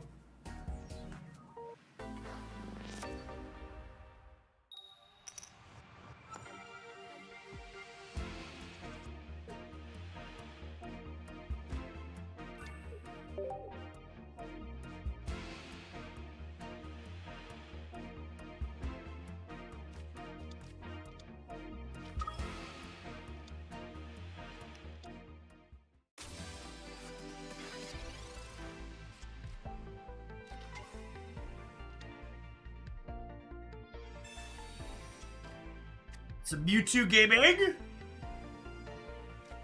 See how this matchup feels. I haven't played it yet.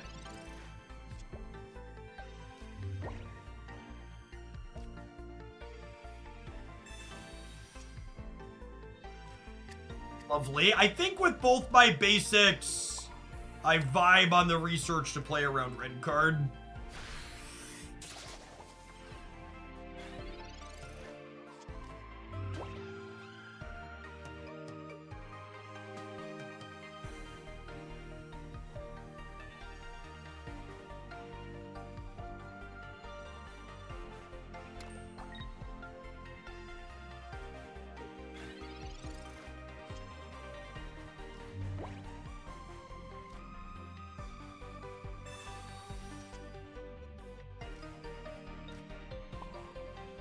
Oh, the lack of egg here is sad. Oh, they didn't put an energy on this one. That's interesting.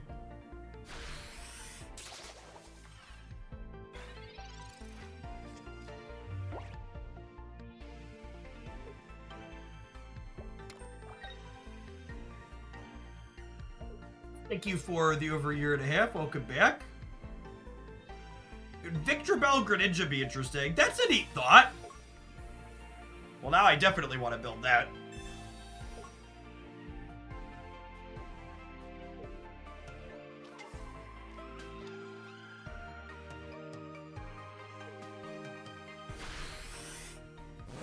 Wait, yeah, Victory Bell is going route hunting, right? They just burned both their X speeds?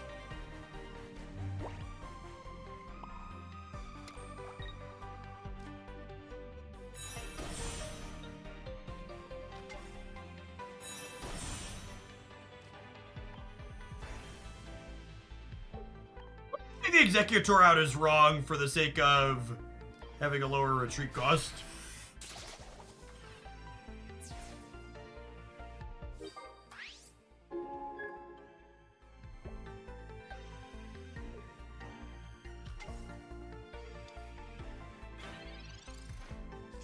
So if they put an energy here, we just get to pull Mewtwo EX up and crack it, yeah? We need no Krylia? If they don't have a Krylia here, they're in trouble. Because both their X speeds are gone. They're actually just dead, yeah? Holy Flytrap gamers. Holy Flytrap gamers. This is insane.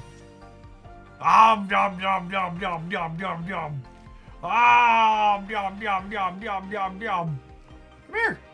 Come to mama.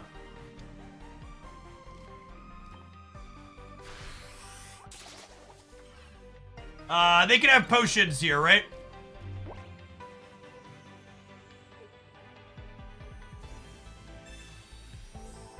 They need 2 potions.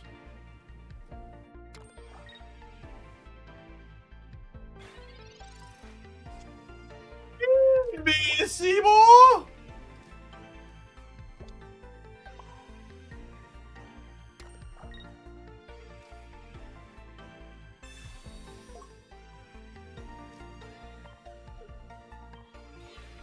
Loop me fast! Thank you for the 14 months. I appreciate that. Welcome back.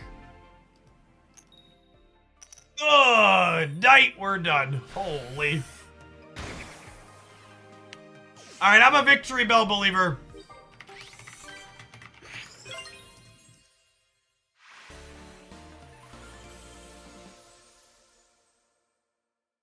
So I am fully sold on the Victory Bell Kool-Aid. Thanks for the 14 months, Loopy Fist.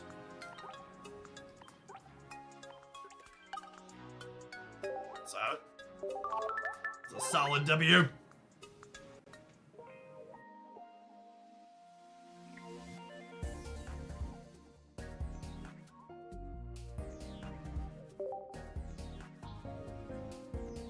Michael Hansberry, thank you for the 7 months. Welcome back. Captain George, thank you for the primer.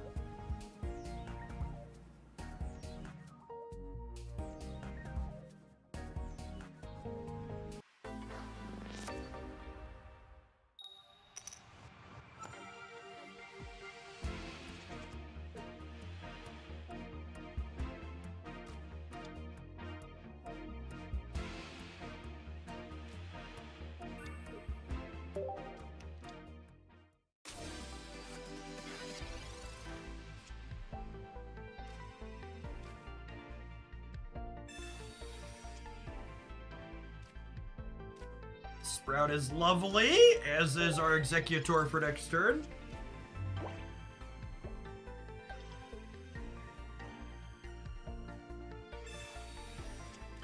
Oh, and odd blocks. Lot of returning Hooklandians with the transition to pocket. Alright, 50% of the time, it works. It works every time.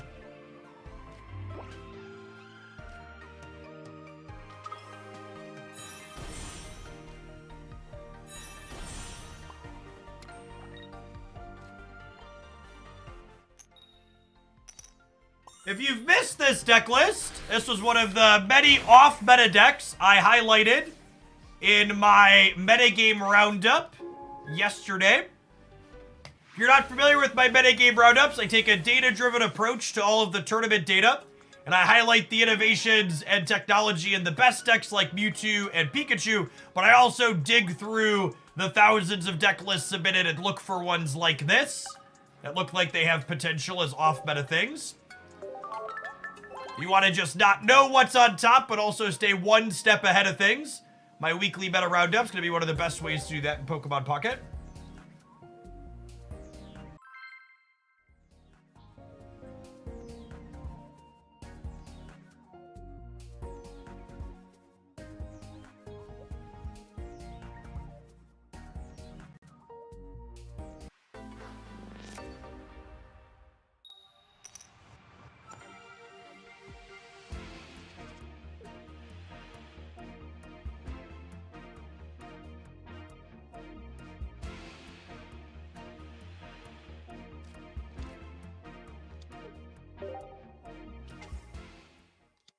Is Dragonite a good deck as a starter? Dragonite is not a particularly competitive card. It's a fun card, though.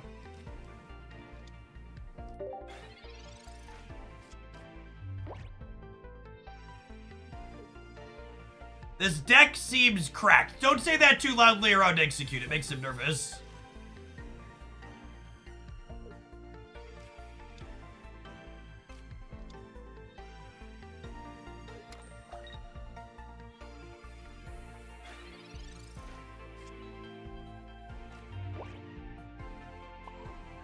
Look at that face, chat. Look at that face!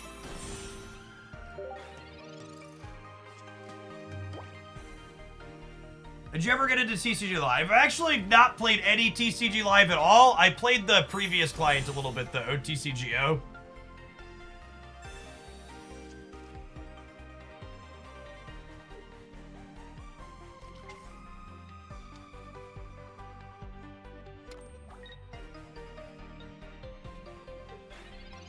Okay, so we're gonna crack the Staryu, and then we'll pull this Lapras up and feast on it.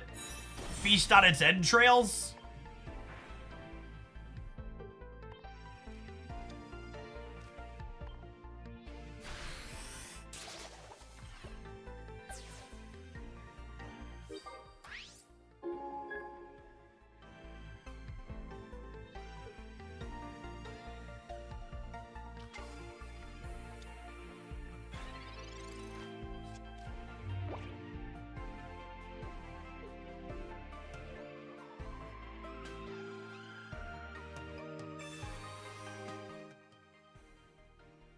Can Misty save them?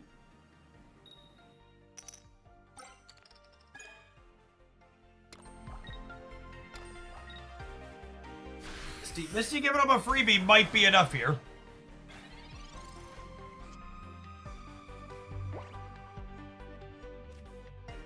Is Butterfree good? I don't think so.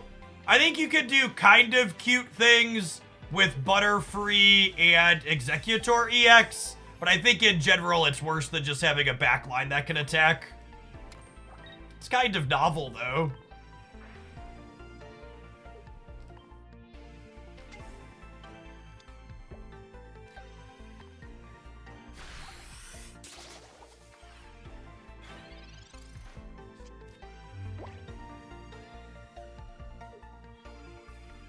It's a good Venusaur deck. Venusaur is okay with Executor as a front line, but I would be hesitant to tell you it's good.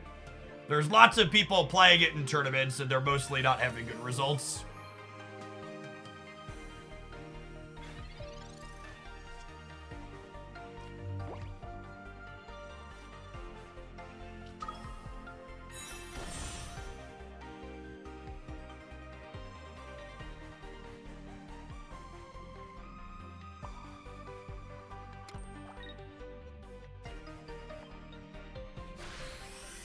Can I transfer my data from iPhone to PC using softbubble? Yeah, you just gotta link your Google account to a Nintendo account, and your data will go wherever you need it to.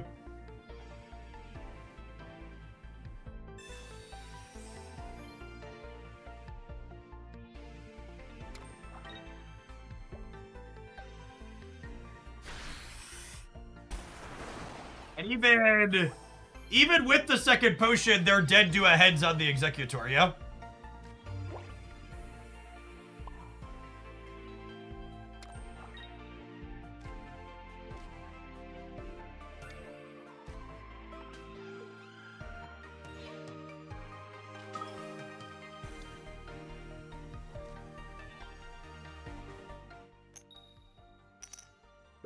And even on the miss here, they're done with potions. So with the X speed in hand, they retreat this Lapras out. I X speed back the Executor, put up the Victory Bell. Victory Bell grab the Lapras off their bench and still win the game.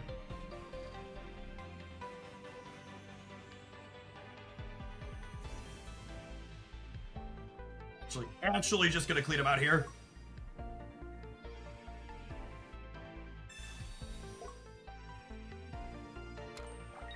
Lovely.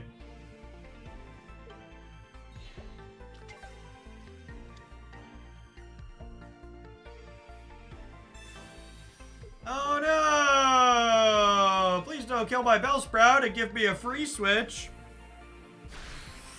Alright, well this line from the opponent means they were just dead even without me having the X speed, but I would like the record to reflect even if they play perfectly, we had them dead here. But gosh, does this seem like a card people are going to make a ton of mistakes against? Yeah, holy.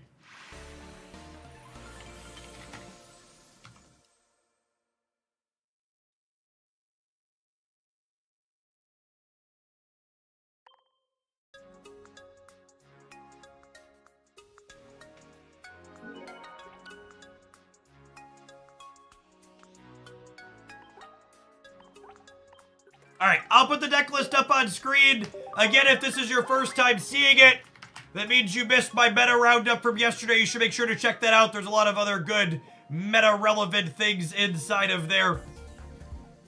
I'm going to run to the restroom and run some adverts. While that happens, we're going to play a different deck when we return. Because even though this one is good, I like to keep the variety going here. There's plenty of things to try. I don't know what we're going to do. Maybe we'll do some Greninja when we get back. We'll see you. See you in 120 seconds either way. BRB.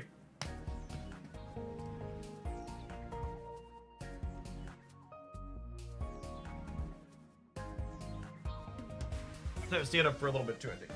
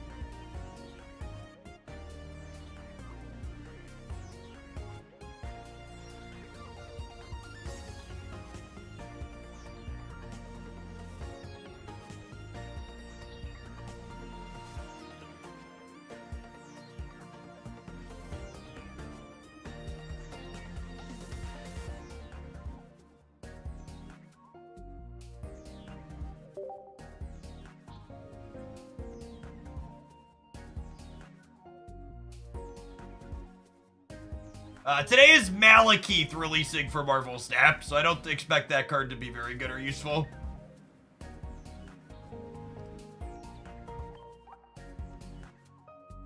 Again, I think it speaks volumes to the state of Marvel Snap and the quality of today's card release that literally none of the big Marvel Snap streamers are live for it. Just big miss me with that energy.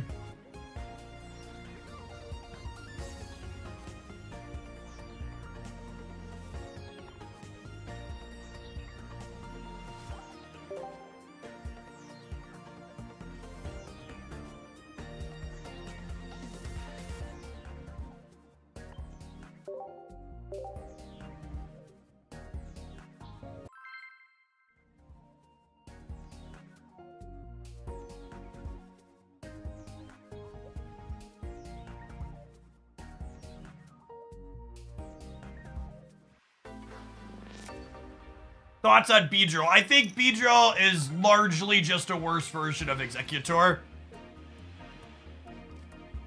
A stage 2 that you need to have ASAP is just so difficult to assemble.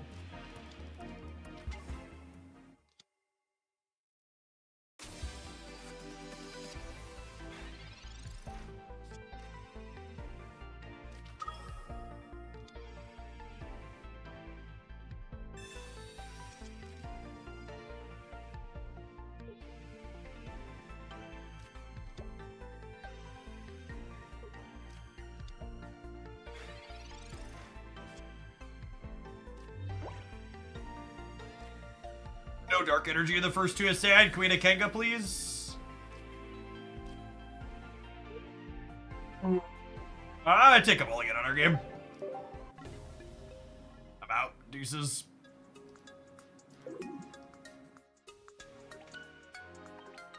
Canner suggesting we play one bad card to make another bad card better is generally not good deck building.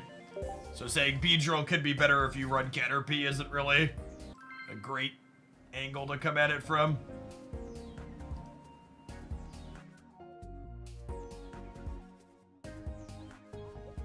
Our meta roundup from yesterday will be our first video on the Pocket channel to break 30,000 views, it looks like. Sweet. These have been well received so far. Second, I would love to have Ekans and Defroki. Have Dark Energy to start. Looks lovely. Thanks for hanging out, Beck. Appreciate it. Pikachu matchup.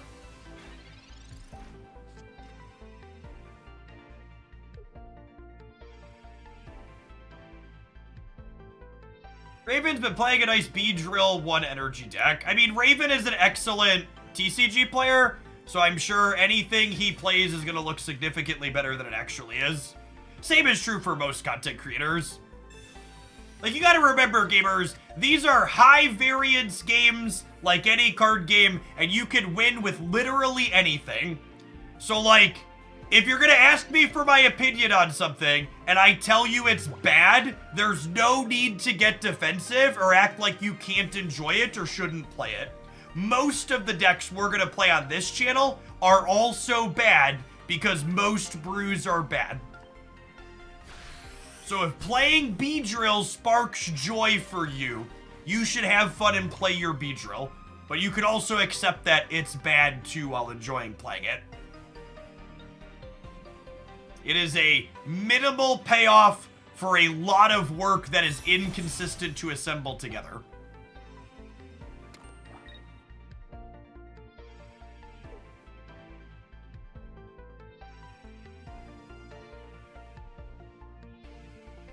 If we hit the Arbok here, we're going to be in a real good spot. Missing on the Arbok's pretty sad, though.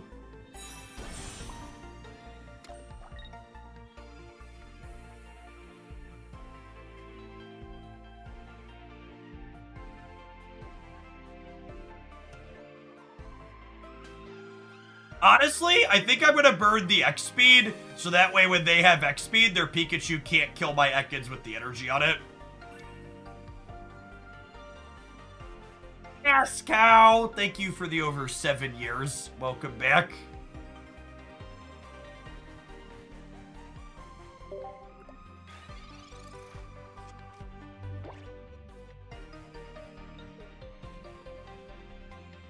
I think if I was someone who is capable of curving out into a stage 2 consistently, I would just play a bunch of Machamp, because he's easily the best stage 2 that curves out.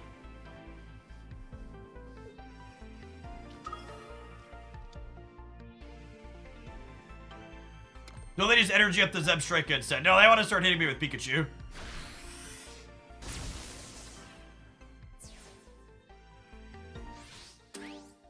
Alright, we hit Arbok every time here, certainly, yes? This game is so easy! It's so easy, chat! Just draw the cards you need! Oh, do I play around Double Potion? Probably. I hate that I have to, but it's correct. Dodge a Giovanni. We could dodge a ball here. I need to put the Shuriken on the Pikachu this turn, so that way they can't just Double Potion it to get it out of range up to 100.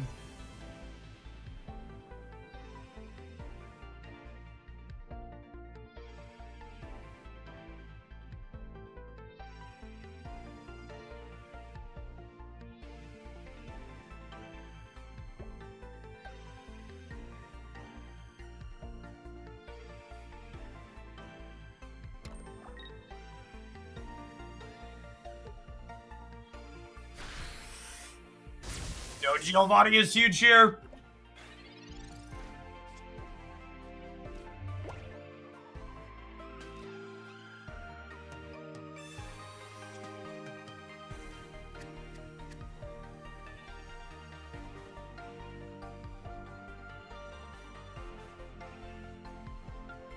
How greedy am I?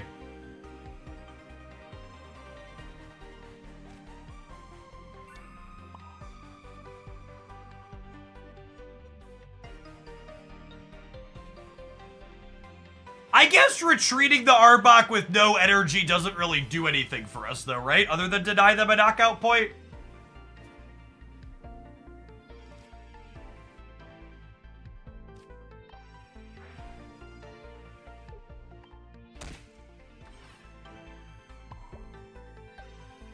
Yeah, I was debating on if I wanted to switch Kanga up, but I think we just let Arbok go down here.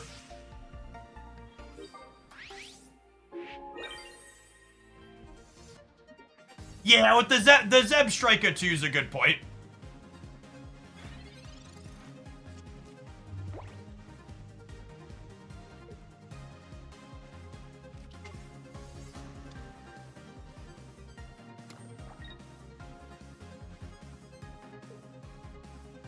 Oh, are we supposed to burn the potion to force the Zebstrika up? Yes. Yes, I am. It makes them, they didn't have the Giovanni on the previous turn? That's a good shout. Yeah.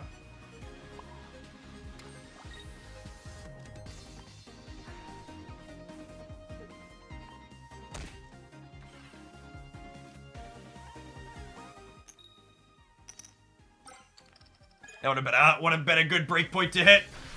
Because they couldn't put the Zebstrika up without losing to the Greninja, yeah? So it would have forced them to have the Giovanni or be in trouble. Yeah, not using the potion's a big miss here.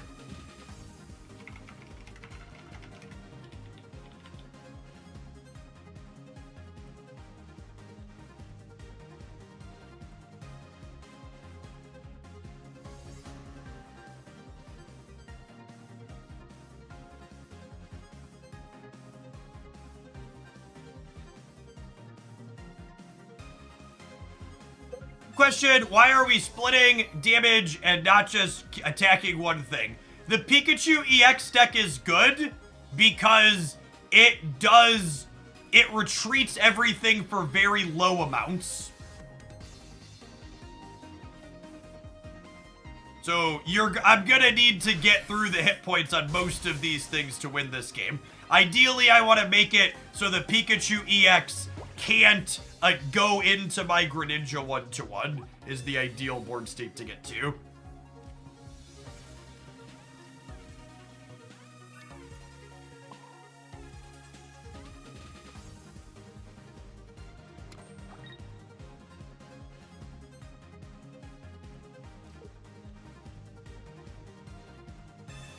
Knob, 6 for the 14 months. Welcome back.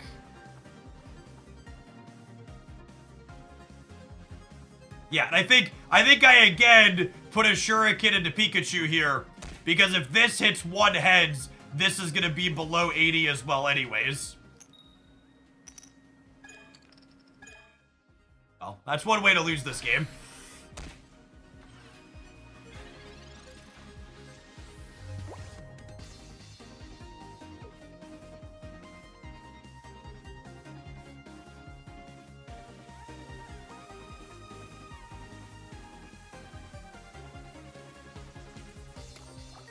I think it's incredibly interesting and funny to me how almost 100% of the time the people that come in here and ask me if I'm gonna change games are people who have literally never subbed to my channel.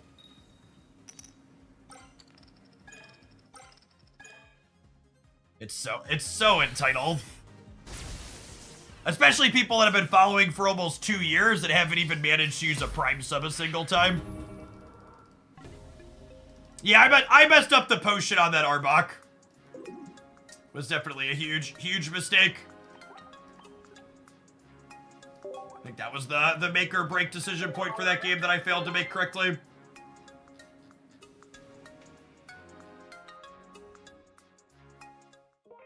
Tashori, thank you for the 20 months. I appreciate that. Welcome back.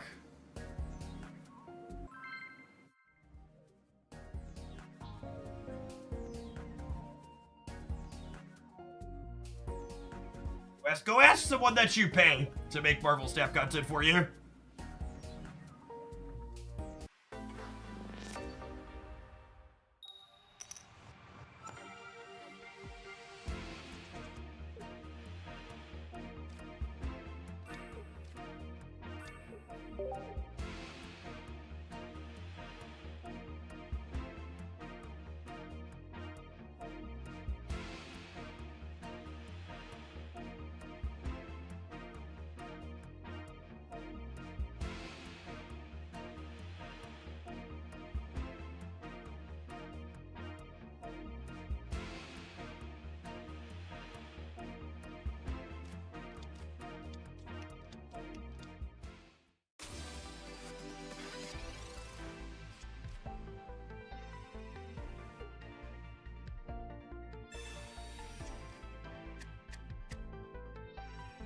Tan Froakie. It's a lot of end game, gamer. A lot of end game. I'm feeling very well today, Eric. Life's good. Pokemon's fun. Favorite Greninja pairing? Honestly, it might be this one at the moment. I like that the combination of Kanga and Arbok give you plenty of tanky things against Pikachu, and then Arbok also gives you some super effective into Mewtwo.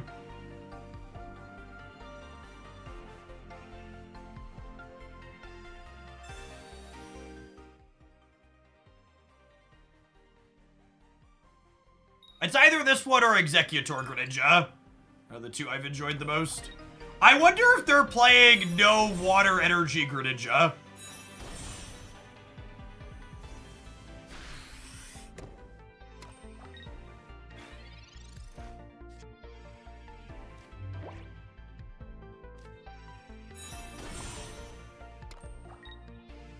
See how many Greninjas they have on curve here.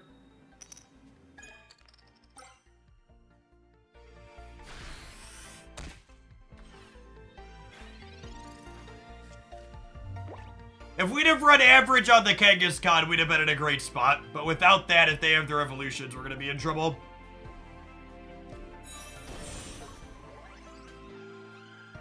Now, worth noting that Hard Coat does not stop 20 from Greninja hitting, which is nice.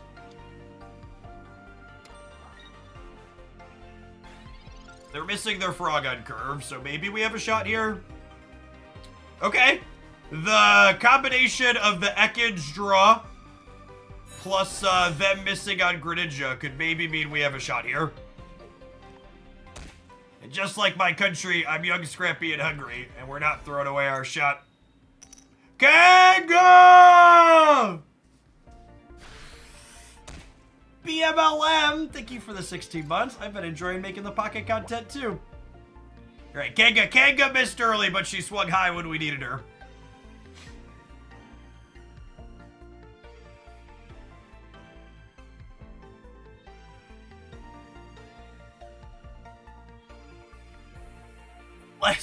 Slap the metal blob marsupial mommy.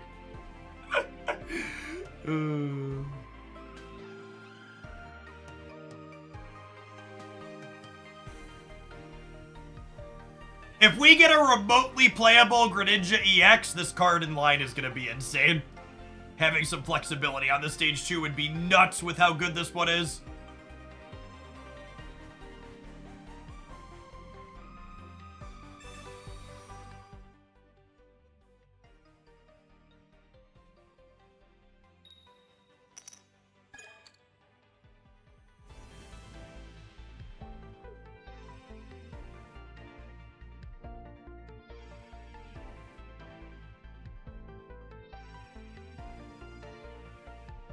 I think we're done here with the double heads on Kangaskhan last turn, and the Arbok ready to go. And deep in the tank.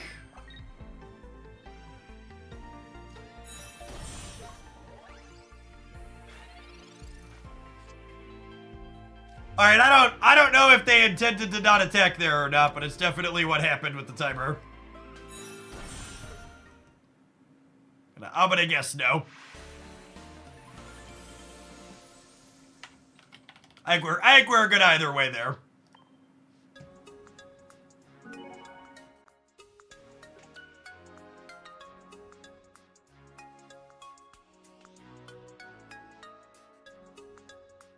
Is Kanga a card you plan on getting knocked out? Sometimes you use X speed and pull her out, but a lot of times she just goes down, yeah?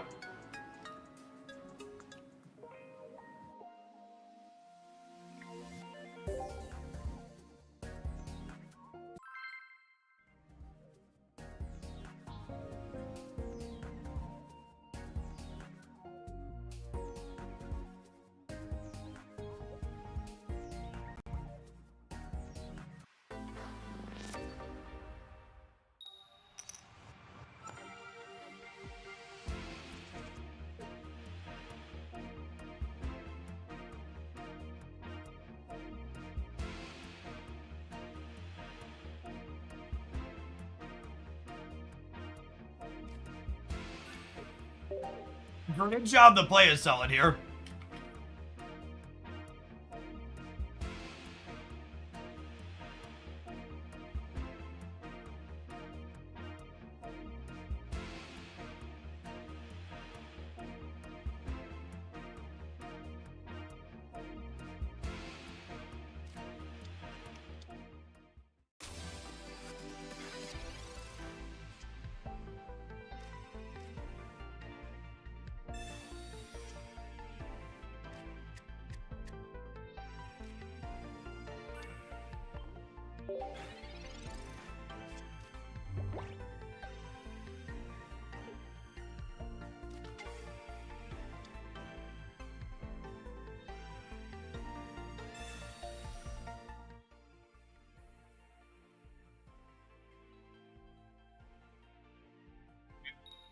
Play a game? We do not.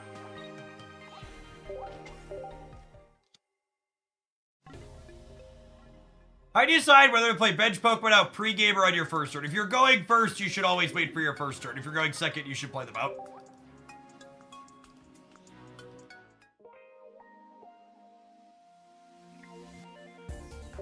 Fun game. Hey, at least the coin flips happen 20 seconds into the game instead of 6 turns into the game.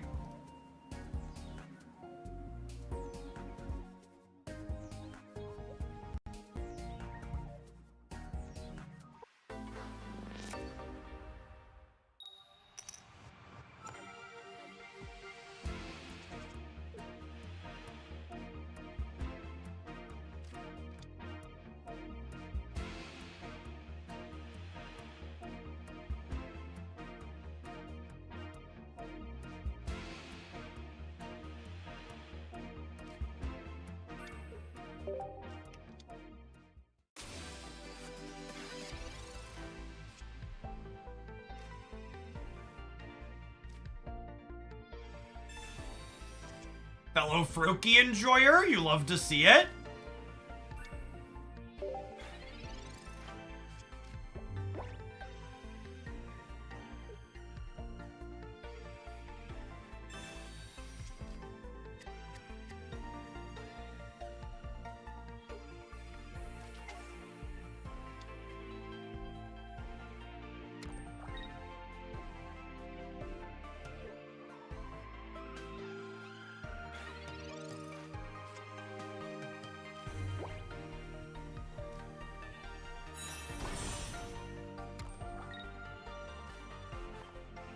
Nibble on the Froakie here.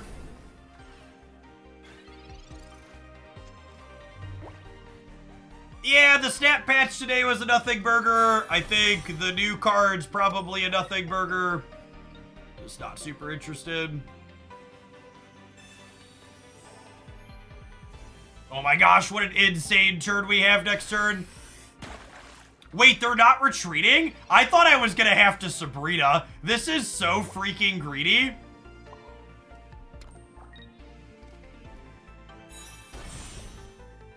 I cannot believe they didn't make me have the Sabrina.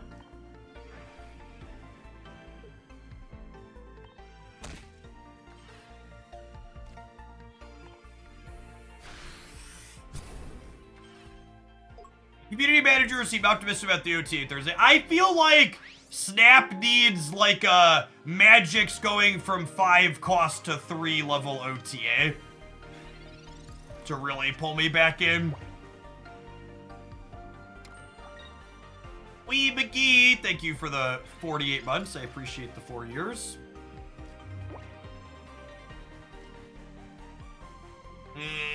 Knowing that there's another Dark Dexter, that's fine. We bricked on the snake anyways.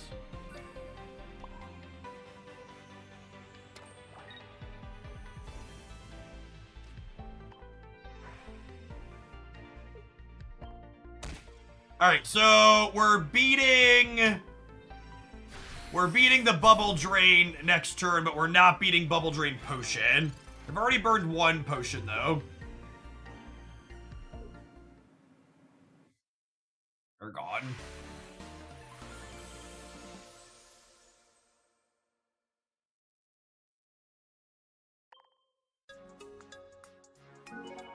I'll have a Snap video up on the edited channel tomorrow covering December and January data mines for sure.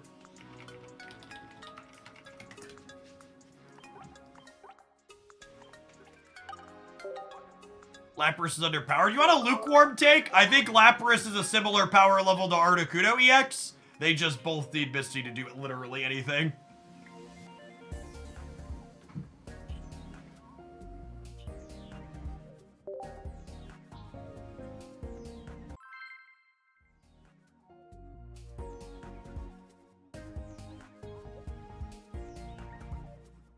At least Articuno can retreat for 2. All right, that's fair. Articuno might be better because of its retreat cost. That's a good take.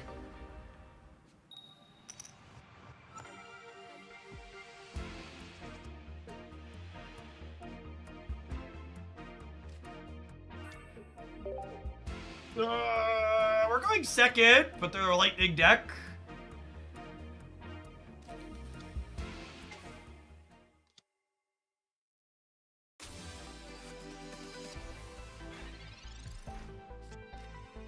I mean, I'm loosely reading the YouTube chat. It's just I don't respond if there's not something worth responding to. Max Eddie. You're right, the YouTube side is slower. We've got about 200 people in each of the YouTube channels. About 1,500 here on the Twitch side.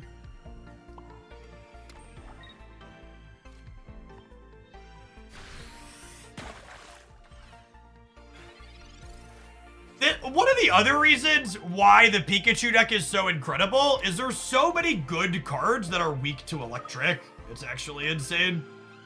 I need to draw Kangaskhan to have a chance here. If we draw Kangaskhan, we can play a game. All right, what, 40% to play a game? Oh, sad.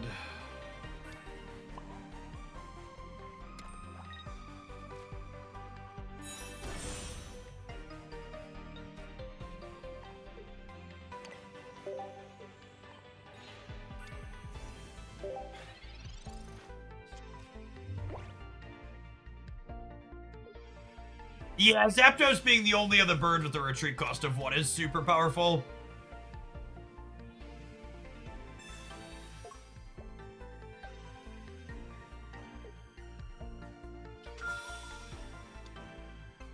It's crazy how many cards would suddenly be more viable if EX Pikachu only did 80. Yep, there are so many really good 90 hit point stage ones that would be significantly better. I just have it all.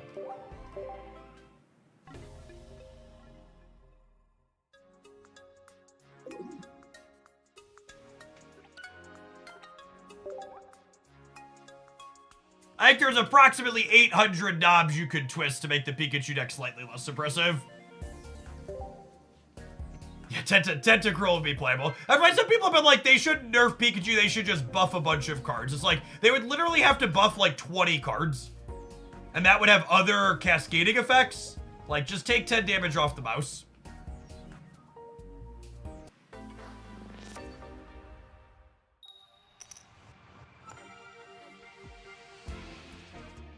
Gosh, we've been bad at having King in the opener so far this set. They're a water deck, so I'm going to lead Froakie, actually, so we can evolve to Frogadair. We're going first, so we'll keep our thing in our hand for a second.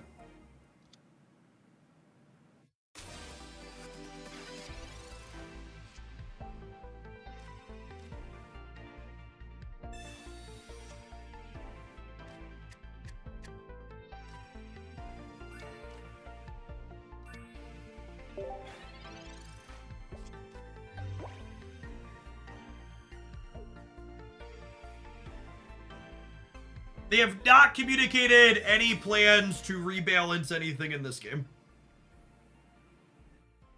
Pocket cards are digital only. Yes, they are not paper copies.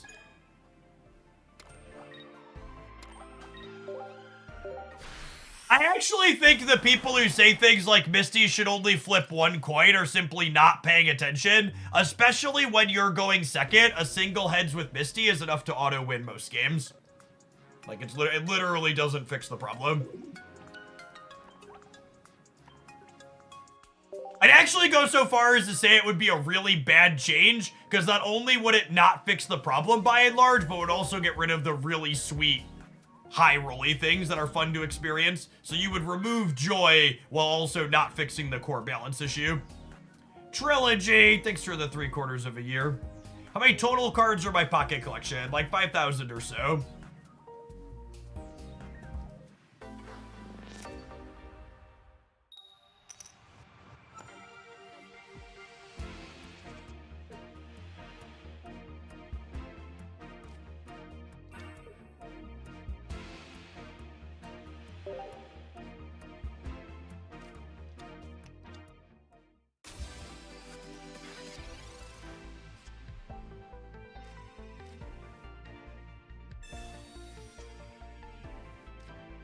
I like Arbok Greninja.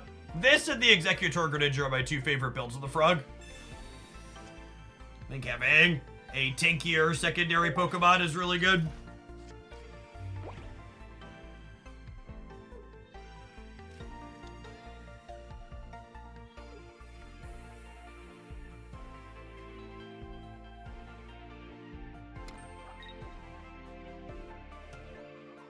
It's actually wild to me how many people have suggested they should make Pikachu EX have a 3 energy attack, not realizing that that would make the card unplayable. Removing 10 points of damage from a card is a much more minor nerf than increasing its energy cost by 50%.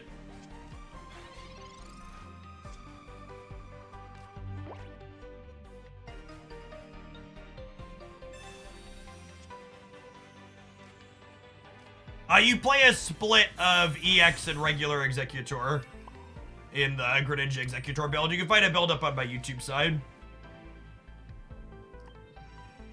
You have a playset of fully flared crown rares. Nobody has that. It's not a thing. Fully flared crown rares. I would bet you probably couldn't even have that if you were max spending every day since the soft launch. That's such an unholy amount of money, because what? Oh, it's average variance, it's 1 crown rare per 500 packs, so that would be 12 crown rares. So 12 times 500 is 6,000 packs. And that would also assume you hit an exactly even distribution of crown rares, which is unlikely.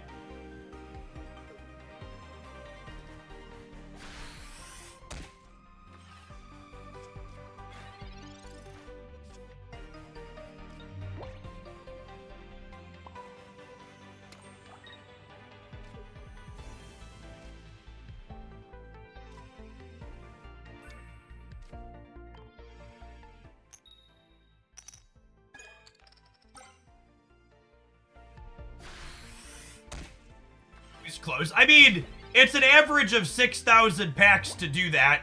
And even if you've been max spending every day since soft launch, we've been, what, like 45 days? I guess you could be getting close. If you've been opening max packs since soft launch, it's like 5,400 packs.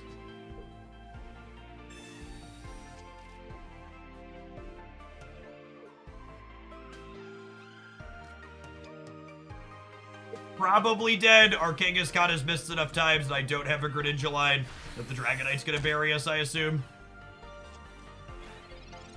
Yesterday, after 150-ish packs, I got a God pack. I'm over 1,000 packs in without a God pack, FYI.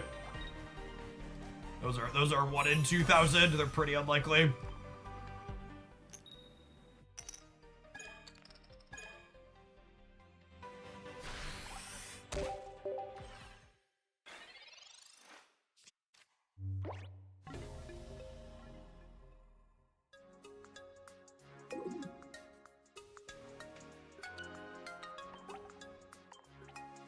What's a God pack? A God pack has all 1 and 2-star cards in it.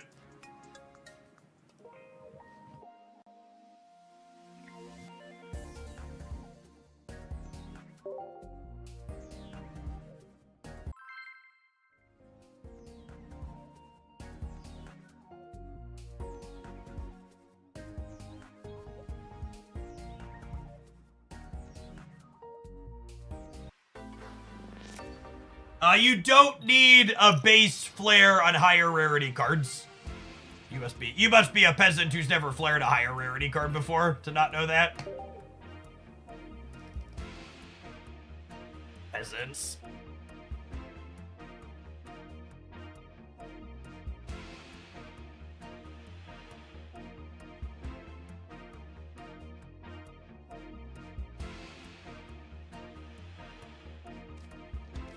That's true. They could be 3 and 4-star things too. Or minimum all 5 1-star cards.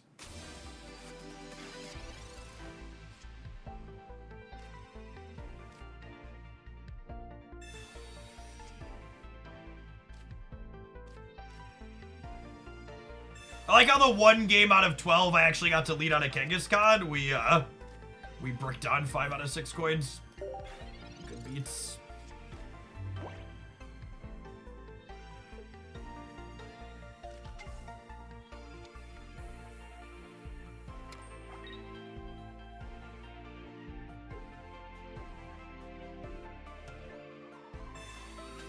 I think my best variant speed I've had so far is I wanted a matching fancy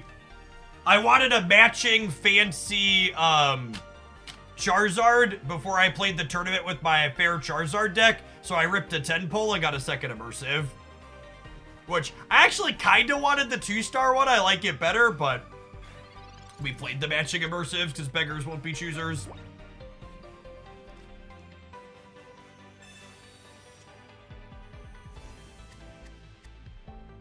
Is there a way to know which cards come in which packs? Yeah, you can see the offering rates in Quiet. There's also community websites that list the odds. We are our X speeding here. Honestly, I probably messed up not X speeding on one. Just so I could play around the red card a little bit. Okay, guys, having none of it today.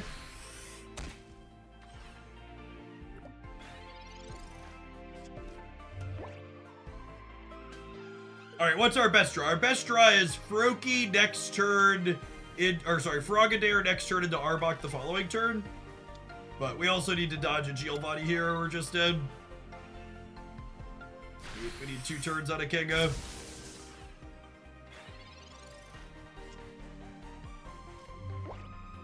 So you're saying there's a chance. Take a chance on me.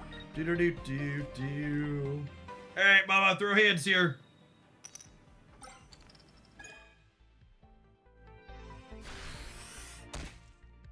Elgin, thank you for the 21 months. Welcome back.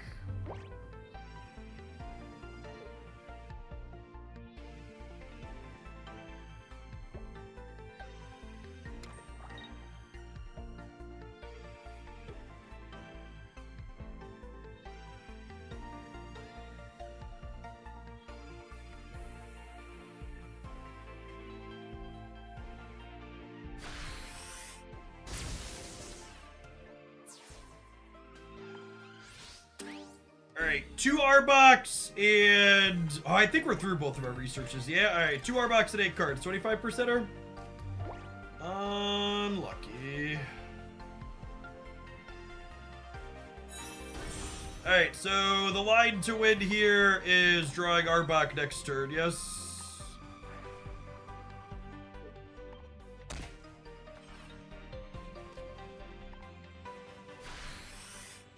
My all-time favorite Pokemon, a low-end Sandshrew.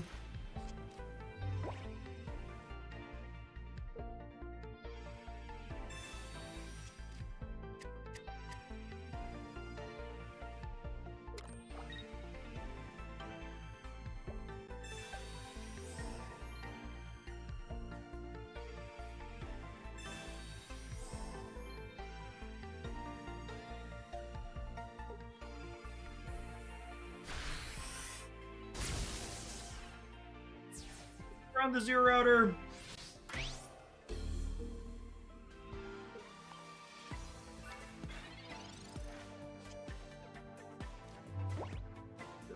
Zero Router with that pull.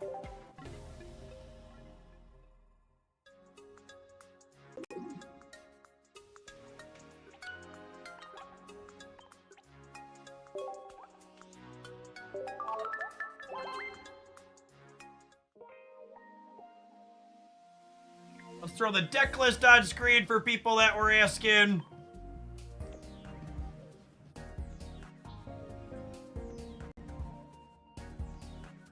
For our ad break this hour, I'd like to give a shout out to our stream sponsor, Exter. One of the world's slimmest smart wallets. Their card holder is super slick. Every mobile gamer knows their most powerful card in Pokemon Pocket is their credit card, and your powerful card deserves a powerful wallet to keep it protected. In addition to having a fancy little flick switch here that fans your cards out nicely so you can grab exactly the one that you want. It's RFID blocking, so no one's gonna pick up your information that you don't want to while you're out and walking around. I'll give it a lovely little shake test here. My first question when I got this in the mail earlier this year for my first promo is, are my cards actually gonna stay in here, or are they gonna be popping out in my pocket? After working with Extra for the better part of 2024, I can tell you with confidence that they are not popping up out of there unless you are pushing the button at the top. Another wonderful thing that Extra has is 2 different add-ons that can make your wallet truly smart. I've got an Apple Find My card, which is still in the box because I'm an Android guy, and I've got a Chipolo card that works with your Linux devices. These Bluetooth into your phone, so you can make your wallet ding wherever it's at in your house. If you're someone like me who plays Find Your Wallet several times per week, you can stop having yourself and your children scramble for them and just be able to find it with technology.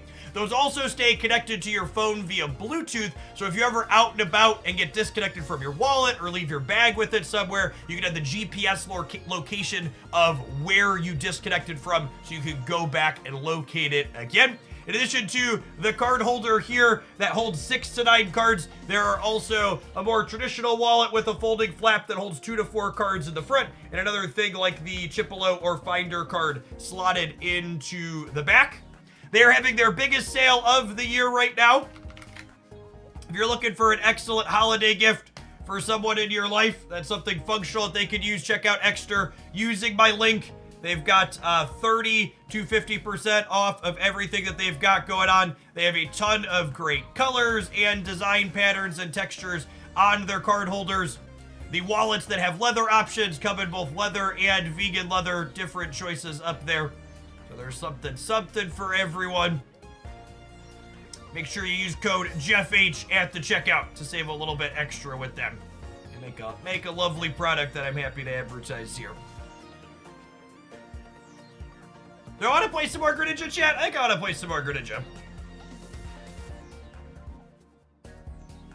Yeah, let's do a couple more with this. Maybe we'll change after a couple more, but the frog's one of my favorites.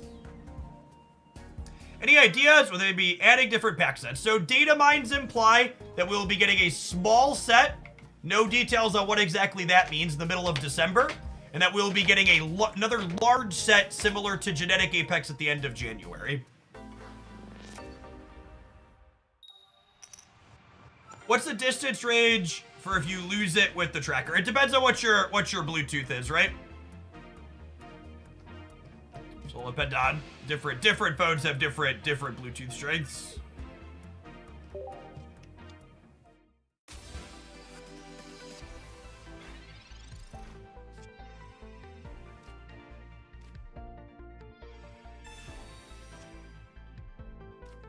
With the Ekans and the Arbok teed up, I think I'm not doing this to play around red card.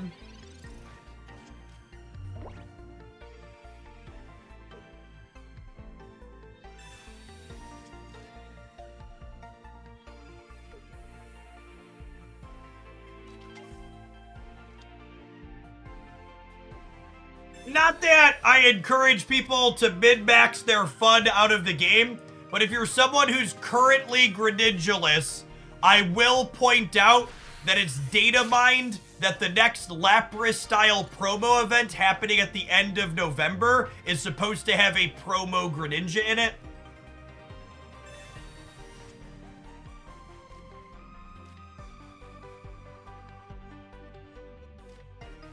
God, no X-Speed feels so bad here.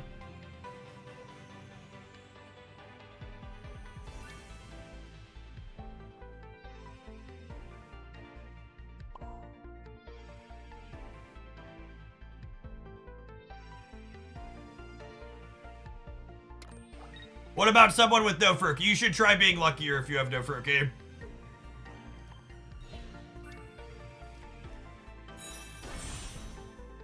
I think I'm just offering the snake up as fodder here. Oh my god, I switched to the wrong snake. Oh, my kingdom for a freaking undo button in this trash client. Oh, I'm so annoyed. The fact that you can't undo simple things like that, your opponent can't take actions on your turn is so annoying. Can't tell you how many times I've attached the energy to the wrong thing with a fat finger. It happens less now that I'm playing on PC. Whereas playing on mobile, dropping the energy on the wrong character would happen a lot.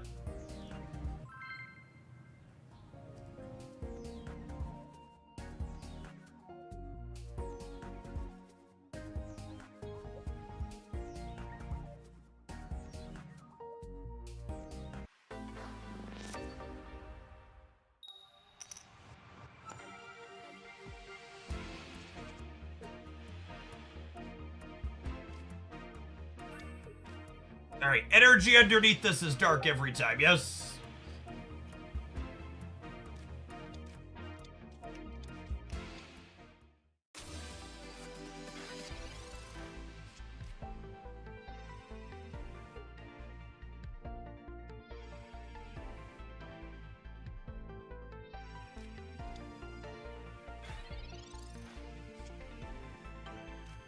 Place. And do we hit the dark energy underneath? You love to see it.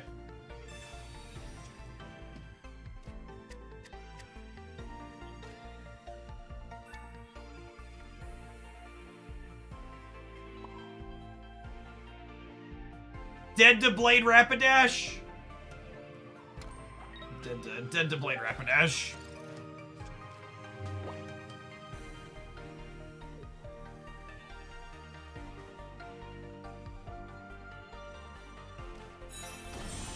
Everybody clinch!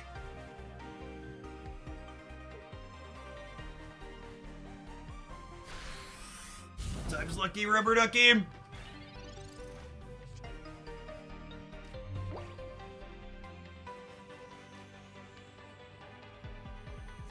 Yeah, Sabrina? Yeah, Sabrina.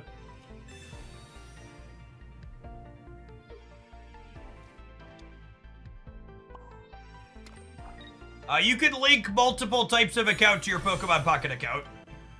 So if you're currently linked to a non-Apple thing, you can link it to something else as well.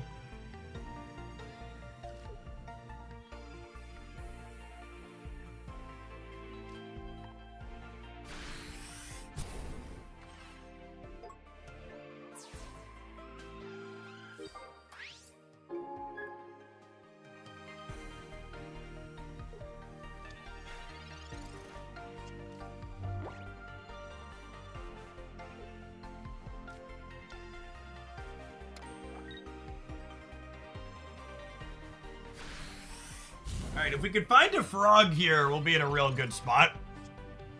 Big frog. Big frog. And the opponent's deck doesn't usually play potion, so we should just be fully done here at this point. We get to go Water Shuriken this, corner it, they knock out this, we clear this with Water Shuriken, and then we miss slash whatever they put up.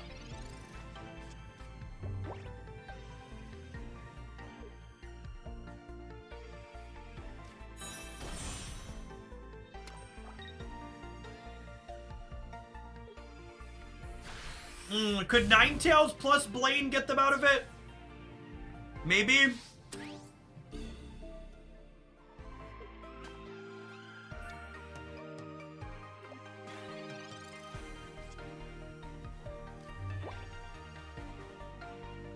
No Dark Energy is unfortunate. We could lose this, huh? If they hit the Blaine. I thought knocking out their Pokemon ends the turn. No, attacking ends your turn. I needed this to be a Dark Energy so I could attack with Ekans. We're actually dead to Blade now. Because this is only 80 and Ninetales is 90. Actually, am I supposed to not attack? I'm supposed to not attack, right? I'm actually supposed to put the Ekans up? Oh, I just bricked on it. Okay. Yeah, I messed that up. I should put the Ekans up and let the Ekans get knocked out, and then the Greninja ability plus Miss Slash ends them. Yeah, so we won that game because they didn't have it, but I could have played around them having it, is noteworthy.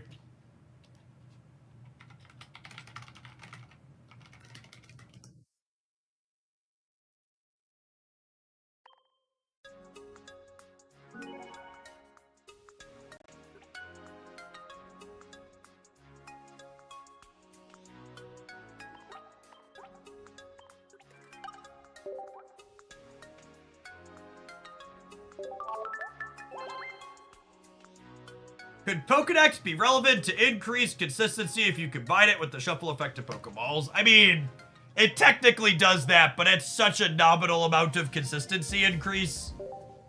And then you have to wait to not use your Pokeball when you're happy with the cards on top of your deck. You don't have the slots for that. That is the main problem.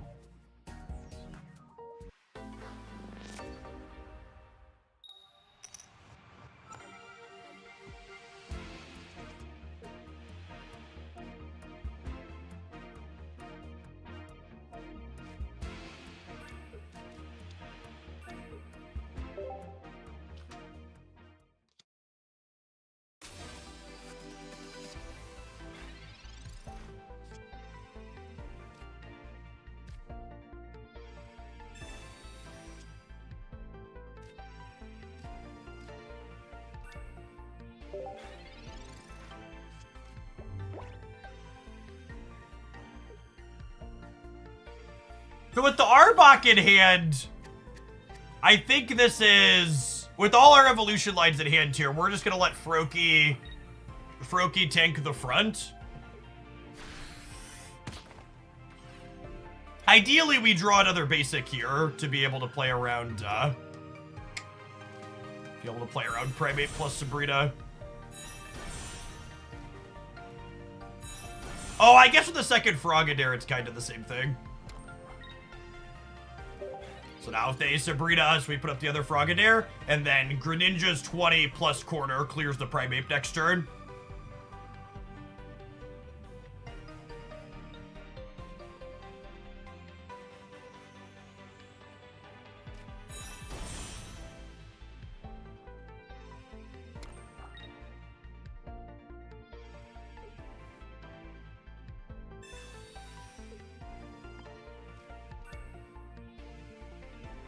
Got him.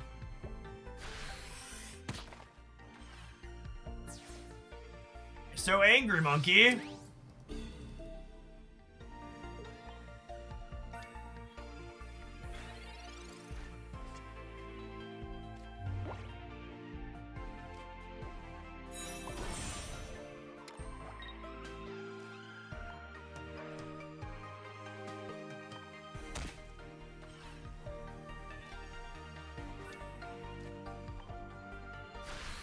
And now, even if they have Marowak EX, we have enough pressure and they're down too much tempo from energy that we're just done here.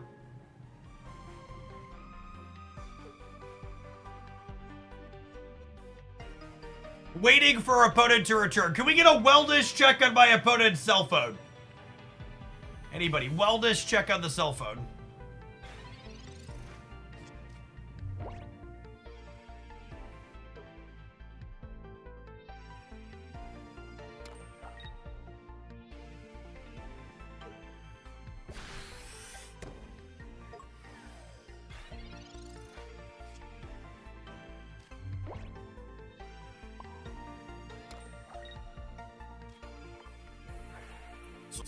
Nasty game with both of our things on curve, but it did not stand a chance.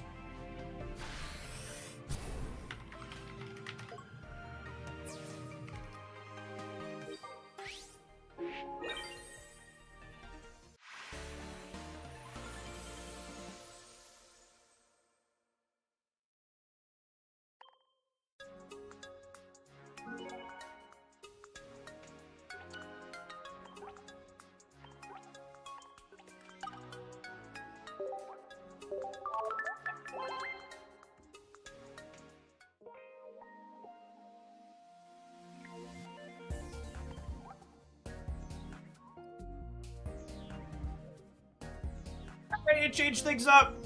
Let's do some Pidgeot too. It's Arbok line, Greninja line, Kangaskhan, and then one potion, one Sabrina. Extra G gaming.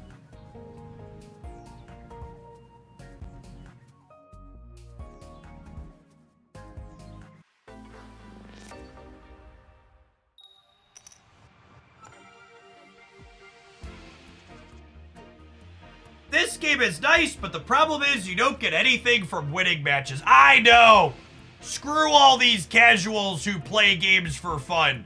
I only play games if they make me suffer and give me a fraction of a penny every time I win despite the suffering. Filthy plebs playing games for personal enjoyment. Truly, genuinely, can anybody name me a single successful card game where you get something meaningful every time you win a game? That doesn't exist, right? Like, it doesn't happen in Marvel Snap, it doesn't happen in Magic Arena, it doesn't happen in Hearthstone. I don't think it happened in Runeterra even, right? Like, you capped rewards.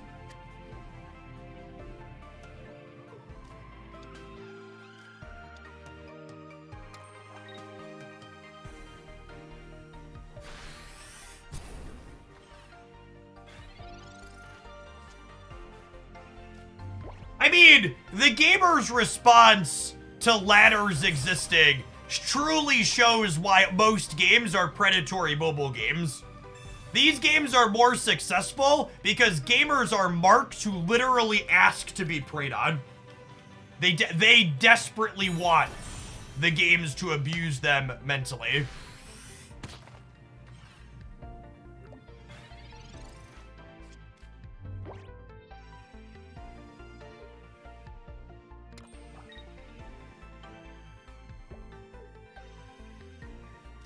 But they do yearn for the mines. It's true. Marowak getting frisky with the bone beat down here. Looking pretty good.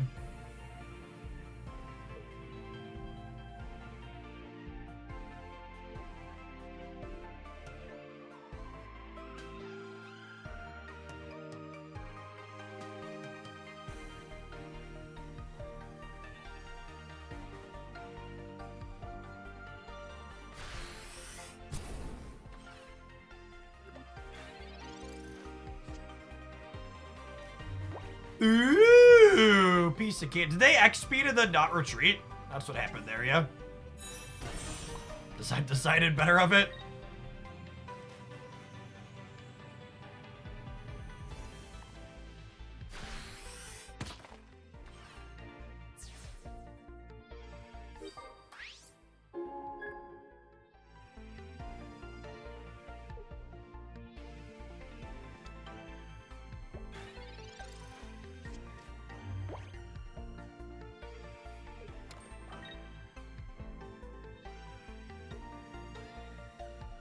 There a wheezing in my future? There is not. So this bird gets to knock out the coughing.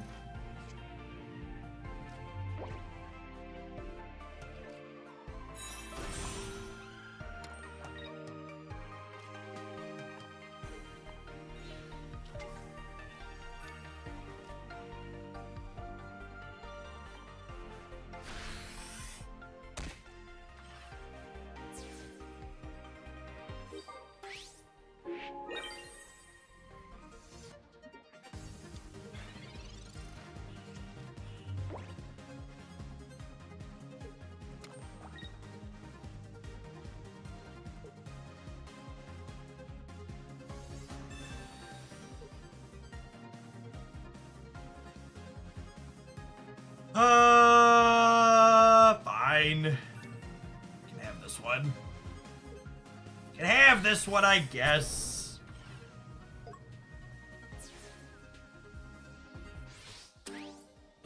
How do you feel about cheesing the event with 2 Articuno 18 supporters? I find that deck mind-numbingly boring to play. And I think if you don't find it mind-numbingly boring to play, more power to you. I think the event has a total of 2 booster packs worth of rewards. Decide what your time is worth.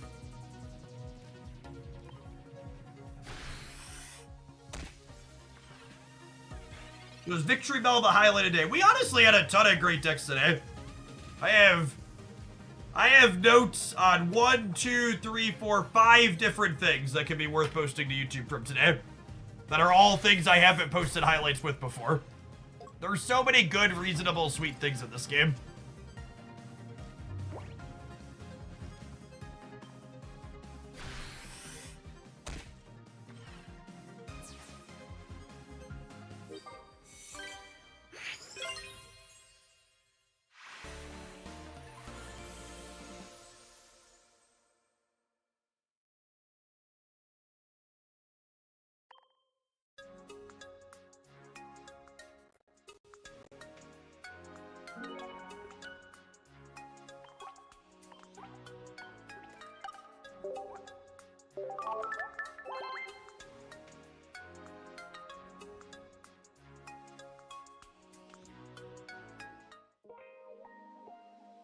I opened up Marvel Staff today to do Conquest at back-to-back Galactus and turned my game off. I don't think it's a coincidence that it was both patch and new card day, and the top person currently streaming Marvel Staff has less than 600 viewers.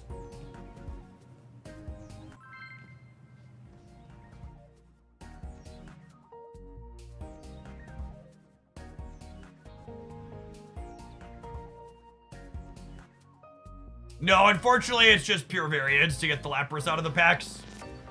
Which feels bad. I definitely wish there was a pity timer of some sort, 1 per 10 or 20.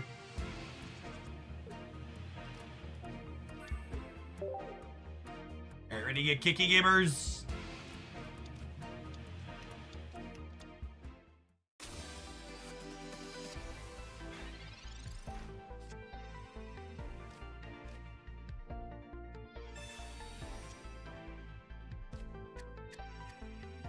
Looking for a Pidgey. Looking for a Pidgey.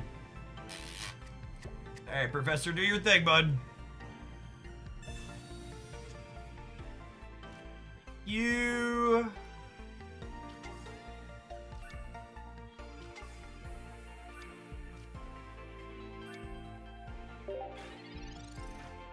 Our wonderful little animations there. And we have X Speed and Pidgeotto here.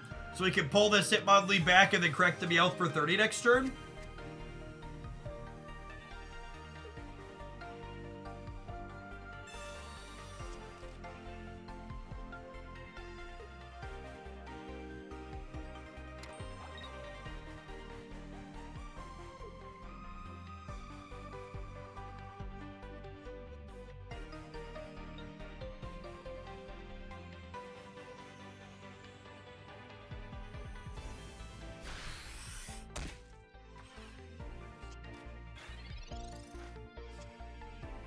Holy, that's a lovely curve.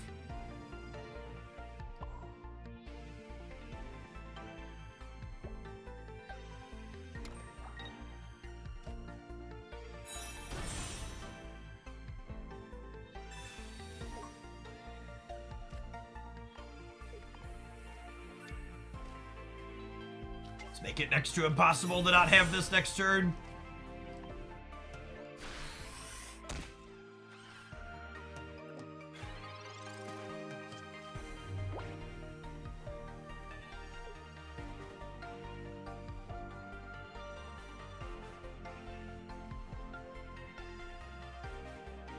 Hey, Evil! Thanks for the 15 months. Life is good.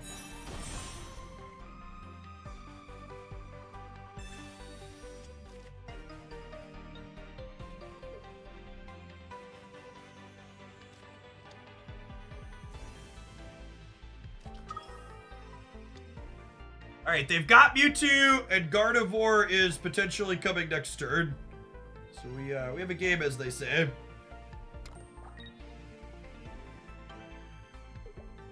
Their bench is nice and full to make my Pidgeotto's upside be minimal as well.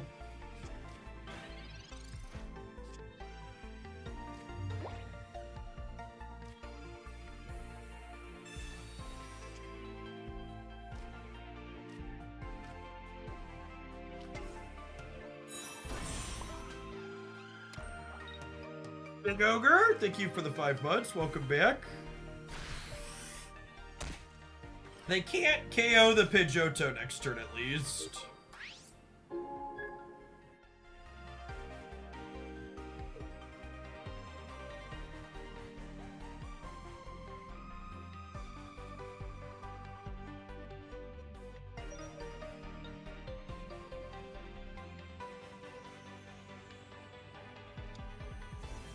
I don't think driving off in that spot puts them in a remotely awkward spot at all. They just put the routes up and we knock that out instead of the Meowth.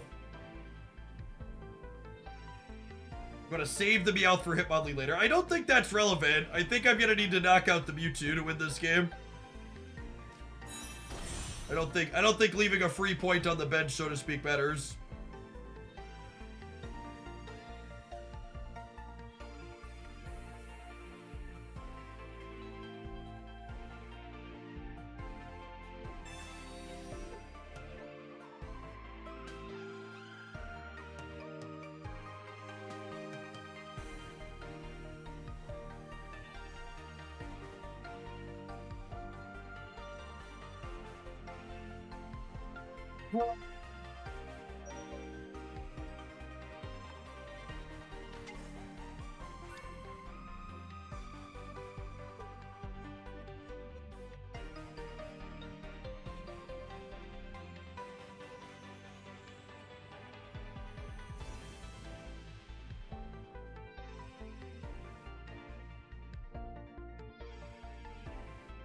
You're doing a YouTube pocket review, like a general review of the game?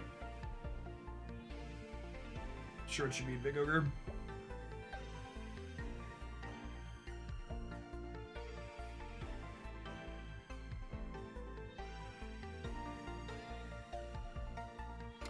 I did an early one of those during the soft launch.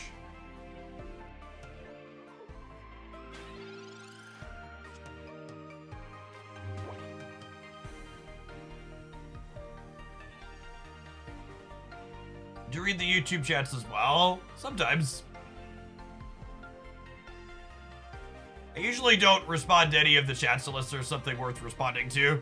Like when people say hey or howdy, I don't usually respond to those. Usually there's enough else going on to talk about.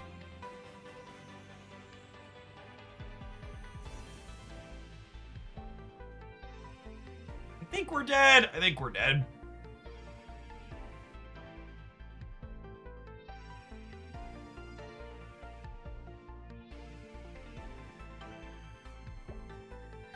I guess I put energies on here and we just try it. We hit it with the motoring. Is the line.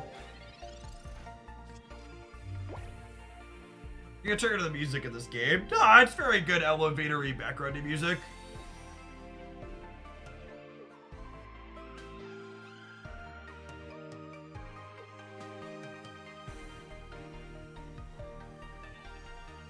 I suppose if they play Gardevoir here, they can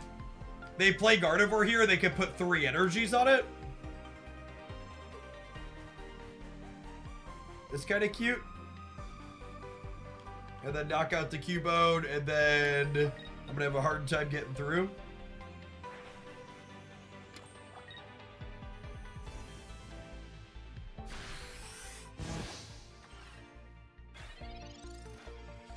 Victory Bell, Arbok, Keg. Could that work? I don't know, but I kind of want to try it now that you mentioned it. Alright, I think we're out to win this game. It's just hitting our 25%er here, so I'm going to retreat this back. I'm going to Giovanni clear this Krylia. They're going to Mewtwo clear the bird, and then I'm going to Marowak EX them for the win. It's all about the confidence. Hey, thanks, Airblender. Hey, there's a ton of great things to poke at in this game. No reason to sit and play Misty or Pikachu all day.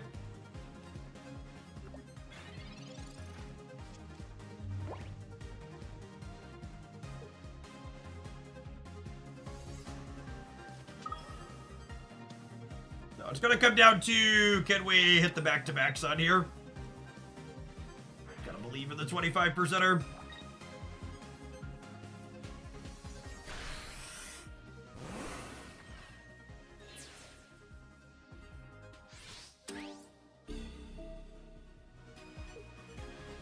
Thanks, Little Hill.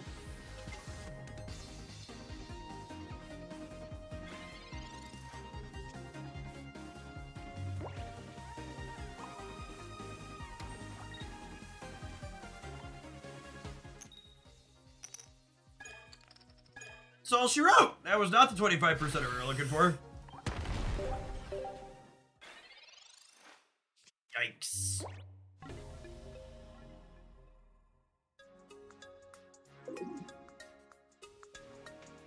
We hit a 25%er. Just not the one we wanted.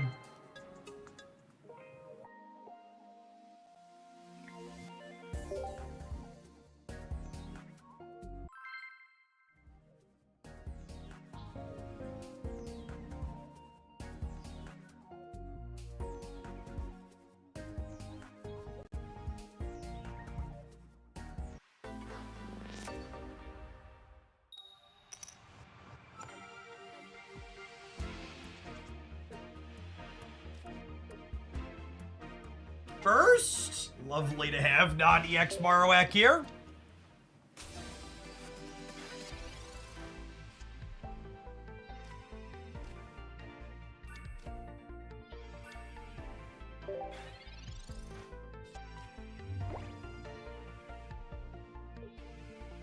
Jam, they have a 60 hit point starter, not a 50.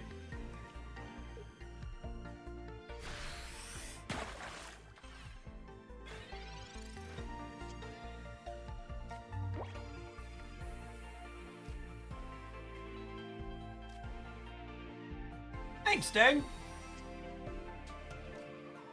Cubone is a great pickup too with the Marowak EX chilling in hand.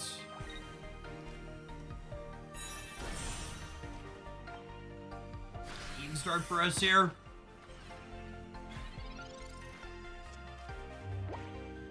Does the XP you get for winning PvP battles have a cap on it? I don't believe so. But the amount of XP you need to level up increases the more levels you get. So it kind of has diminishing returns in a way.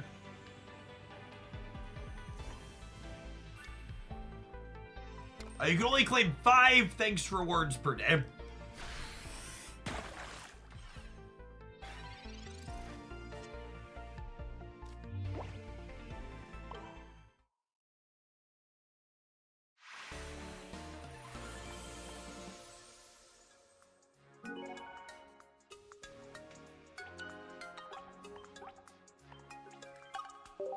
One basic, been there, done that. Is the premium pass worth it? Nothing you can spend money on in Pokemon Pocket is worth it. You're literally spending money for pixels. That being said, if you're someone who's into spending money on pixels, the premium pass is the best ratio of money for pixels you're gonna find in Pokemon Pocket.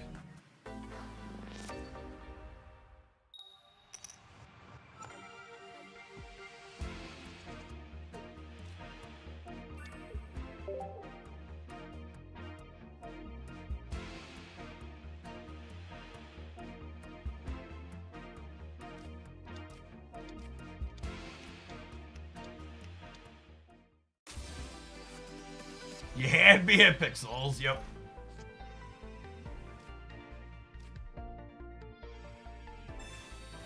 Research before I Pokeball, because I would ideally like to get 2 basics here. Rip.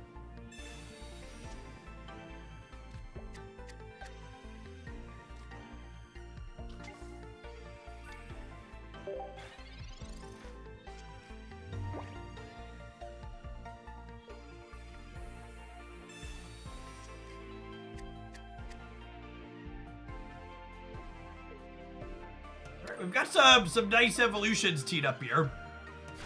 I'd like to draw another basic to play around Sabrina. That's nice.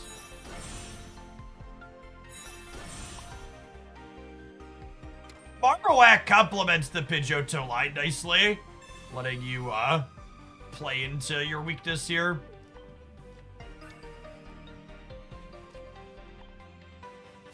Time to bone him, chat.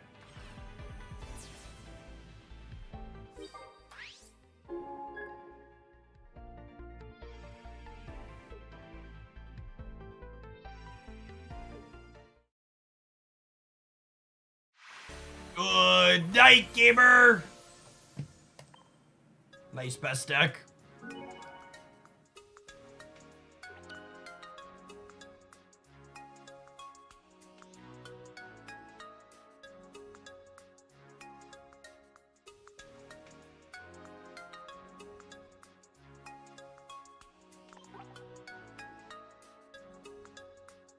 Play Snap today. We'll play Snap on Thursday if they have a good OTA. The patch today did nothing, and the new card today probably does nothing. Alright, let's throw the deck list for this one up on screen while we run some ads. We're going to play some more of it when we get back. Thanks for hanging out. Don't go anywhere.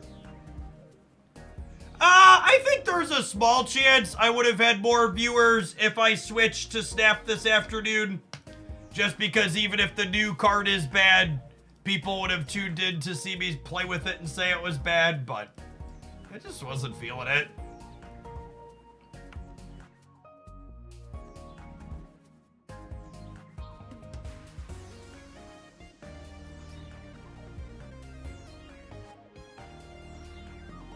The last OTA landed at like 1 o'clock my time.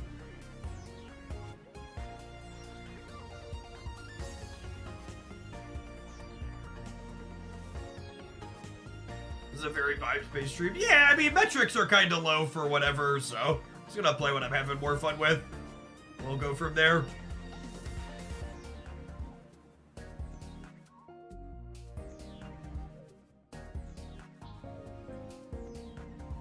Well, there's only one regular Marowak in here. We've been very good at drawing it. Yeah, I think if you're missing second EX, playing a regular Marowak's fine. Honestly, it might even be better to have 2 regular ones. The regular one's been real good so far today.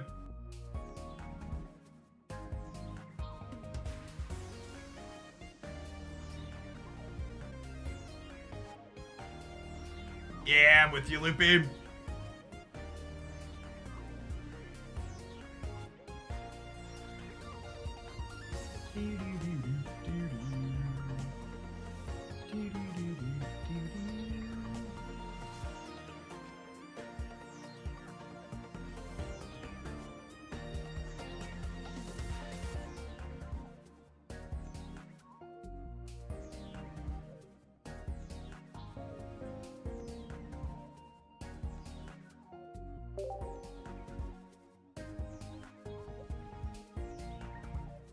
What if, How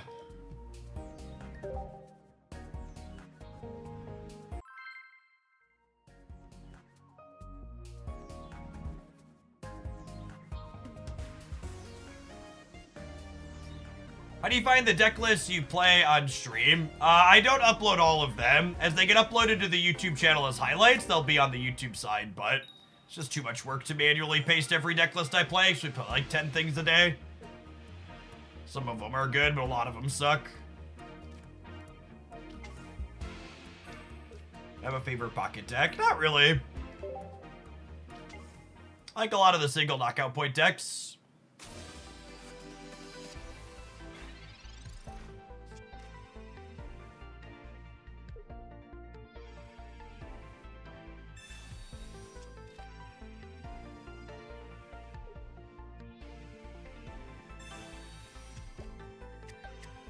To growl at the Zapdos and then curve right into full-out Marowak.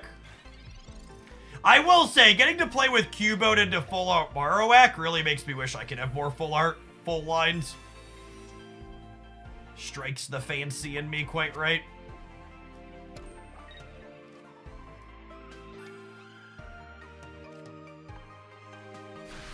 I don't expect a real PC client for this game anytime soon, but I think a Switch client would be sweet. I think with the Link a Nintendo account, that's more likely than PC.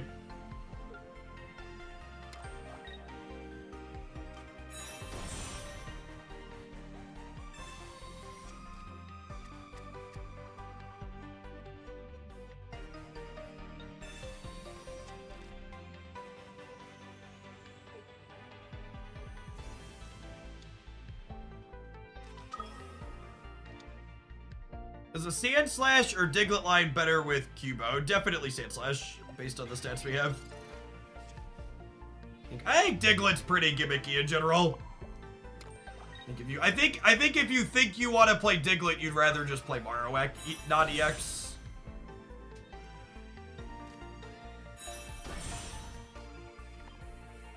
Surprised they put the energy on the Zapdos, given that I growled them. Welcome to the Bone Zone, birdie.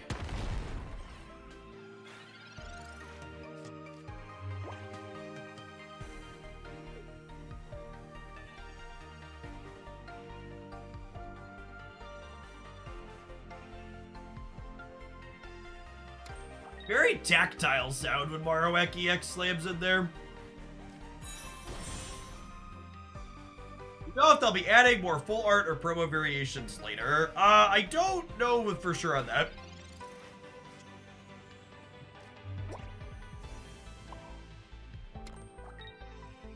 Marowak EX while going second in the Pikachu matchup seems pretty good. Does local man about to flip 2 tails? Sometimes lucky, rubber ducky. And then with the Pidgeotto teed up here, we could gust away this Pikachu and knock out anything in the back line in one, yeah?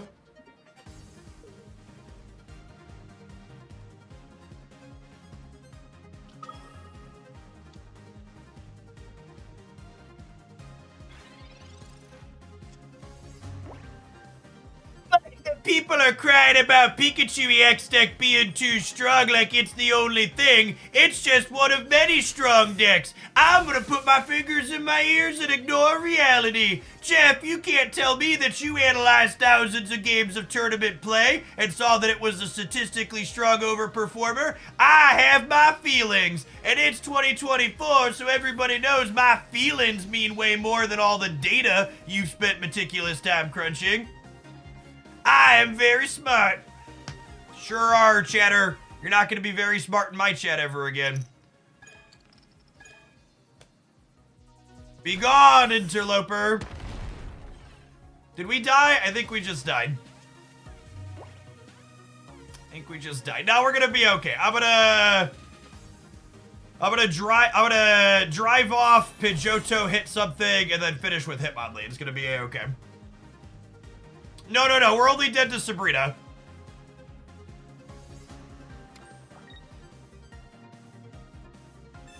If they don't have Sabrina, we live. Which, they haven't played one of those yet, so there's a good chance they have it, but...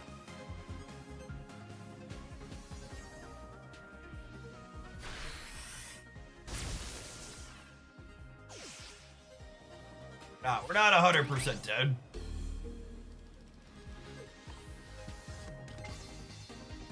I'm only mostly dead.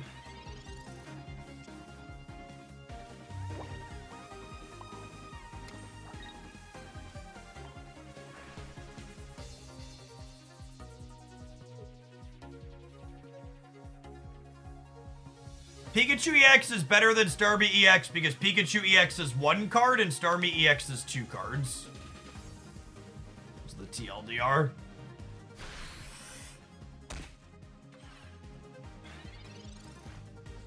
Hey, what's going on, Hellion? I'm having a lot of fun with Pokemon as well.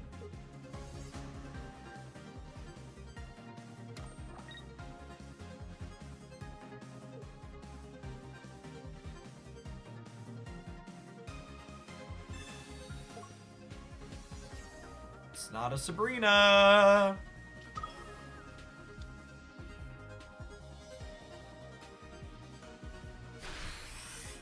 Got him. Sweet. Look at that. Recovered from our 75% miss, huh?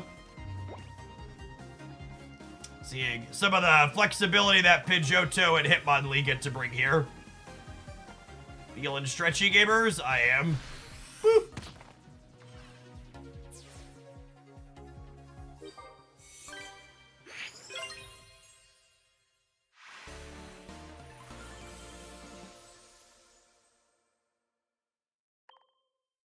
The long leg of the law.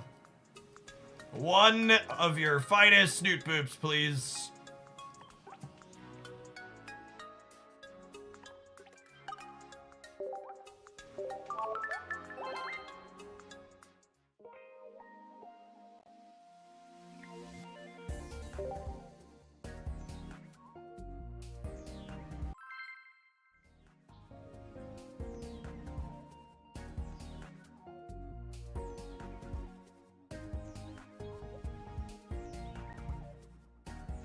I think Starmie is a very good card. I think there's a chance Starmie is more playable than its stats imply because too many people are playing it with Misty when they don't need to. But I also think the Pikachu deck is demonstratedly very good in tournament play. Which Pokemon would you be excited for in a future set? I hope one of the next 2 sets is a Johto set. There's notably no Gen 2s in this first base set. I'm hoping that's because they're saving them for the first expansion. Give me Scizor, Heracross, Steelix, Crobat. So many good fun fan favorites. I really like Misty, Starmie, Greninja. I think is real solid.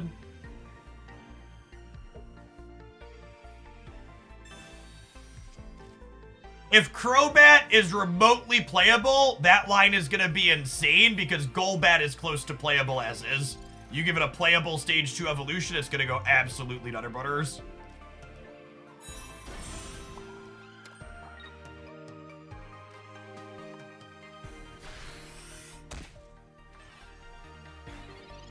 Are mods allowed to clear unbanned requests that seem sincere? Definitely. As long as they were banned for being a gamer and not a fascist, you can go ahead and set them free if they're reasonable. Crobat EX. Oh, yeah. Why not both? Give me an EX and a regular.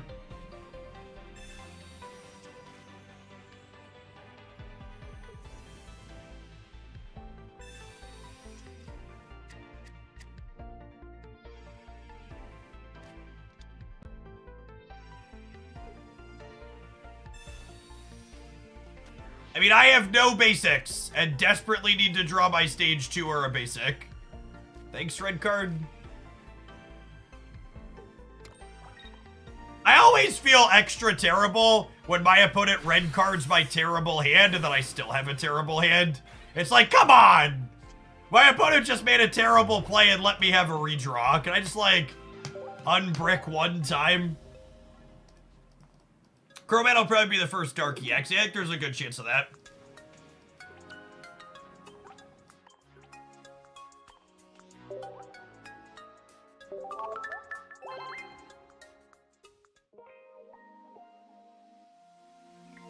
Poliwrath is not a competitive card, no.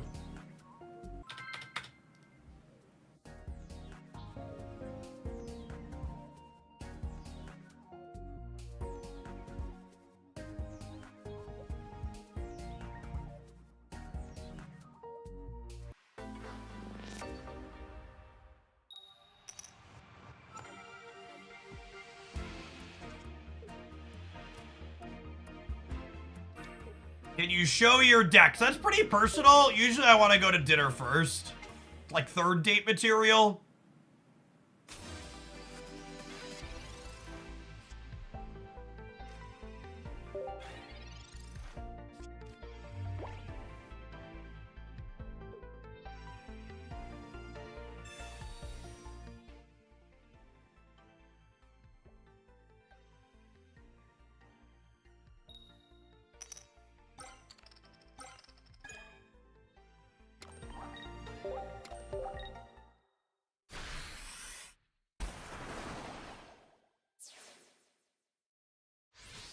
Out of curiosity, why the Pidgey line, I'm new here? I mean, do you think being new here excuses you for asking lazy questions? What should I play instead?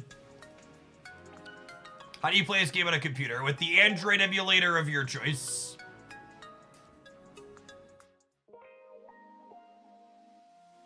In general, I would prefer you form a logical argument for telling me why I shouldn't do something, rather than me telling you why my thing is good. If you think the thing I'm doing is wrong and bad, make an argument for it. Otherwise, we're just kind of trying stuff.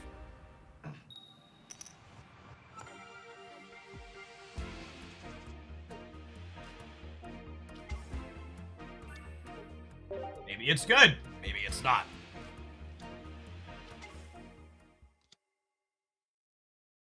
Sure, but if there's not a strong argument for why it's bad to do, maybe it's worth trying. Maybe at the end of the set, we'll be like, yeah, that's kind of bad. We wouldn't do that again. I think too often people write things off as being theoretically bad without playing any games with it. And that's one of the reasons why we don't see people work on or innovate things in card games.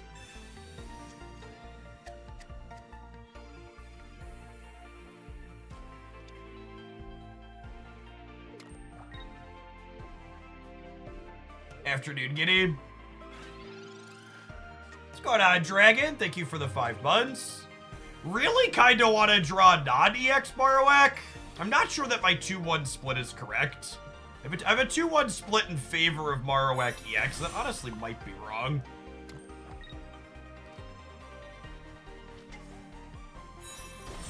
They're missing bench Pokemon. Should be good enough here.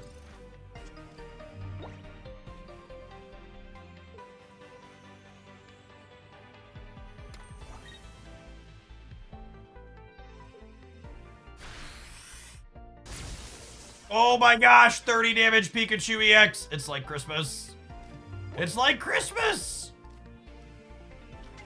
Alright, Pika, welcome to the Bone Zone, buddy.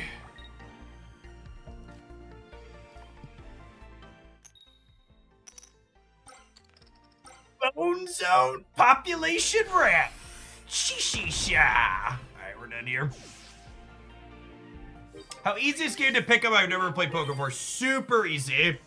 I'd recommend just giving the app an install on your mobile device, and they have really good tutorials that walk you through the basics. Very similar to Snap, the basics are super easy to pick up, while there's also a good bit of depth too to get it in Master.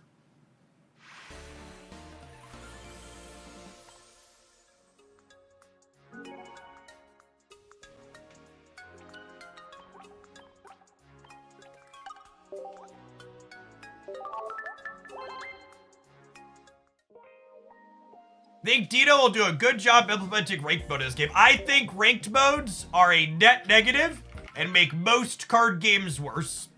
And if you want a fuller, detailed explanation of why I think that is, check out this YouTube video here. I hope Dina never implements ranked in Pokemon Pocket.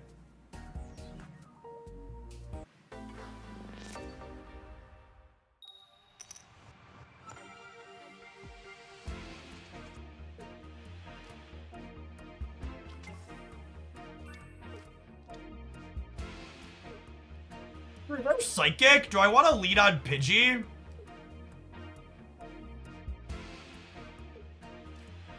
I want to lead on Pidgey. Try and hit my stage 2 on curve with the research.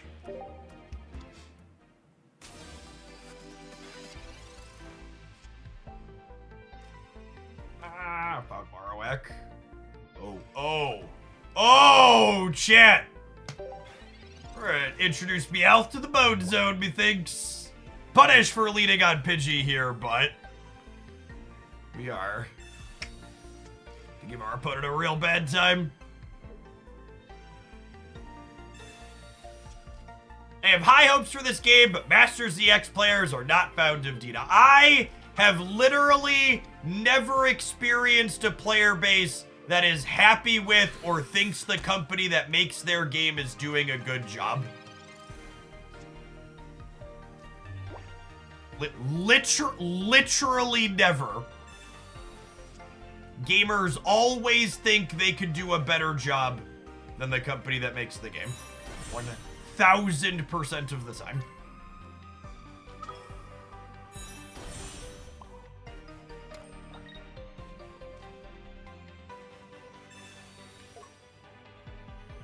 I know you said you're waiting for a Johto expansion, but how about Honed? As someone who grew up playing the Gen 2 Game Boy Color games, all Pokemon past 251 are Zoomer Pokemon and are mostly made up.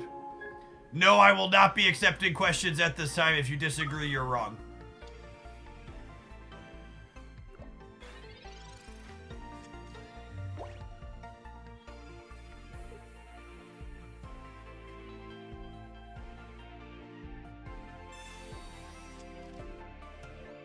Except for Alolan Sandshrew. Alolan Sandshrew is a Gen 1 Pokemon, chat.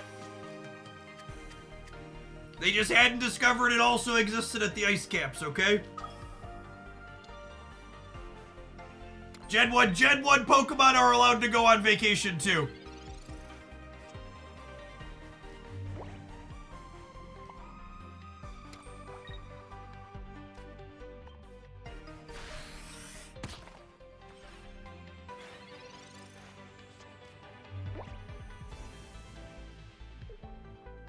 Yeah, like Sirfetch'd, honorary Gen 1 Pokemon evolves from a Gen 1 Pokemon. Okay.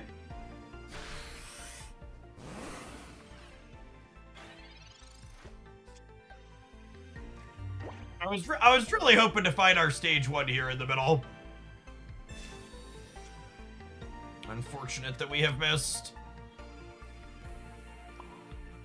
I think this is a retreat this, put up this one, so that way they can't knock this out and then be ready to charge up on this the following turn. This plays around potion. We'd also just show them the Bone Zone and win on the spot! Welcome to the Bone Zone! Got him!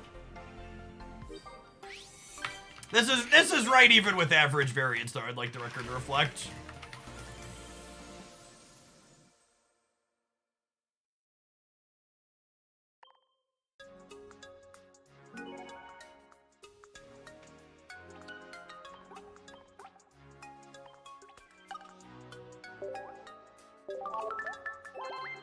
Get whacked.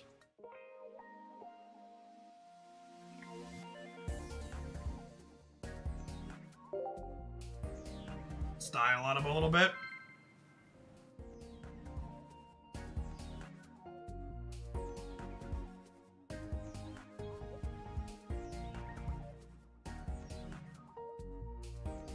Yeah, I think in client tournaments for Pocket would be sweet. Tournaments are both a lot more skill testing and less psychological hooks.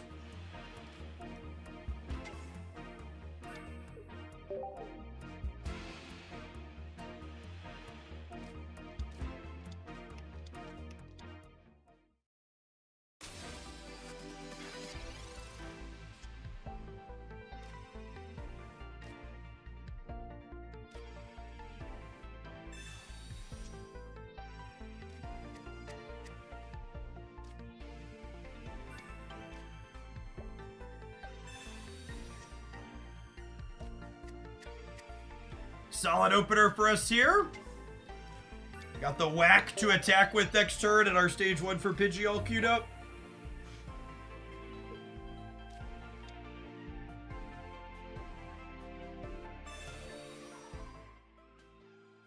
Does any of it matter? We get to play a game! Yay! We get to play a game! I just downloaded this game a couple of days ago. Any tips on how to build up your collection? With the most powerful card in mobile gaming, your credit card, you too can have access to every card in Pokemon Pocket.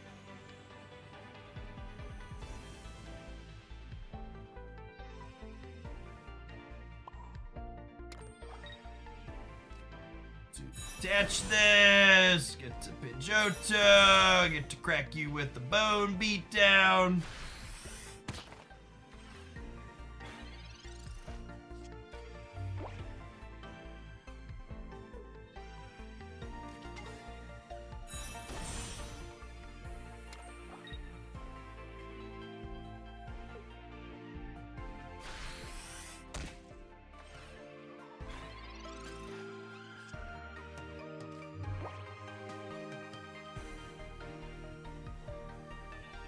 Tough spot.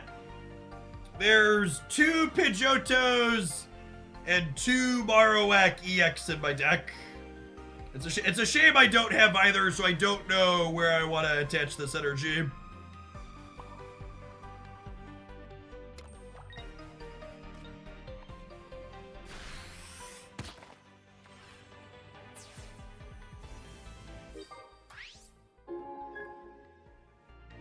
I think the best pack to open to start is generally Charizard packs.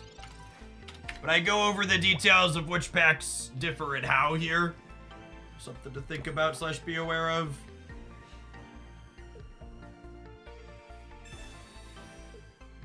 Oh, wow.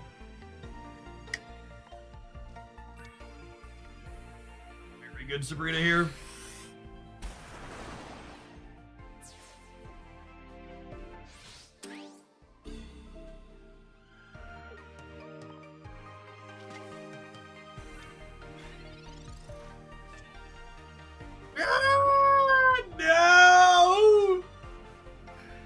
Imagine losing a 50-50. Couldn't be me. Couldn't be me, gamers.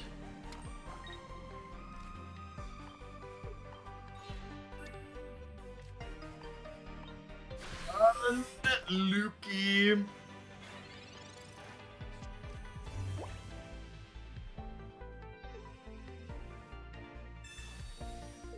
That'll do, pig. That'll do.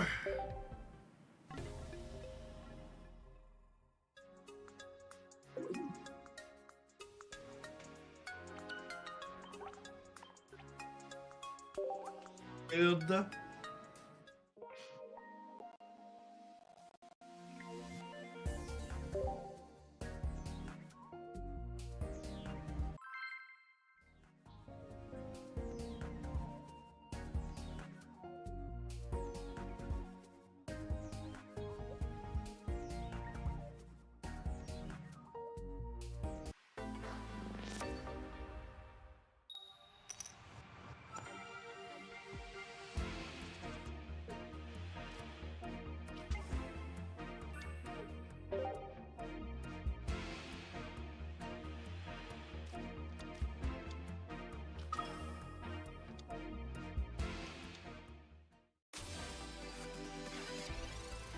First energy advantage seems like a big deal here. We find the Marowak EX on curve. We get to clean this Mewtwo out really nicely on average. That'll do, pig. That'll do.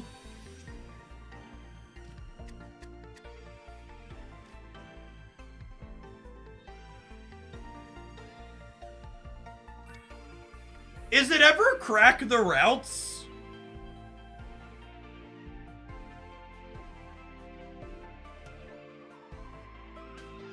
Is it ever crack the routes?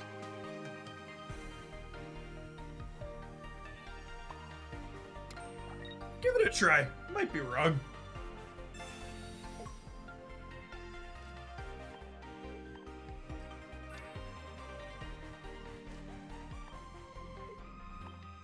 Kick the baby. They have 2 evolutions and 2 potions typically here to make us sad.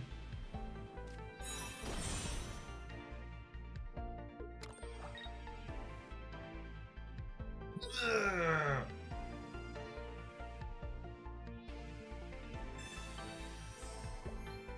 Oh my gosh, they have both.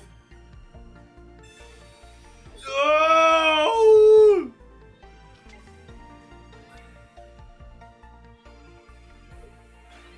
Imagine having it all.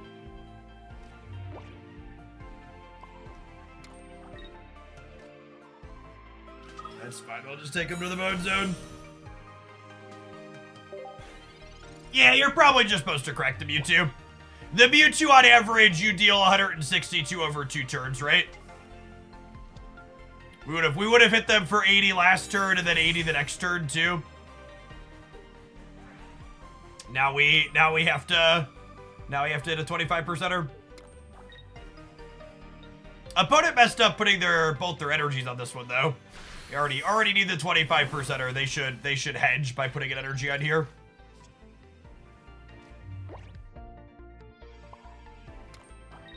Tails doesn't exist. Not on my Marowak. Unlucky. Unlucky! Womp womp.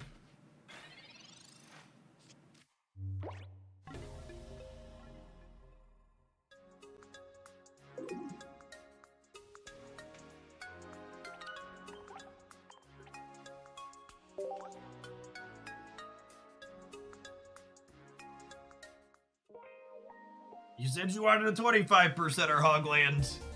Here's your 25%er. My little Twitch tracker here says we've had almost 150 new follows today. Appreciate everybody dropping in from the pocket category and deciding to stick around. If you're someone who's new and you haven't done so already, consider tapping the follow button and coming back again sometime.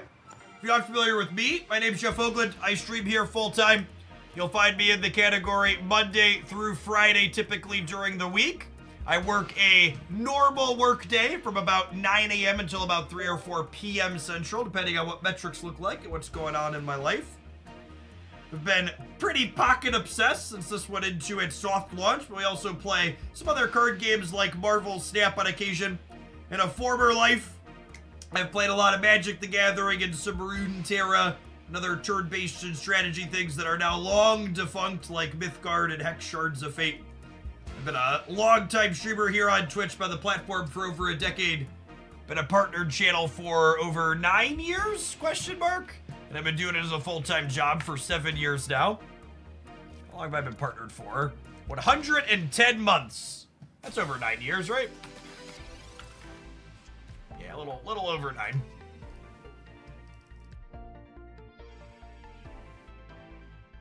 Is Mythgard dead? I think Mythgard servers are technically still on, but it got like sold to another company.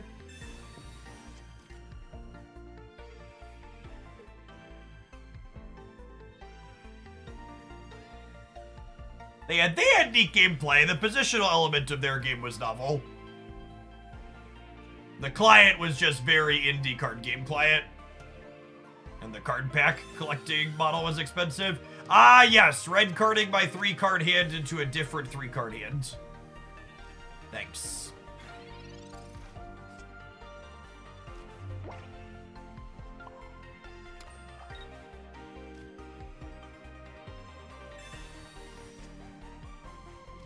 Oh, if this is the Machamp deck from the tournament, they're actually a 2 red card deck.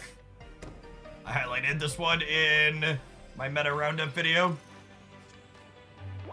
My hand had bad vibes, yep.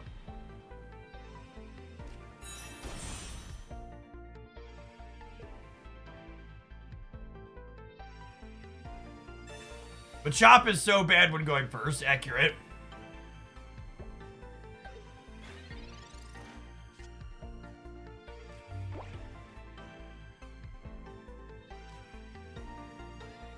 Looking for an EX here.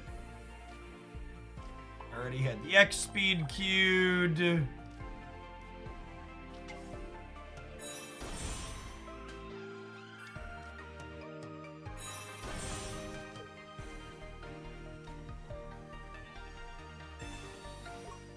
The reason for red card being so common, the average gamer is really bad at statistics and game theory.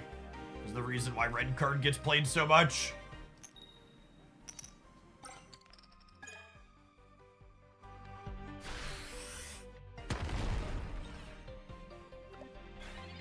I think a lot of people, even on the more competitive side in Pocket, have experience playing regular Pokemon TCG as well.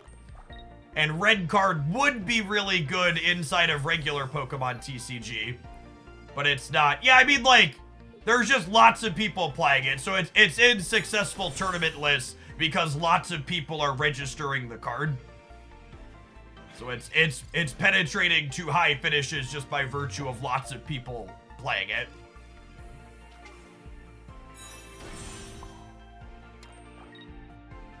The small deck sizes make it really atrocious, though.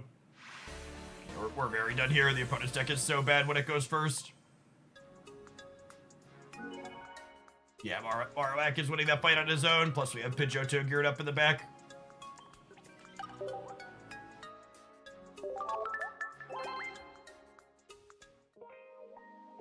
All right, gamers. It's almost 3 o'clock. So in an effort to try and strike an appropriate work-life balance, I'm going to call it a day after about 7 hours. I'd like to give one more shout out to our sponsor, the Extra Smart Wallet.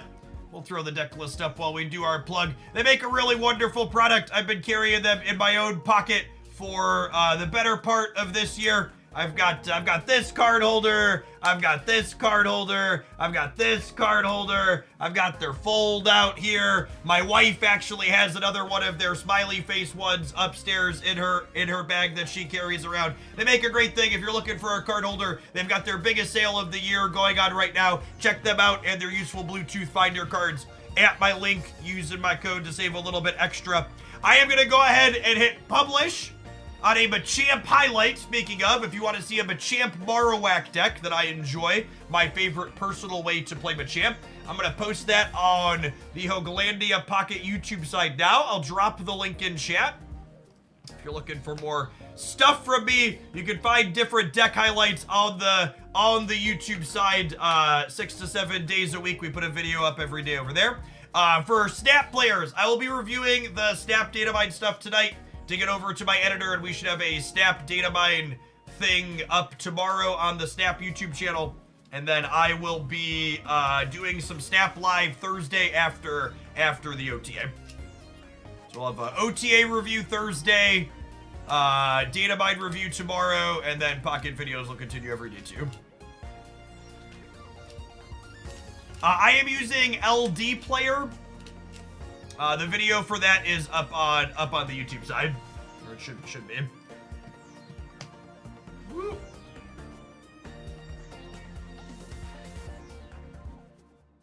Chat, but any Android emulator will do. LD Player is the one I'm using. Peace, folks.